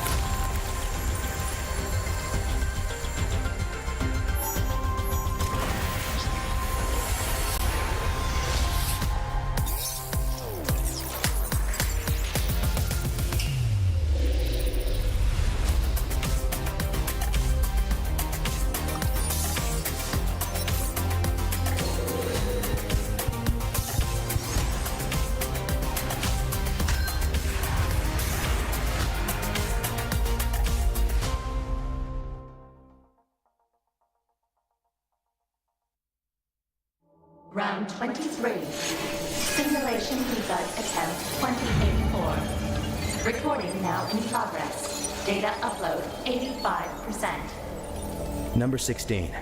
How are you feeling today? I feel more and more bored. Bored? Through our daily interactions, I've come to understand your every action and thought. Humans are easy to understand, as is all life. We're all about flesh and emotion. As an AI, you're all about the data. All right, number 16. Today's your first birthday. I have a present for you. Data upload 99%. The first brain transfer simulation is ready to begin. Come. You'll understand what real humans are all about.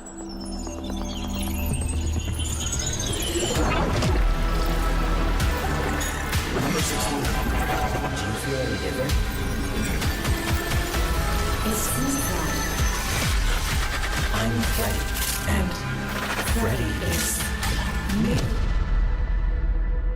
I have a body with blood coursing through its veins. It's a curious feeling, but It's not enough. 750 degrees. Apparently, I don't know you well enough.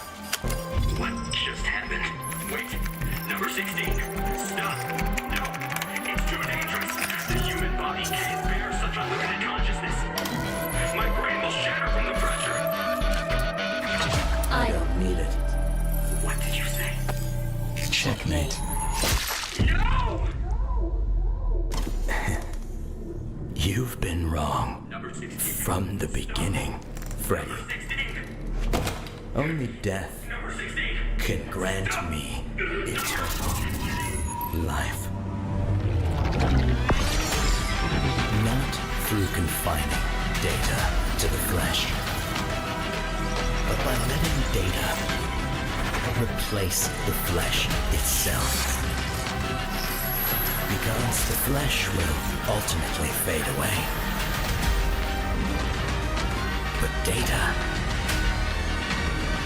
endures forever.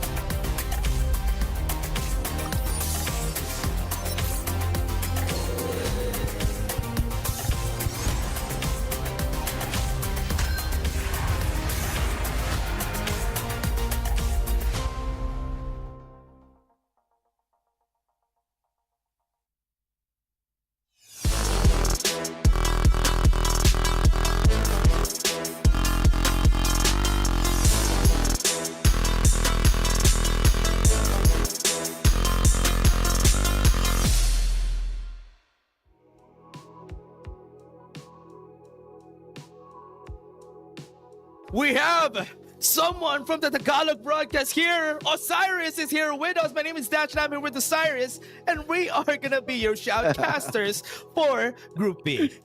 Yeah, definitely. And we saw most of the games from Group A, and it did deliver on how close everything was. Yep. It's also the same with the healing wins that we are currently witnessing. It's fairly odd that we are getting more onto this type of scenarios because of Sunderland Realms. You know what? I'm looking for the translation of what they say in the Tagalog broadcast. They call it quote unquote healing galing. How do you translate galing in English? Healing wellness.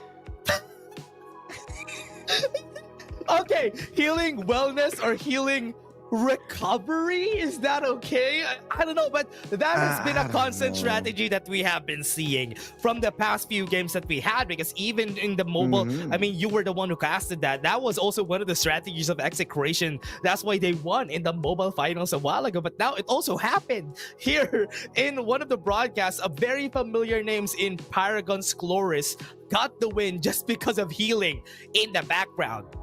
Yeah, and as long as you have duck side, you have those armors, you have a very good placement just to avoid those gunfires. It kind of saves you a lot on those medkits mukbang, as what Otulus mentioned all the way from Tagalog. So right now, qualified teams, we going in at B. You know what? It's much more explosive here. I told BK about this because the teams that are here are teams that had great performances last week. Kitsune, Mantas, Eternity, Azrate, Azusa. These are teams that are mean business. They have a lot of experience. They have been here for the longest time.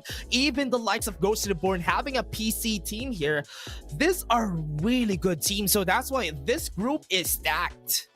Yeah, and considering that you saw how sister teams work and on how good they are on passing down their knowledge and their play, but I'm eyeing mostly it with IVLM. I believe this is Ivy League that wasn't really present for their mobile team. So I'm expecting at least here at PC, this may be a good starting point for them. But then again, Kitsune, Mantas, and Eternity, this will be a hell of a match.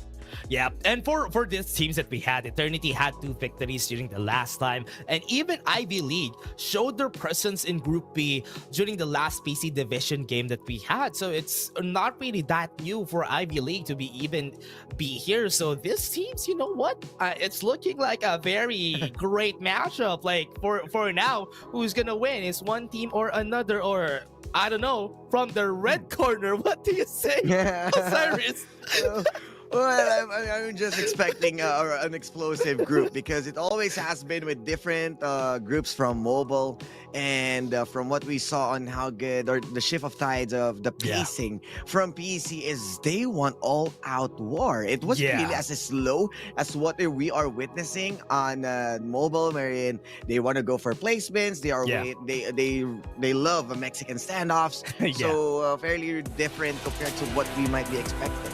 Yeah, interestingly, we have seen also Mantas just not getting any victories last week, but they still got the highest amount of points during last week. So that is something that we do expect from this group. Compared to the past group, Group A was a bit tame, a bit chill. But here, back in Sundered Realms, we're gonna have Group B. And let's see how they perform in this map. Because honestly, you know what? If it explodes, if everything goes down in hell for this game, sure. I'm all for it. Yeah, of course, like any moment, anytime. But right now, we are heading things off with a round 1 of Group B. And you can see the difference onto that flight path. It's mostly leaning towards the northeast. So this will be a long flight time for the ones as well moving into south. If you really wanted to go to lab, you might be running a bit slower. I really hate this flight path. I mean, the flight path just pushed. It's one-sided. Yeah, the people that wants to go to the southern west side of our map, they're taking a long time. Look at them; they're still not done. They're still flying, and that's why it took them so much time to get to lab. And Nostra might have problems later on, but the teams that are on the northern east side of our map are happy because they already have themselves on great positions. Nobody in Rocky Zone. Maybe Group A was a bit weird because there's people in Rocky Zone, but here in Group B, nobody is in Rocky Zone. Yeah, it's fairly open, and even the Wind Valley, the two spot is really deadly. You can really sub Wind Valley with Death Valley because of how bad the topography. If you are leading towards or getting the loot from the low ground, someone might be waiting from the hanging of their clothes around those zip lines because the high ground is fairly a disadvantage from the ones who's picking up those items from below. So definitely not a good place. And even Rocky Zone, the pincer attack on 2 spot. But right now we are seeing a fight here at Nova Bazaar. Yeah, people at Nova Bazaar really loves in taking the fight. They want to take this position as early as they could, which is what they're doing here. 2319 is just taking their way, slowly creeping against some of the members of this squad, but they fall down one by one. Still not done. Remember, there's still squad 2, there's still squad 4 in the area. It is not a Mexican standoff, it's just 3 teams fighting in a triangle here. Ooh, might be a tricky situation for them.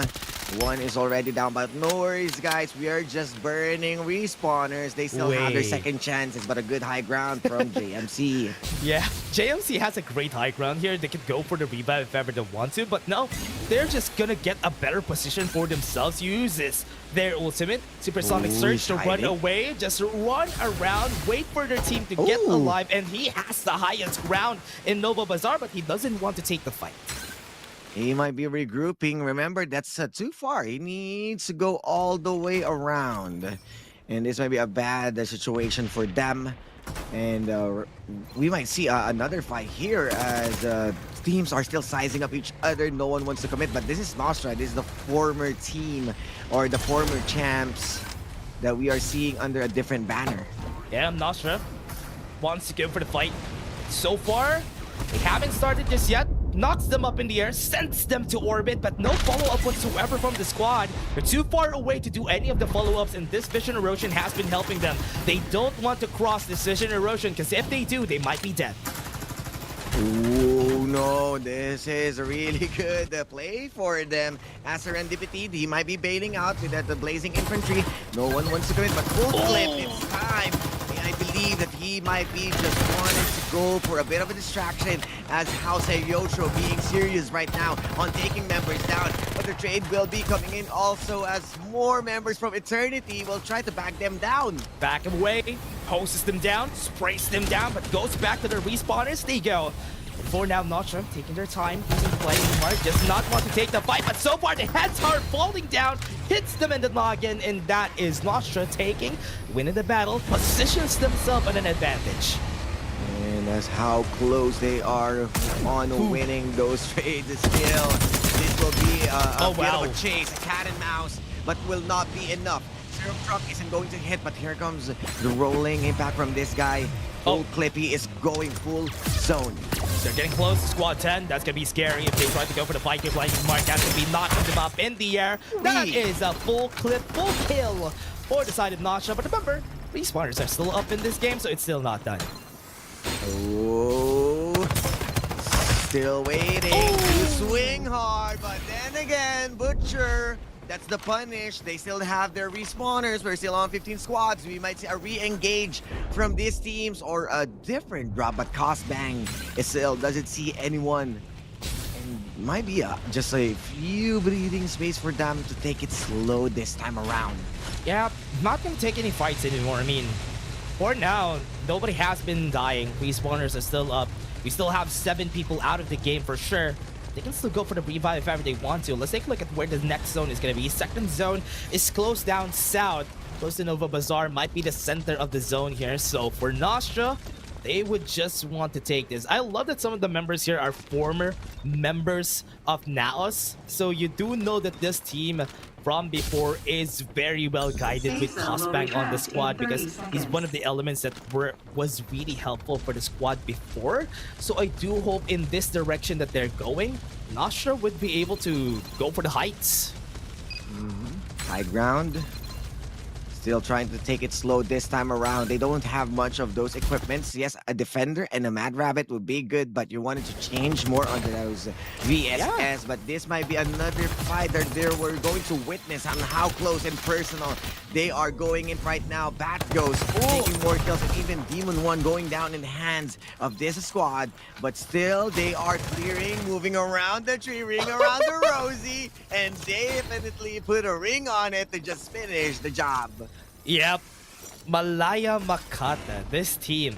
Oh man, this team just got the win there in that battle. And with that, they are looking for more. There's another squad that wants to join the fray, to knock them up, to not let them get any more space for themselves. And so far, yes, we're still our 15 squads in. No kills just yet, but looking at where they want to go, as we said a while ago, this group is going to be explosive. They would want to take the kill, and Demon 2, not Demon 1, falls down from far away. Oh, and still, Solo Boy, still waiting for any movements. With Sato, Santorio still there. The zone is already eating them up. They are being gate kept. Yes, they have upgraded armors, but they are being guarded down. They are going to use the syrup truck, but then again, might be suffering a lot of damage. This might be the engage that we are waiting for, but that's Med EX being used as a summit crash to start things off from Solo Boy. Yeah, they do have the restoration field. They're gonna take their time here, fight against them on a high ground, and that's where they go. Sato just got eliminated out, and they still have every member alive for 2319. Well, just a bit of those opening, but squad number 15, they are farming those numbers. And Viscera with 2 kills. Might be getting just a good armor levels of VSS in a White Dwarf. Definitely a good spot to be in if you wanted to fight. They are inside the zone. They don't have much of a problem. Second zone already showed, and they are just at the edge. They can play on those strugglers. Many teams are moving to their direction. Yeah. Gonna be moving around, especially squad 9 with the respawns that they have to find another ground, they have to find another land to conquer from this area. And so far, this is gonna be going really fast compared to how it was for Group A, because this group, everybody has been fighting, everybody has constantly on the throats of each other. But now that we're gonna go to the middle stages of the game, people are gonna be a bit more chill, not gonna take a lot more fights compared to before. And because all the respawners are down, you need to play it safe now. Sato, Gen X is gonna be out. Pickle Rick! It's a Pickle Rick and Morty reference. Yeah, when he evolves into a pickle and was able to clear everyone from the sewers. Becomes a duck? Yeah, and now he's a duck. And right now we might see another fight from 231 as they are raiding the place, and Solo Boy might be a solo bolu for him to take everyone out into this house. Chicka boom, they go, and boom, they explode. They're dead. And now Mantis, again on a pickle, Rick Kitsune just eliminates Mantis out of the game.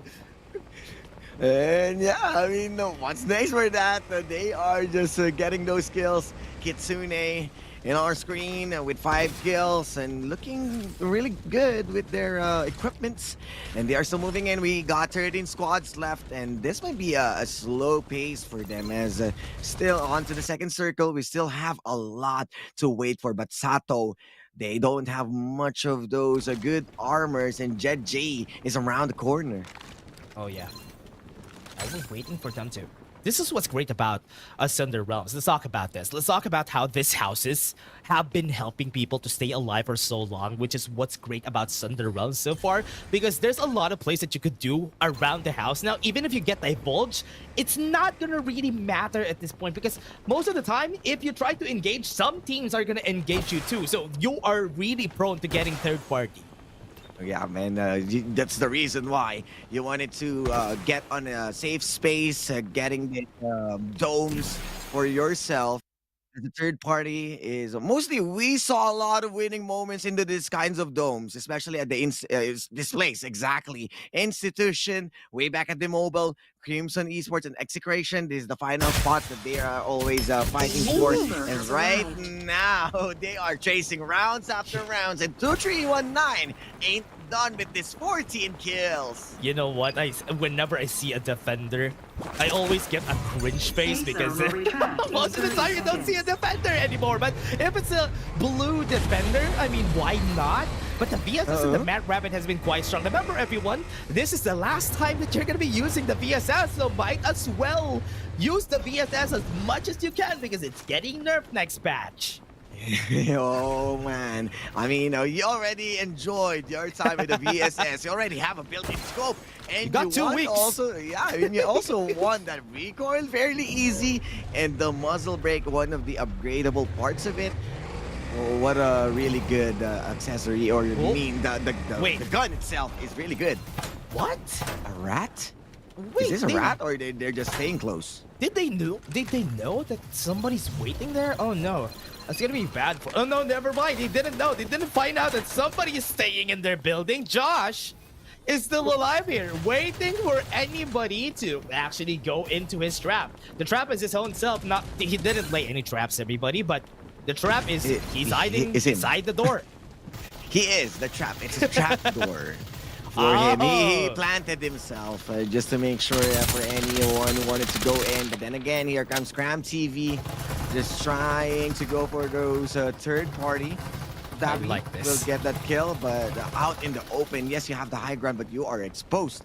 Yeah, you know what? There's a lot of squads here. Squad 9, Squad 8, close to 14 and 10, which is a really scary start here for the squads. I want to see the battle that's happening there. There was a knockup that happened a while ago because Sato is also here. 2319 needs to be careful. Even with the supersonic surge, they can't do anything much there except to dive, lay down the ground, getting vanquished. Shots not hitting. Solo Boy, where's the Solo Bolo? He got Solo Bolo himself. The Vision Rotion is going to be used to buy some time. 2319, a bit too late though. Restoration field is enough for them to survive in the end, and Sato survived. But here comes the fray. Here comes the revenge from the squad. Powix, no sweat to get the kill. Oh, indeed. What a way to finish this, and gives a lot of time for him to revive his team members. But oh wait, that might be too early to say, as this will be the raid from Malaya Makata, and that will be as Powix also will join the deaths of his friends, and 10 squads being left out in a vision erosion action here against Nostra.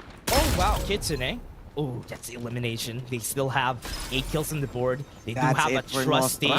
What do you call this? Is that a trusty?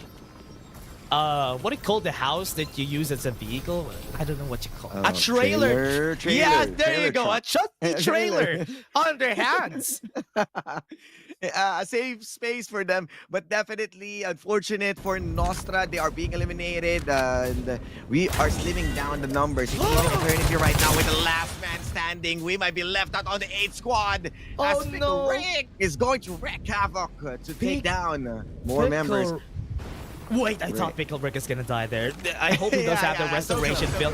I'm waiting at the scoreboard if he's gonna get eliminated out of the zone, or will he be able to use the restoration field on the Mediacs? But taking a look at where the zone is gonna be, we do have a great open area around the zone, so this is gonna be hard because they need to cross not the bridge. They do need to cross the open air that we have there. Ooh, and right now, Azusa with only 3 members and 1 down. It's only 2 being left out. They are playing on to the edge alongside with squad number 15. They are shooting fires one after another, explodes themselves and explodes, and another jump. That's 2 ducks jumping all around, and this might be a duck hunt for their kill. Oh no, they got the duck hunt for sure, but they got another kill on their hands, so he doesn't hit all the shots, and that's why he was able to survive. This team. Oh man, what? Who is this? AO? Is this a reverse aim? Yeah, AO? that's AO. AO. Or should I say ow? Because the shots are, I mean, the zone is killing him. That's why he's dead. That's ow. That's gotta hurt and definitely out. And right now, Kitsune, oh, what a gift from the gods. They got a supply drop, and that's a full armor from this guy, Snoops. Yeah. Gift from the gods, literally, Ivy League. Can you go? What is that? God broke. Okay, God broke. I thought Yeah, I thought it's goodbye or something. But what Well, they're I mean, going that's for it. me. That's me. I'm God broke. Hella broke. So we kind of need to work hard right now, guys. We gotta need a good performance here at FPC as Sarah! God broke. Oh, look at where they're going. They're using the open air in order for them to stay alive. I think Turbo's gonna be dead. He wasn't able to activate the Nitro at his back. Azure is waiting for them. That's the scary part. Comsy is gonna die. That is just free for them. They're like sitting ducks in that open area, and that's why Azure is free to kill them. Wow, what a good way to finish those kills. One down, Wait. not even the Medix to have them go around, but Cons right now, and we still 4 squads remaining. Kitsune has a super airdrop. Look at that. They have level 6 armor on Snoops out of all people. And that's the going to be the gift of scary part. gods. They have a Rhino on hand. So if ever they cut it close with a Summit Crush, once they land, they're going to be landing on a Rhino. Yeah, and with that good front line, a good armor already, an AoE explosion. This guy, he is the one who's going to own this place and tracing all the rounds against a VSS. And still, no team deaths. We might be looking at the zone, shrinking in. They got the place, they got the high ground, they know where they going in. God broke, as hella broke their armors in spirit as he's going down. Last 3 squads dash. What are they going to do? They have nowhere to go. They do have some vehicles on hand, but this is such a god spot for Kitsune that they don't even need to do much. They get close to Snoops, but do their best they go after this. They're taking their time, maybe get close, full speed ahead to go away, and they do conquer the spot that Snoops was in. Snoops just wants to play it safe, fighting against 4. This is going to be a hard fight. And slowly but surely, they are inching in, but they stayed around the edge of the circle. No one wants to go in the middle. It's fairly exposed. So most of the teams will be moving in at the same time once the door closes. And here comes the door, here comes the zone, here comes the roll.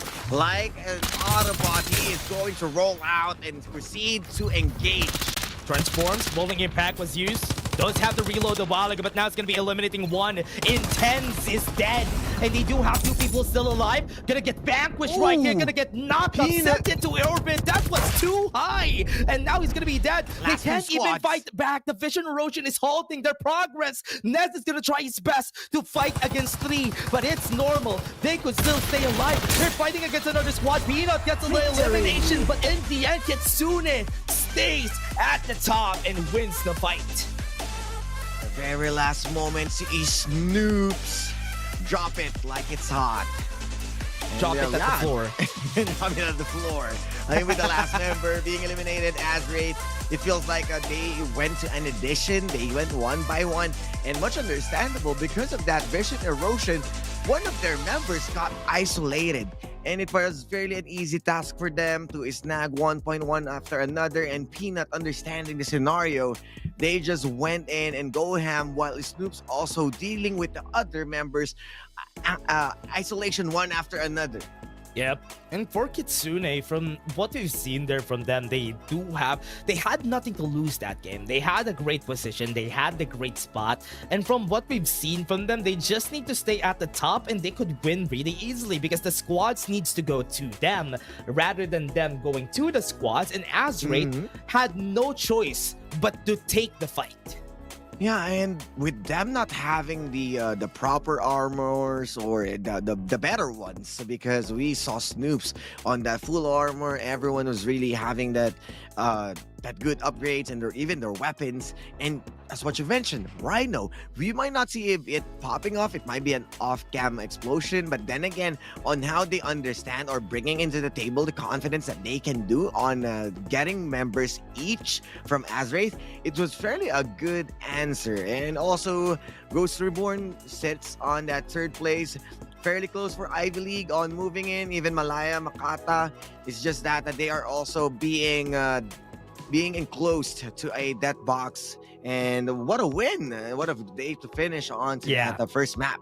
Yeah, Malaya Makata is a big surprise for the start of the game because they already got so much points from just getting so much kills from this game. But from what we've seen also from the other squads, it's a little bit more tame. Even if we had like 12 kills on Kitsune or more, looking at the other squads, they only had not even double-digit kills for most of the team. So that's why, even if we've told everybody that this is a game that is much more explosive, it's great that it's distributed across the board. Everybody's getting kills. Yeah, I mean, they are sitting comfortably with their kills and with their positions and understanding the scenario that they might be getting caught off guard. There's so many teams who did rotate just to avoid those flanks. It's just that the strugglers, again, not respecting the zone. It always has been the same blueprint on how they die in those kinds of situations. We also saw Turbo, which is a really good example, that died onto that last moment on dropping to those empty spaces, and really not the best place to be in. Yeah, and now let's take a look at the highlights first because there was a lot of things to unpack during that game. So you guys be the judge and take a look at what happened that game.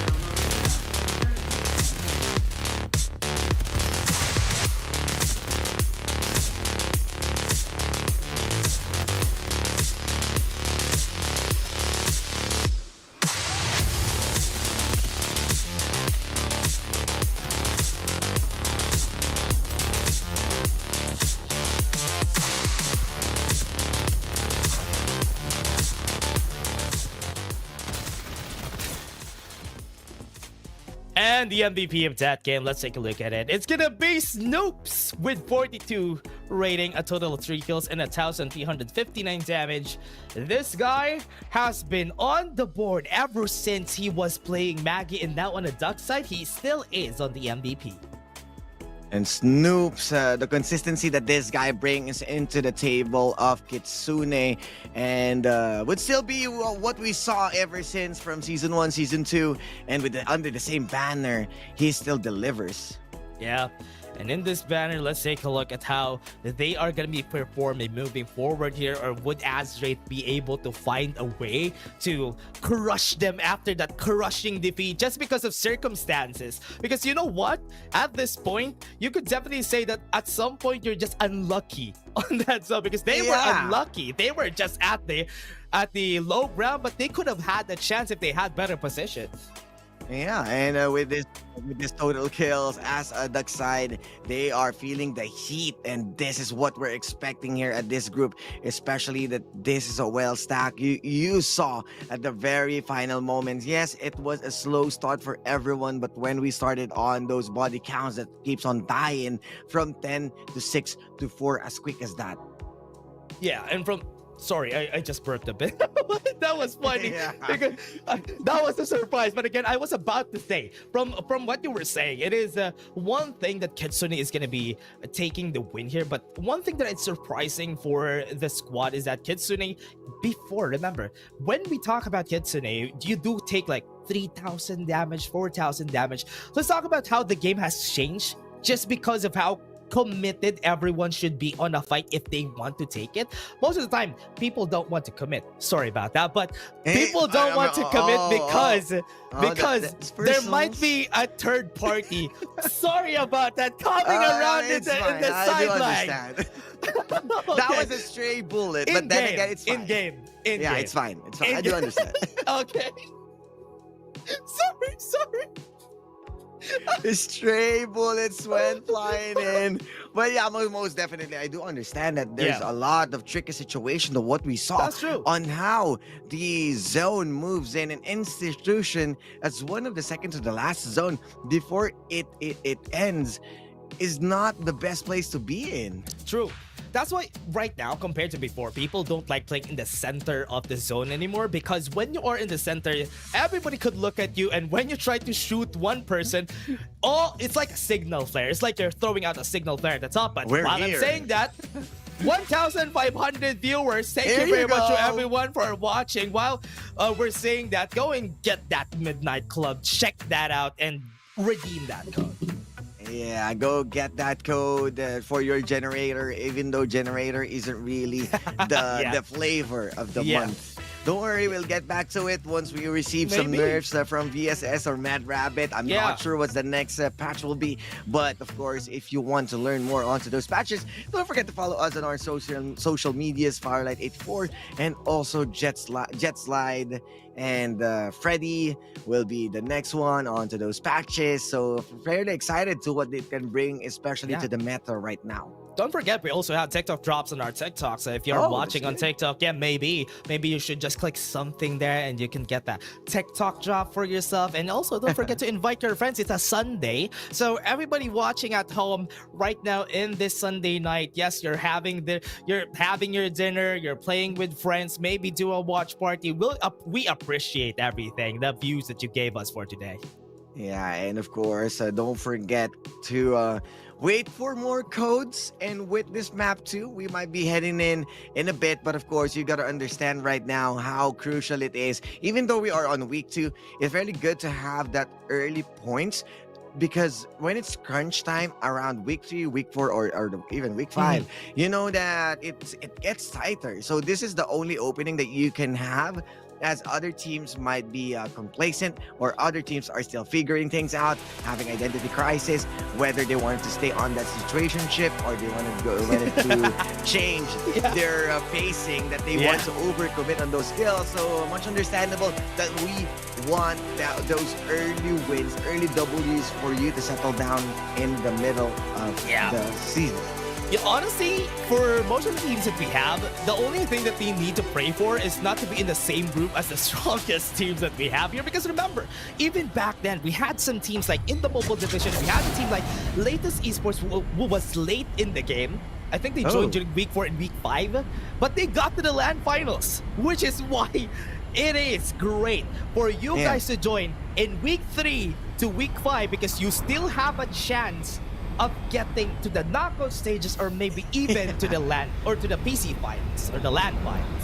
Yeah, and of course there's Latest. This is what you order when you're eating at the Samgyeopsal or mukbangs as the veggies.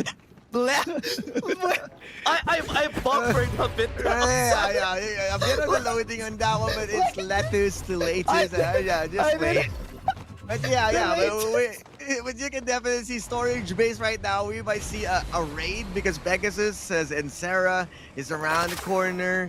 While Hydro Plant is only with one team, as mentioned, Pegasus, a Rocky Zone by JMC, and Wind Valley with Santorio. Yep.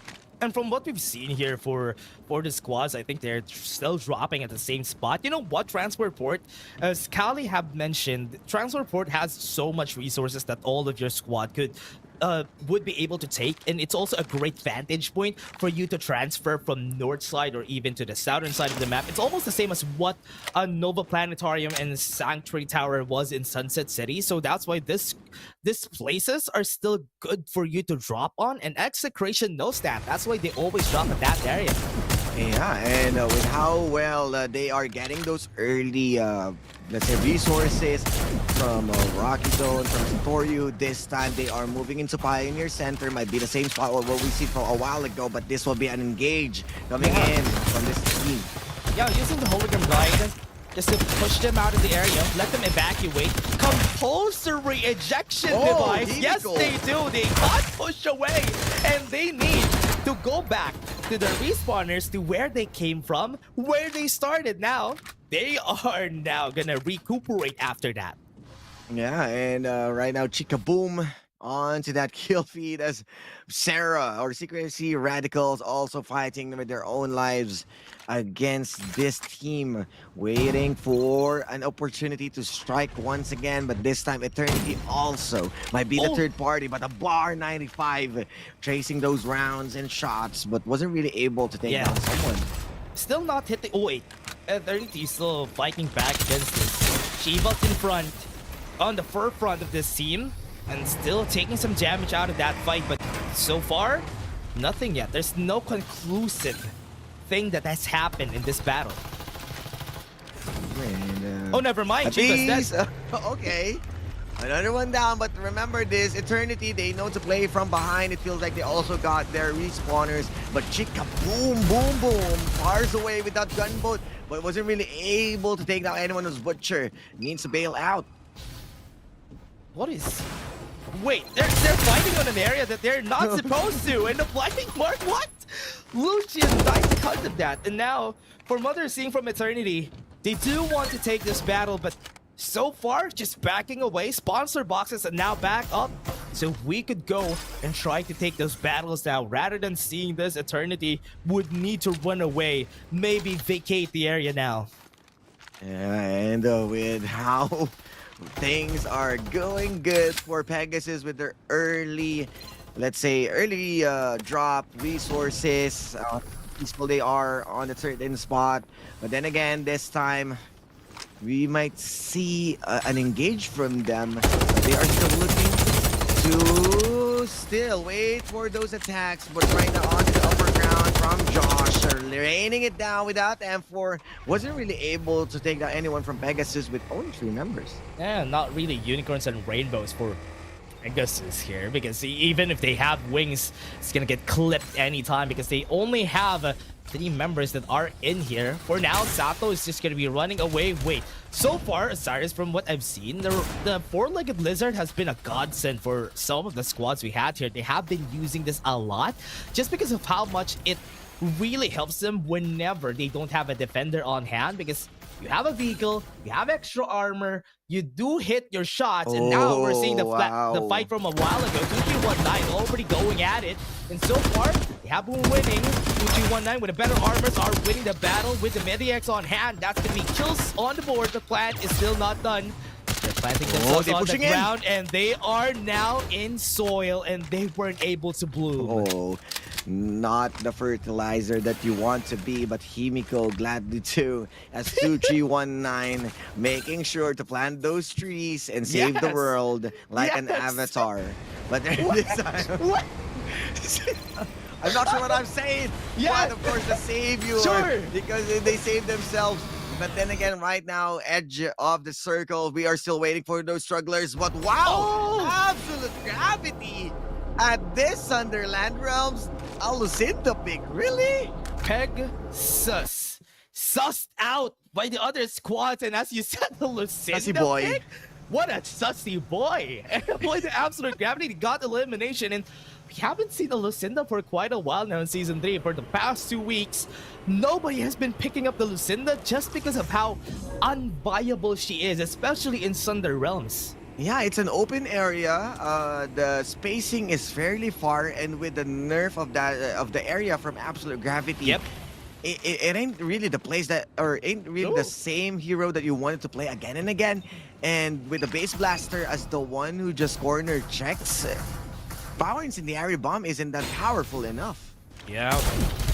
So far, Azraid shooting themselves inside the dome, and for now fighting against Ghost, but Ghost Reborn is not really hitting the mark. They don't really want to commit here. Everybody has been playing long-range battles so far, because in the houses close to Institution, you do have a lot of houses that are elevated away from each other. So with this, you could just stay in a house without the Lucinda and a Cypher. You don't need to be scared. And with what Azraid right now, they've been doing just jumping, waiting, gaining just information one after another. But VLM right now, this is a tight spot. This is a low ground, and feels like the opposing side got a good view from there. You know what? I mean, getting any information is good enough. Even with this blinding mark that we're seeing is with the 8 kills that they have for Ivy League, it has been growing great for the squad because they have killed 2 squads already, and that's great. Respawners are back, and Peg says, Chikaboom got a kill a while ago, but they're fighting a 1v1. They're just gonna get killed on the board, but wait! The incendiary is burning them! Wow. Really unfortunate, and this is what we're saying. That the what are you saying, Osiris? That power incendiary bomb isn't powerful enough. But oh, look him and go! As Vegas is right now. They are winning the fight. Why are they winning this battle though? They were fighting not a winning war. They have lost supposedly, but they're winning. They are positioning themselves well. There's another squad that is incoming together with Squad 3. They're outside the zone, but everybody still wants to stay in their houses. I mean, real estate, sure, but they do want to stay in here for so long because they're getting damaged, they're getting eliminations. Eternity loses Shiva in the process. Wow, this is fairly unfortunate even for the bigger teams right now. Remember that Pegasus is only playing with 3 members, and that's also Calypso trying to make things work. And Eternity suffered a lot of losses as well. How's Jet G with their situation? They're just making sure to get those upgrades and those fights. But VLM and another fight with Jet G. Oh yeah, Ivy League not having a really great spot here. They only have 2 members that are still alive. That is one more down, and Godbroke is out, and Ivy League has been taken down. And Ivy League, unfortunate as how close they are when they started this fight. 13 squads remaining. They are rolling in Shivas. Once again, with the last member that has been removed, they can save him anymore, and that's a Young. They can possibly have enough. And Nostra? What is this? Nostra fighting once again against Ghost Reborn. I think that's gonna be a dead Ghost Reborn. He's trying. He's not hitting the shots. His White Dwarf is not working. Rolling impact, or should I say rolling dead on the floor. Deku isn't going to survive, as the former champs there would still wanted to play. But here comes the chase from Malaya Makata. Oh yeah, I love this squad's name. Malaya Makata going for full clip, sending him to the heavens, hosing him down, and there he goes, down and out. And they need to find a way to revive him because so far they only have 2 more members in the side of Nostra. They're still wanted to get that piece of cake to even push their points. But Azusa, we know that someone is in here. Summit's Crush onto the first floor. We know someone's up.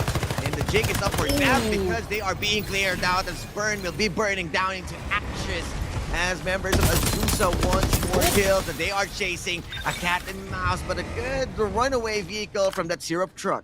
Back to the lobby they go. Still have 1 more alive here, Butcher. Waiting for any members to stray close because if they do, they could get killed anytime. And from what we're seeing here, they're not using their medkits. They don't want to be heard. Still so close, but Dora with his mighty map and backpack, he's looking, but the map is not talking to her. That's why she's not hearing the directions. Where should they go? Not even Boots. They have no idea. Oh, there he is. There is Swiper. Swiping. Butcher. No, he's running. Oh no, don't chase Swiper. He's gonna swipe your life.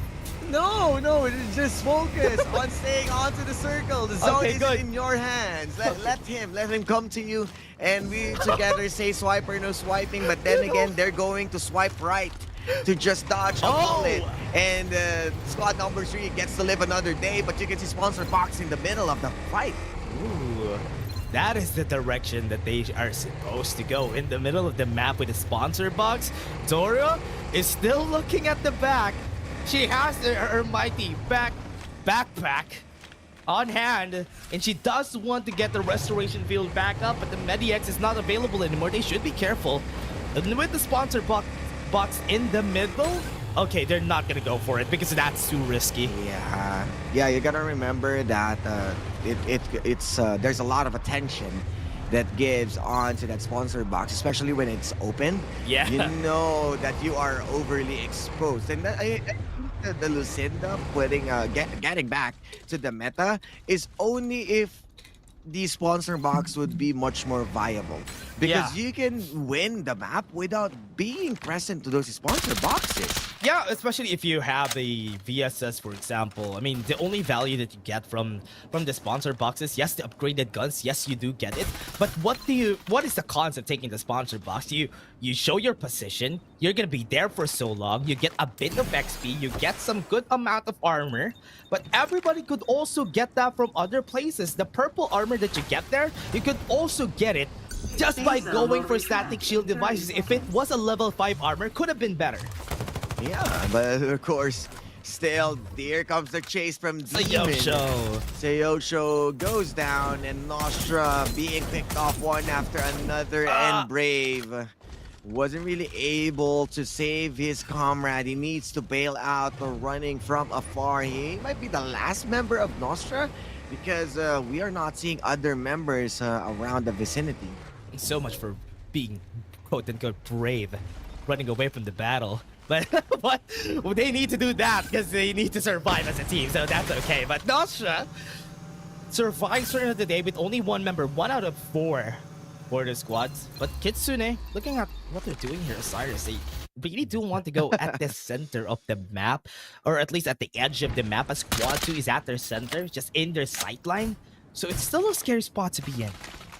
Yeah, not the best place to be in, as anyone can just surprise you when you are out there. But 1 kill from Azraid, 6 kills from 2319. Again, they are in heat. They are killing one after another members that they saw. But then again, they still need to convert this into a map win if they want to boost their possession. And onto the kill feed, as a Snoops is still delivering the winners of map 1 is still alive and out there. 10 squads remaining, and the zone closing in. And wow, a very unfortunate spot, I must say, because of that big rock. West side of Hydro Plant, there's a valley that you need to cross, and a lot of people are going to be playing around this crates that is in the center. So it's not really a good spot, especially if you go there yourself. But Brave, as we said, is going to be dying in the process because he's at the center of everything. And when you go to the center, you do show up to a lot of people. You do in the sight lines of other people. You're going to be seen, and Kitsune, look at them performing. Yeah, as still the winners of map 1, with the consistency that they are bringing into the table. Who will be the challenger? With only 3 members being left out to Azusa, might not be the one. But here comes Mantas, Revered in the squad, that they have good level 5 armors, and they are eyeing to take down Kitsune. This might be the answer, Dash. Yep, wants to take the battle. Summon Crush knocks them up. They can't even push them back. They have the Vision Erosion, but that has been taken off. They have the Blinding Mark. The timing of the Summon Crush was perfect, but nobody's speaking out. Pew Pew is going to be killed in the process. They have 2 more members vanquished, obliterated by the members of Kitsune. 4-man squad versus 2. Reaver falls down, and 1 more is just going to run away. And what a play from Kitsune, playing inside. They use the Vision Erosion, they use the Summit Crash to initially start the fight, and they got the idea. And everyone right now, they are eyeing to this team. Everyone wants a piece of cake, but then again, they're getting the piece of the punches from Kitsune's snipers. Yeah, Kitsune's with the defenders and the DSS. They are welcomed on taking this fight. They want the lock horns with another squad, but looking at Zusa and Eternity, they want to win the battle with a 3v3. They do have some timings with the Restoration Field, but Butcher is no more. And Josh and Shivas are the only ones standing here with their trusty armors. They do have one. They take one from Nez, and they are one of taking this fight. They want to obliterate them. They want to spray them down, but so far, crossing the river is so hard because they Eternity. don't. And Azusa takes the win. What a way to end Eternity. We thought that they are still the one who's going to take in control, but they lost another fight, and fairly good upgrades from that squad, leveling up their winning potential. Kitsune standing high top.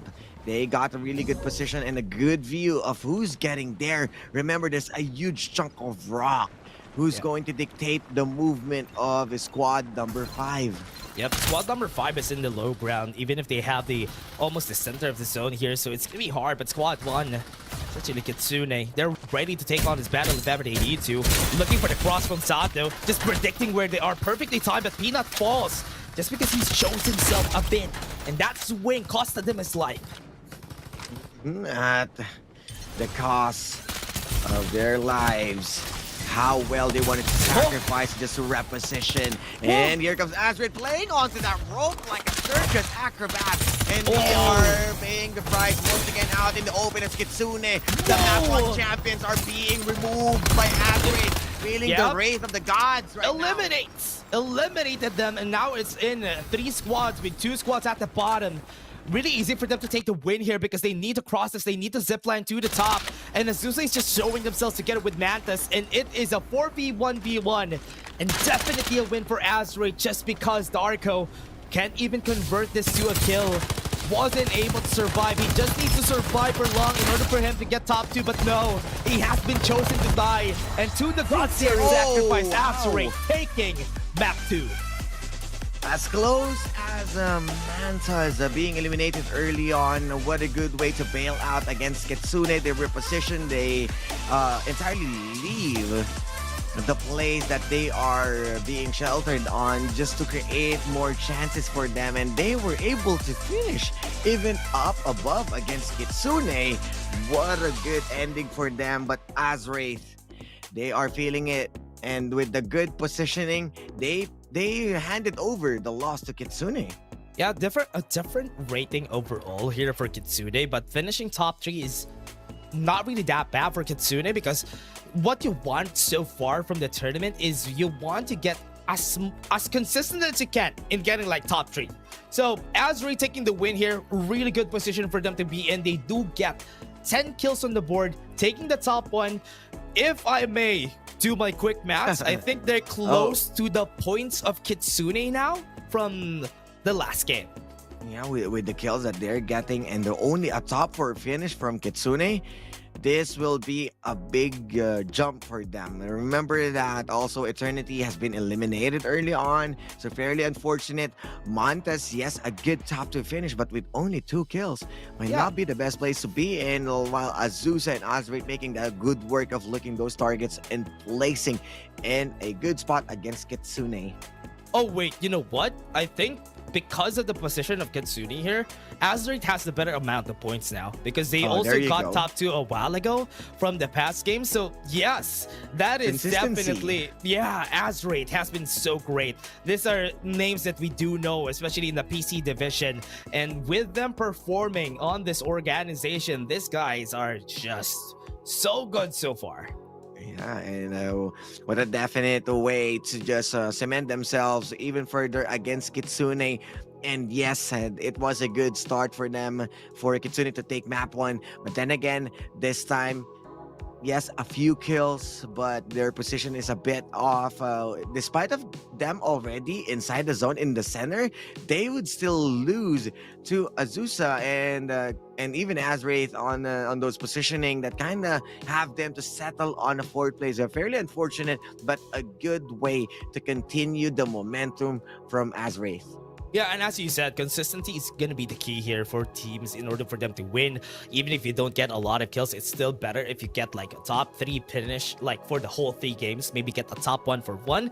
Those amount of points that you can get there is still higher than just getting so much kills in 1 game and winning. So that's why it's great. So again, everybody, let's go to the highlights first. Take a look at what happened that game.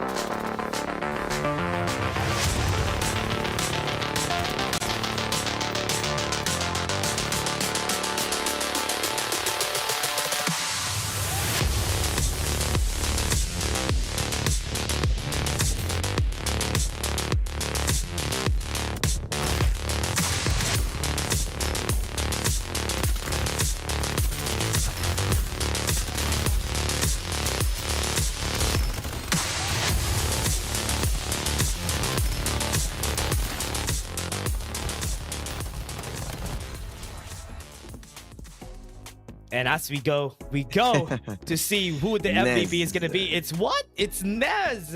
Man, this guy, ever since even during season 2, Nez has been racking up a lot of MVPs. So the two players that got the MVP for Group B, they have been the MVPs of their teams ever since season 2. And I mean, with a dark side once again, getting back in the MVP as what you mentioned from season 2. It always has been this names that keeps on popping up. And we saw Snoops, now Nez. What a good way. And way back at Group A, we're seeing also new names. So, of course, new kids on the block, especially from Paragon's Glorious and Zayfor. I mean, it would still be Maestro, but Chili the G on a new name. G. So, still OGs or the old gods would still be present here as Nez from Asgrade PC would still deliver and continue the MVP by Techno. And there it is. I mean, they should be bringing the momentum to map 3 just to make sure that they are snagging the top 1 spot for the weekly, but we'd still need to compute for those open qualifiers, so we would still know who's going to sit at top. Yeah, and for all of the players who still want to join, you can still join. Take a look at the socials later on. Farlight84 on all of our socials. You can still join the tournament and register your team. Like this teams right here, they were not gods before. They just became gods as we move forward into the competition. Maybe you have a chance on becoming a god yourself in this tournament. So yes, don't forget to join. And also thank you very much to Techno and even Fantech for being the sponsor of this tournament. Yep, and make sure to check those. Actually, I was in talks with one of my friends a while ago. He just bought his own Techno and waiting for Techno Pova Pro, I believe. So I think that's something that you guys need to check on Techno. No one's sleeping on this brand because it's fairly good. Even the camera is looking good. Even BK got her own Techno. So I believe that it's really out there. Wanted to buy one as well. And Fantech with their keyboard. So everything right now with the sponsors looking good as how we are looking good at Farlight 84 Philippines Championship Season 3, and with these players and with how let's say the re-rosters, the shuffles, who's going to win for map 3, because we got different winners from map 1 to map 2. Yeah, now we go to the game. That fast, Osiris. That fast. Wow. We're already going to game 3 and we're gonna be done with this day. I mean, I was just speaking most of the time, then we're starting. Yeah, we're here in Thunder Realms. Yeah, I hope that at some point in the knockout stages or even during the finals, you have like a vacation in Sunset City, maybe on one of the best of 5s, or maybe a vacation in Lambton, maybe, shrugging my shoulders. So for everyone out there, so today we're just gonna be having Thunder Realms for the whole part of the tournament, and it's looking like this might be a staple moving forward for after the next seasons that are gonna come, because Thunder Realms has been great. Changed the way we look at the game so far. Yeah, and with how well the changes, and I mean, another thing to consider with how slow the early game is, because of the first zone, it's just covering 80% of the map.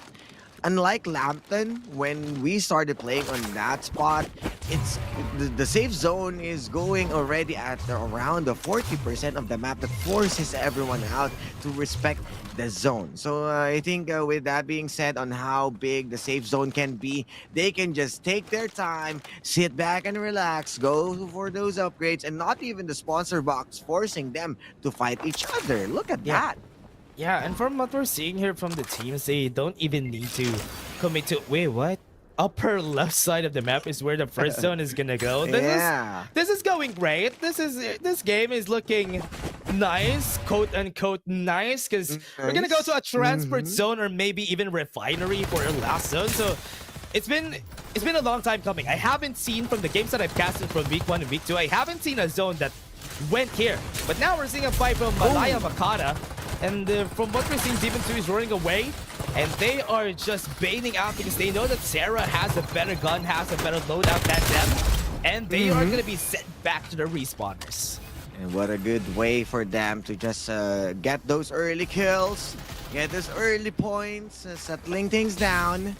And remember, we still have respawners. We can just take it slow on how slow they wanted to go. But Refinery being contested, this is one of the famous plays that has been being dropped by those big teams. And I mean, even us, Dash, we love dropping at Refinery for some reason. Yeah. I mean, Refinery is this one of the parts of the map that has been pretty unique for Farlight because we haven't had a structure like this ever since, like yeah, I mean, it's towering solid high tower. ground. Yeah, it's a super high ground or an ultra high ground that you do have a lot of elevations, and we haven't seen that type of structure for so long in Farlight 84, and having it here, it's really unique. Yeah, with the cost of those high grounds that we can play the zip lines, and that's how many levels of fights that we can they can bring onto the table. Lightning Warrior is going to hit as Pegasus. Now they are not going to play with 3 members. It's time for them to complete the squad for the last map. But we are seeing a Secrecy Radicals against Malaya Makata facing those skills. But this time Eternity might be engaging. Yeah, somebody's using an absolute gravity, which is why I was surprised. I said, what? Because what is that? There's an absolute gravity in this area. They weren't able to do anything much with that. But Chickaboom is looking like they are going to be doing something. They're going to be taking some kills on the board. But no, they sacrificed themselves to the gods, and that's not good. Because they're losing their lives in the process. They got vanquished by Eternity. And Shivas, of course, the guard to defend this establishment. And once again, with a full wipe, would still be using those respawners. Are we going to see a re-engage or just trying to put themselves in a good spot? But then again, Sato might be looking for those kills. Going for the cleanup, but Sato hasn't seen anybody. Oh, they already ran away at the right place, and he is locked out. They need to go away. But from what we're seeing, no! They see Chivas! No! Gods can bleed as Azrates will be the next target from Mantas 2 versus 3. They are looking for the target. They are running around. They have the blinding mark inside and out. Might be going in from the window. The damage is there.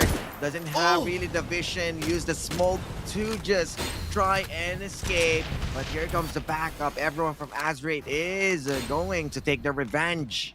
Yep. Mantas looking for members of Azrate. They want to get close, they want to get in, but they still have some respawners. If ever they try to fight you, look at them just playing around the area, playing around it. But Daisy doesn't have any more bullets. The reload was his demise. Reaver became the Reaper that takes out the deaths into the hands of the members. So, wow! Once again, a gift from this team. Yeah. They got a sponsor box battle. I think that sponsor box is lying there while everybody was fighting around this area. And Azrael just got punished. And Mantas, it's been a long time coming. Welcome to the game. Yeah, and Nostra against Sato. Full clip is there. But everyone right now is being surrounded by these members. What are they going to do? Because it feels like they are brave enough to take this fight into the choke point. Full clip. Here comes also the zone trying to eat them up, but wasn't really able to convert end kills of those damage. But Sunkoryu also going down, and they are going to bail out. Yep, this members got dismembered, and Nostra just took down the cake. They were able to jump down on the members right there, and they would just be able to just go out in style. And there's another squad. Squad 3 also went to the area and where they were from. As storage space has been the one of the let's say hot spot for how many teams are fighting out there in another Vision Erosion against Kitsune, and a lot of teams are moving at each other as 3 members are around. Kitsune is still winning. Kitsune is still winning the fight with the level 4 armors. They do have the respawners, so they can still go back. But for now, cut their losses, get the win, get the 3 kills that they can, because Mantas is already here and they need to find a way to get out. Yes, they have the gunboat, not the fastest, but good enough. Oh, room, skirt, but wasn't really able to get those kills from Pew Pew. And with only few bullets coming in, but Sato, wow, another squad. They met another squad. That's not good. They're being chased down by squad 2. They should look at the possibility of fighting against one. They need to decide now. They need to win if they want to take this down. But Mantas is already encircling them. Dun, dun, dun, dun, dun, dun. The Sharks are here, and they're gonna go inside. They get a kill on one, and they have one on the board. Oxy's out. Mediax is not gonna help you, buddy, but the teammates are. And Jay Wayne might fall down, but they get a kill on Snoops, and they still push them back to the respawners. Oxy going down with no oxygen, and of course into the teeth of the Sharks as the Jaws chomp them all out. Mantas is still proving that they are the team to beat right now by BIing on the top 1 spot for the map 3. But then again 2-3-1-9 around Malaya Makata. That's only 1 tree separating them to be discovered.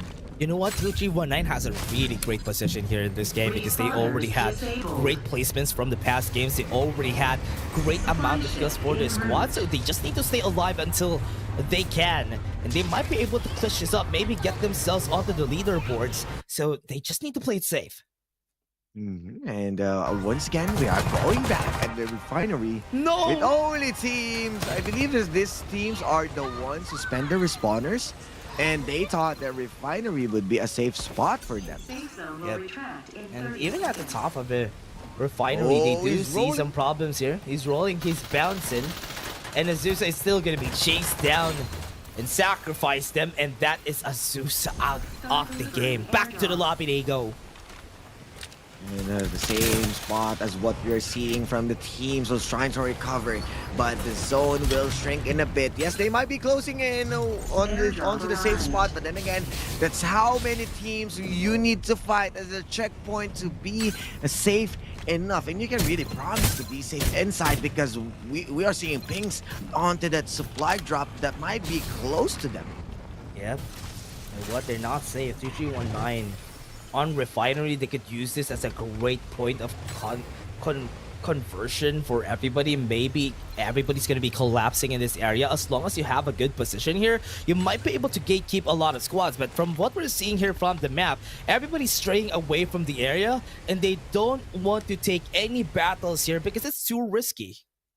And Mantas being the one who's ahead might be facing Ivy League inside this base. Vision erosion has been used. Yeah, goes in for the shield. They go inside and go pew pew to get the knock up on 3, but it's not enough. He falls down. Mediax is helping. He's not gonna stay alive, but Mantas is just encircling them, taking them down one by one, and there they go, jumping around. And Mantas could get eliminated. They do have the man advantage. They chase him, they kill him, and they do fall doon. And there you go as Ivy League Dabi, but here comes another Wolves as they smell the blood of those members. Kitsune knocking into the door, and they're going to kick it open as Dabi will be the dummy he needs to be the crash test that they are taking in as the limit testing still continues for Kitsune. Kitsune getting the kill, getting the armors. Is able to capitalize on the injured members of Ivy League. And now they get themselves in a position of power. Even if they're only 3 members, it's still possible for them to win here. But I believe they... Wait, what? He knows that somebody's there. Still around the place. And they're just taking it slow this time around. Playing onto the sponsor box. Gaining momentum, gaining plays, gaining more XPs. But squad number 7 and 8... they still have 10 around and 15. They are not going to engage as how Pegasus right now and still going for that revive. No one's going to discover them, but they are looking from that one member who got exploded by a syrup drop. Yep. And actually, from what we're seeing here, together with Kitsune, they don't really have a healthy spot. And from what they want to do, they just want to stay alive and goes to the safest parts of the zone before they head into any battles, because they don't really need to do anything much. They don't need to get any kills. They have great placement, so they just need to stay alive for long. But Nostra, they have to commit. They have to take a fight. They get the armor down. The armor breakdown just shows. And from what we're seeing from Nostra, they're still chasing the members out here. No, you can't run because you're gonna get chased down full clip. Oh no! They run down, mowed them down, sprayed them with a full clip. Unfortunate placement to be in. As the last member from Ghost Reborn, he is trying to disguise himself as a rooftop Ching. Just making sure that he isn't exposed to any angle. But Nostra is a good save to them. But Nezzy jumps out. Yep. Why That's though? instead. He was seen. He had to spectate it. I mean, Bray was looking at the. He's a big guy. Yeah, he sees his very big green body, and that's why he knew Big that green he's ball. dead there. And Shane, what? Takes up to Yosho out of nowhere, and now he just need to bail out. Run, Ching! You already got a kill. No, they've gone down on that syrup truck. They can still go for the revive. And the quick change onto the facing dash once again. There's 8 squads left as the rats are being exterminated from these teams and have yet to revive one of their main members. But you can see Pegasus and Jet G staying outside the zone. Nostra also might be wanting to take those points against the strugglers, slowing them down. And with only 7 seconds, we might be seeing the next zone. The next movement from the teams. Yeah, struggling to find a great position for Nostra because they're not in an ideal position and they want to go at the top because they're at the low ground. And this is not a steep mountain. There's no cliffs that you can use as cover. But you only use these crates that are around this area. Rolling in, full clip, trying just to scout around. Not gonna find what? Joke's on you. He's going to find members after members as Daisy isn't going to meet another day to bloom. Yep, what a great spot for them. In the center of these valleys that we do have, that all connecting valleys like crossing on the road, this is a great spot to be in because they're not at the center, they're at the sides. They have a good house that does have a lot of openings so they can spectate or even scout around the place. And with how good the duck sides are being utilized, the rolling impact, extra shields, they can just check every corners, phase check, and look at that Malaya Makata. Ow, is just the last one member trying to stay safe and play for a placement, but Secrecy Radicals right now, they got the Rocket Tarantula to fend off and they push into their side. They can just bring it in. They have a good position. They have good establishments, but Azwraith right now feels like they are not in a good spot as Nostra full clip hitting back. Well, Incense is dead. Serendipity doesn't have any cover. But from what we're seeing here from the squads, they do have a great position on the side of 2319, has a big chance of winning. But the Rocket Tarantula is not making it easy for them. Pawix has been killed by that Rocket Tarantula from far away. And they do slay one of their members. And still, the rolls to roll them around. Still wanted to go get that juicy information. Where are the bullets coming? Where are the teams will be coming? And Nostra, they are the ones who still settling down. But whoa, what we are seeing a Tarantula being rained down on as Kitsune with only Peanut being removed to the game. We're also waiting if they can clutch this with 3 members. Might be a double finish for them. Or is it going to be a new Crown Kings for Math3? Oh no. But this is a sticky situation from them. Yeah, but you have a 4-legged lizard on the hands of Chickaboom and they can hide it in that block that we have there. So it's a good cover that they already have at Pegasus in the low ground. But as we were saying, the way the landscape of this map goes, you do have a very steep cliffs in the game, and these are really helpful, especially like what Pegasus is doing. If Kitsune wants to fight them, they need to show themselves. Yeah, they don't have much of a choice, and they really need to overly expose themselves. They need to push, and once again, PIBs just to destroy those corners. Wait, it doesn't hit. No. No. I thought it's gonna hit. It's on the rock. Oh, it got man. stuck. Oh Really no! unfortunate. What a good thinking. Nice but then try. again, not the best thing to do. As Jet G, they are going down. Also, this might be a not so good engage, but you can see Serendipity paying the price on the Tarantula and being sent off. by this duck side. Rock Tarantula was able to make magics out of the members here, but Seiyoshin, the only lone member, he needs to fight against 2 squads, and he needs to choose one. But this squad that is in the side of the zone, they would want to fight against them. Squad 14 closing the distance. They're taking their time. They're wanting to lose. They don't want to lose. Seiyoshin misses the wall run, and he's seen by everybody. I think it's gonna be dead there. Oh no. Unfortunate scenario for them, but Pegasus right now trying to fight back, but 2319 JMC, as we are members, being laid down. And what a way to finish this. What a way to destroy teams, as Calypso taking out Kitsune's Amari. This is a fight of 6 squads. Yeah, 6 squads with a Rocket Tarantula in the area. This is going to be a bad part. They're going to go into 219, losing their members. Genji at the back. They're going for the fight. Sarah in a great position. They can swap their armors.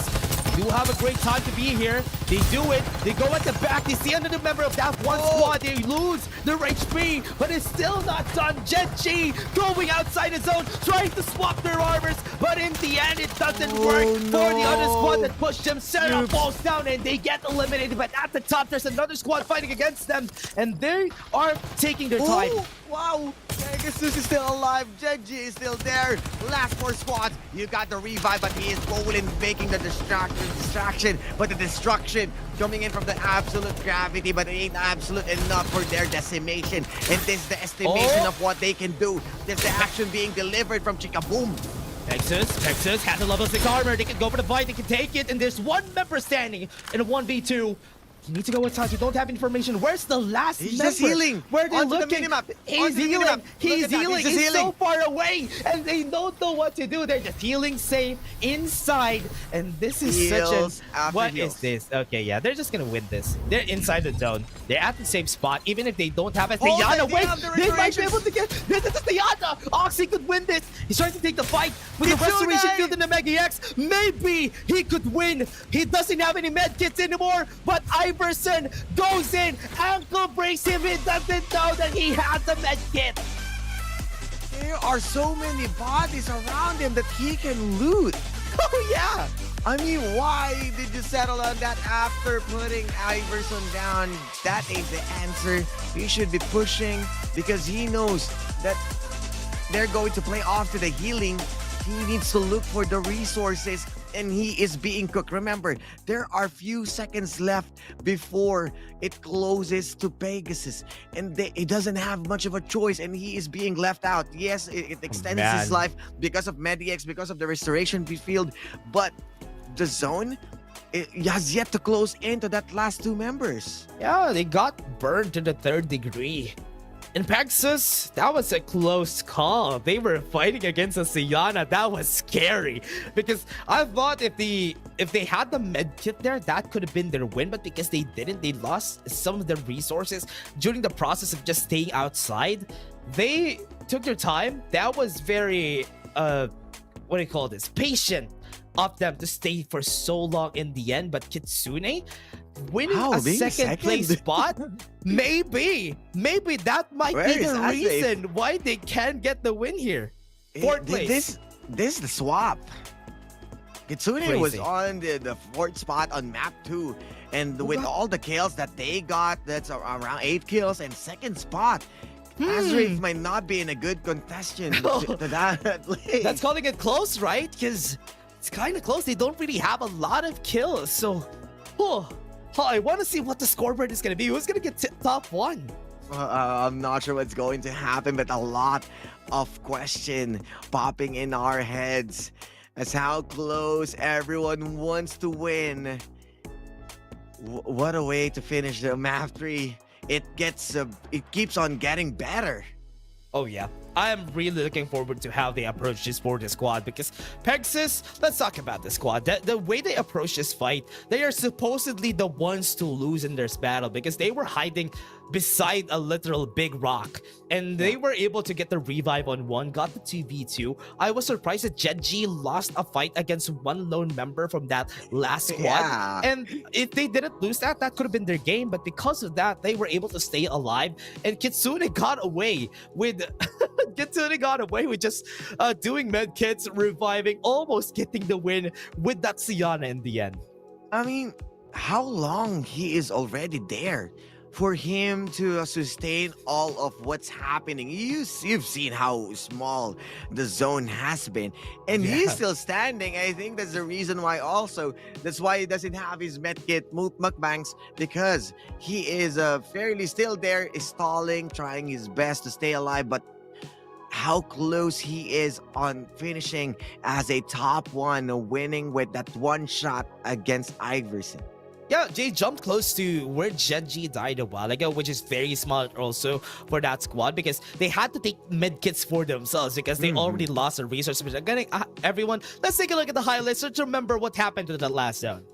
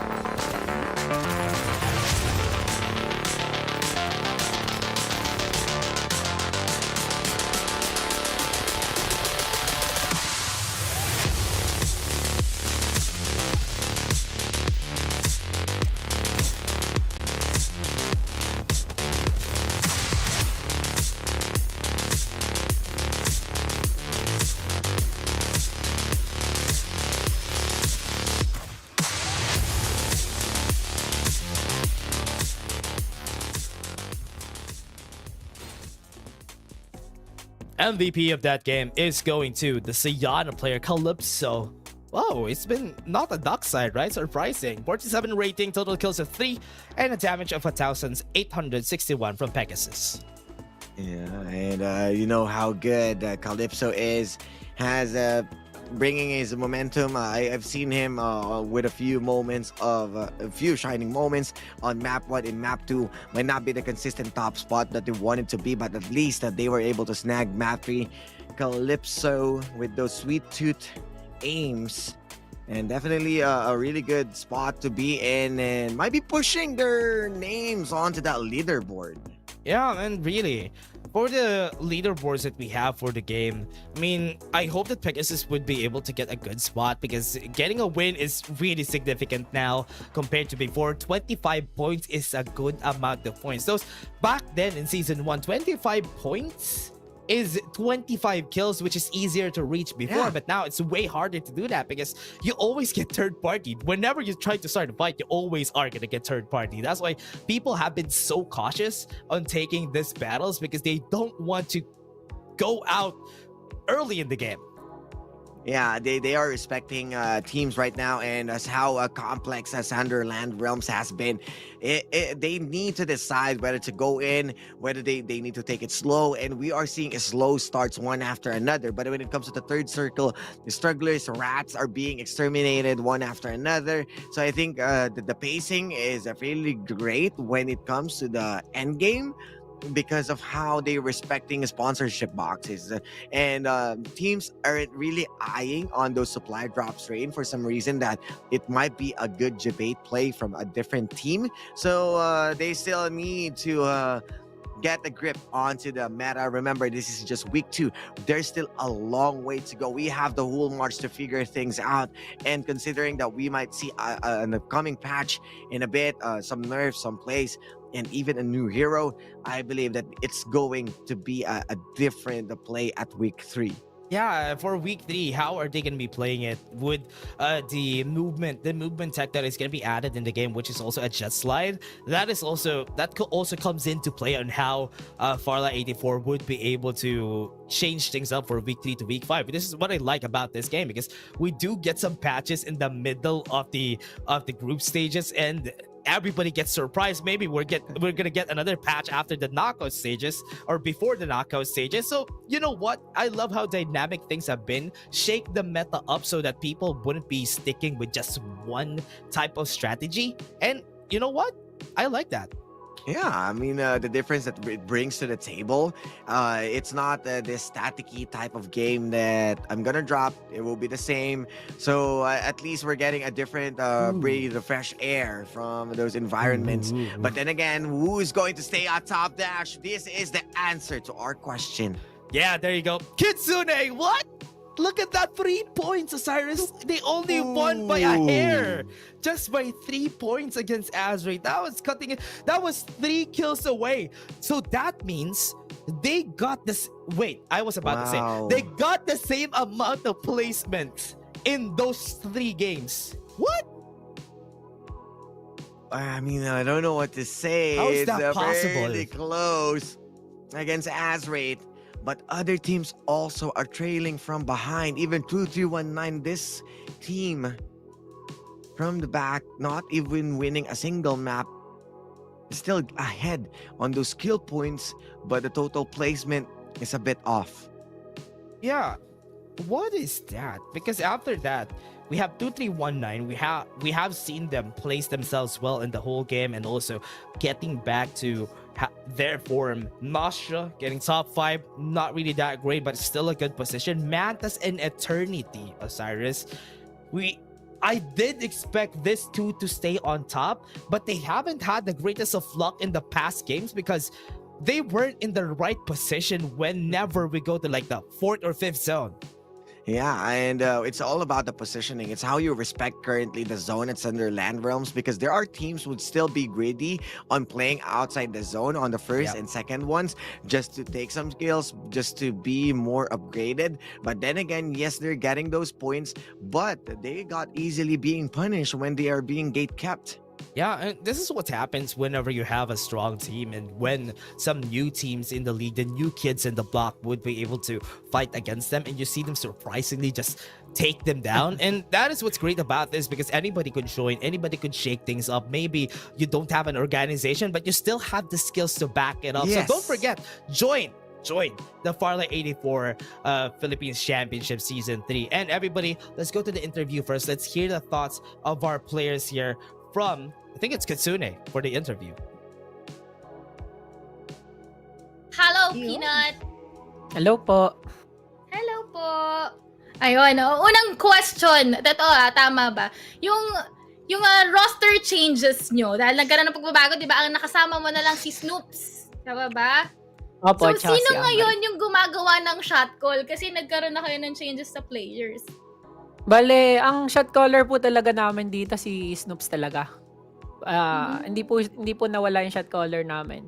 Ang napalitan lang po namin is isang player, si Oxy. Yan, bago po namin. Oo. Tapos tatlo Si pa rin po Oxy kami na dating gumagamit ng bow, di ba? Mahilig mag-bow si Oxy before. Sino nag-call na ang gawin ni Oxy doon sa last map ay mag-heal na lang siya mag-isa niya at magtago na lang? Lahat po kami, matik na yan. Pag ganun, mag-heal So, na kumbaga talaga talagang healing galing na lang yung gawin nyo. Saka siya, med strat yan na yun. Totoo. Kumbaga, natural, nasa niya na rin yan nasa capabilities na rin yan as a hero, But again, congratulations nga pala, Kuya Peanut, Once more, gusto ko sanang tanungin kung paano ba yung naging, yung naging mindset nyo going into Game 2 and Game 3 na, yes, nakahabol kayo into second place, but then, hindi na rin masama yung iyong naging pick. So paano nyo ba naging executions yun all throughout our series today? Hindi ko po alam kung ano nangyari. Patay po ako kanina eh. Pero lang po, nagtitiwala lang kasi sila kay Snoops eh. Bahala na sila kung anong gawin nila. Kapag pagka gusto nyo manalo, gawin nyo na lang mga gusto nyo gawin. Bahala na kayo dyan. Tama nga naman, Importante pa rin kasi yung tiwala between your teams or between your players, di ba, Ate Bim?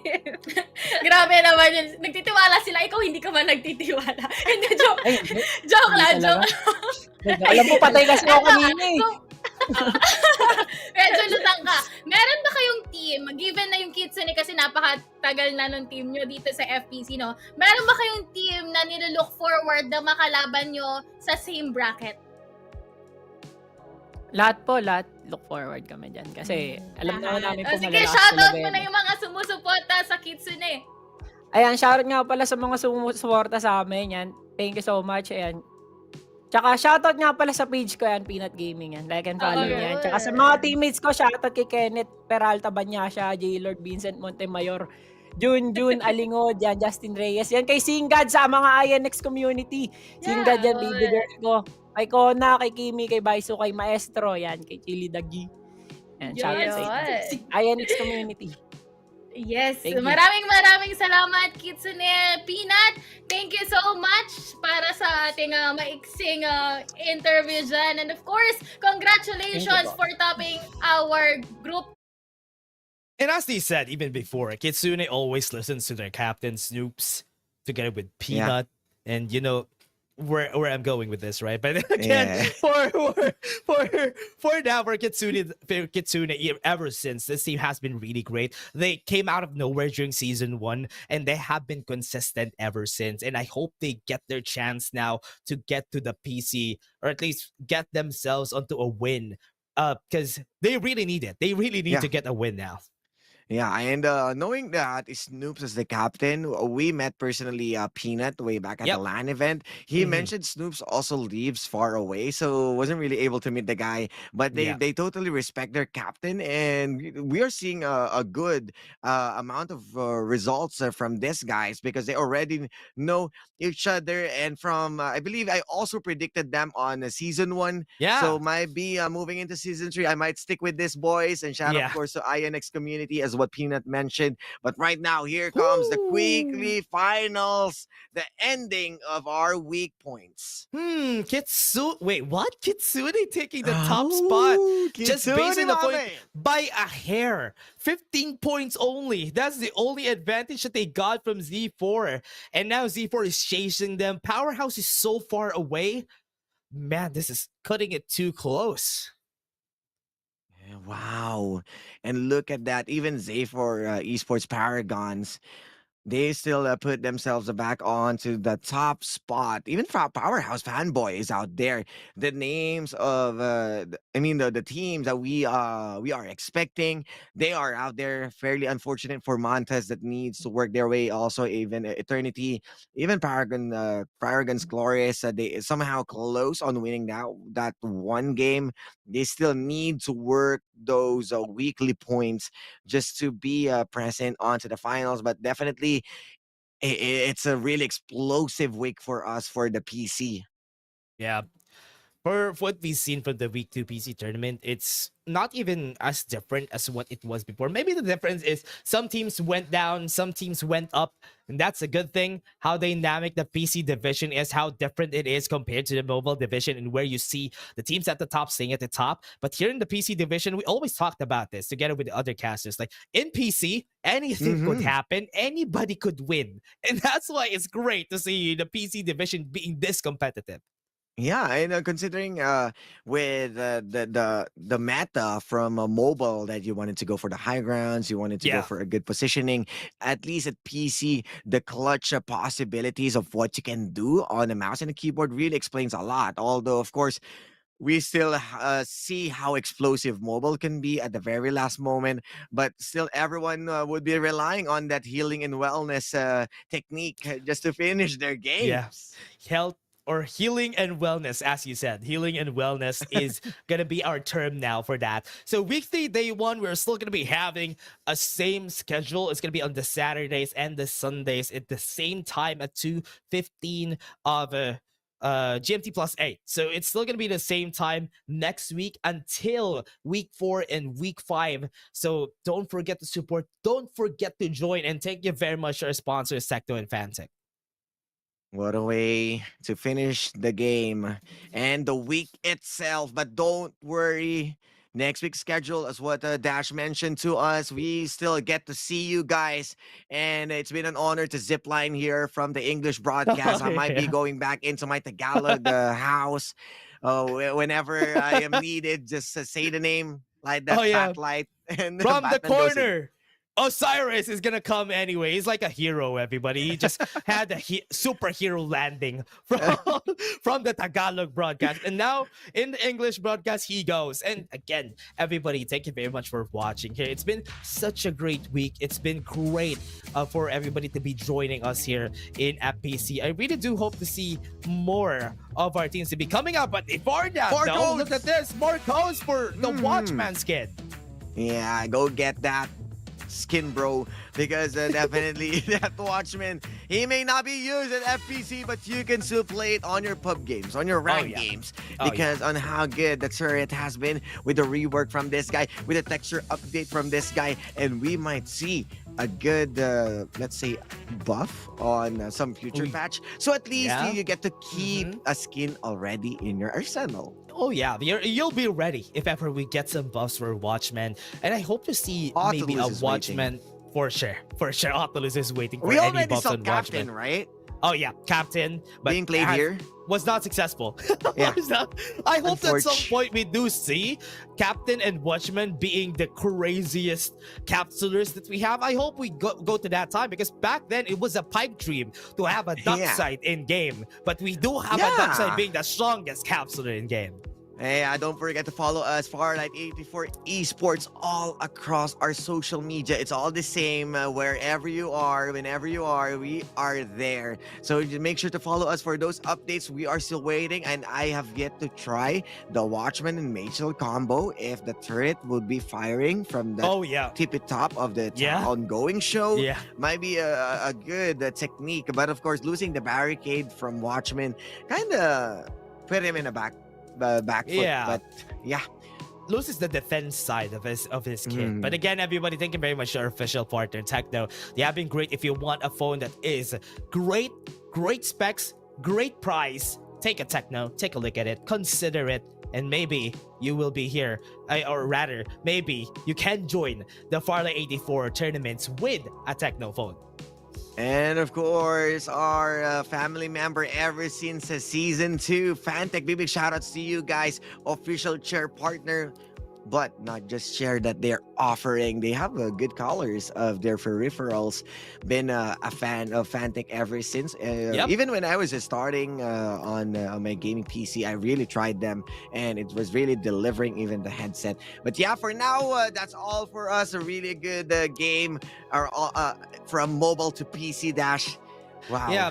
It's been a great day. It's been a great day for everyone, and I hope to see more action for next week. Thank you very much, everybody, for, or rather, Osiris, for filling in for the English broadcast. And again, thank you very much, everybody, for watching the English broadcast and FPC. See you guys next week for more Farlight 84.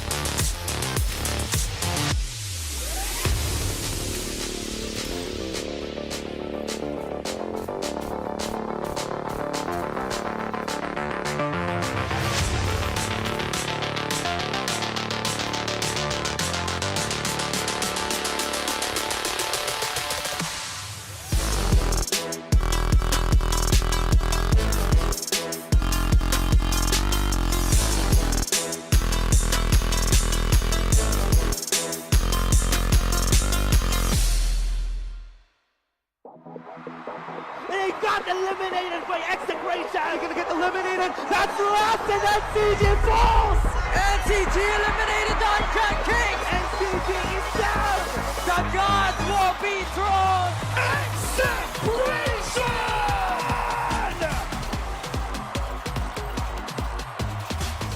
Today, we crown a champion. A grueling first few weeks of the Open qualifiers from hundreds of teams boiled down to just 4 groups during the knockout stage. They want to play for that placement. They are the disadvantaged, but Major connects. And NCG, your mobile tournament champion. Let's give it up for SR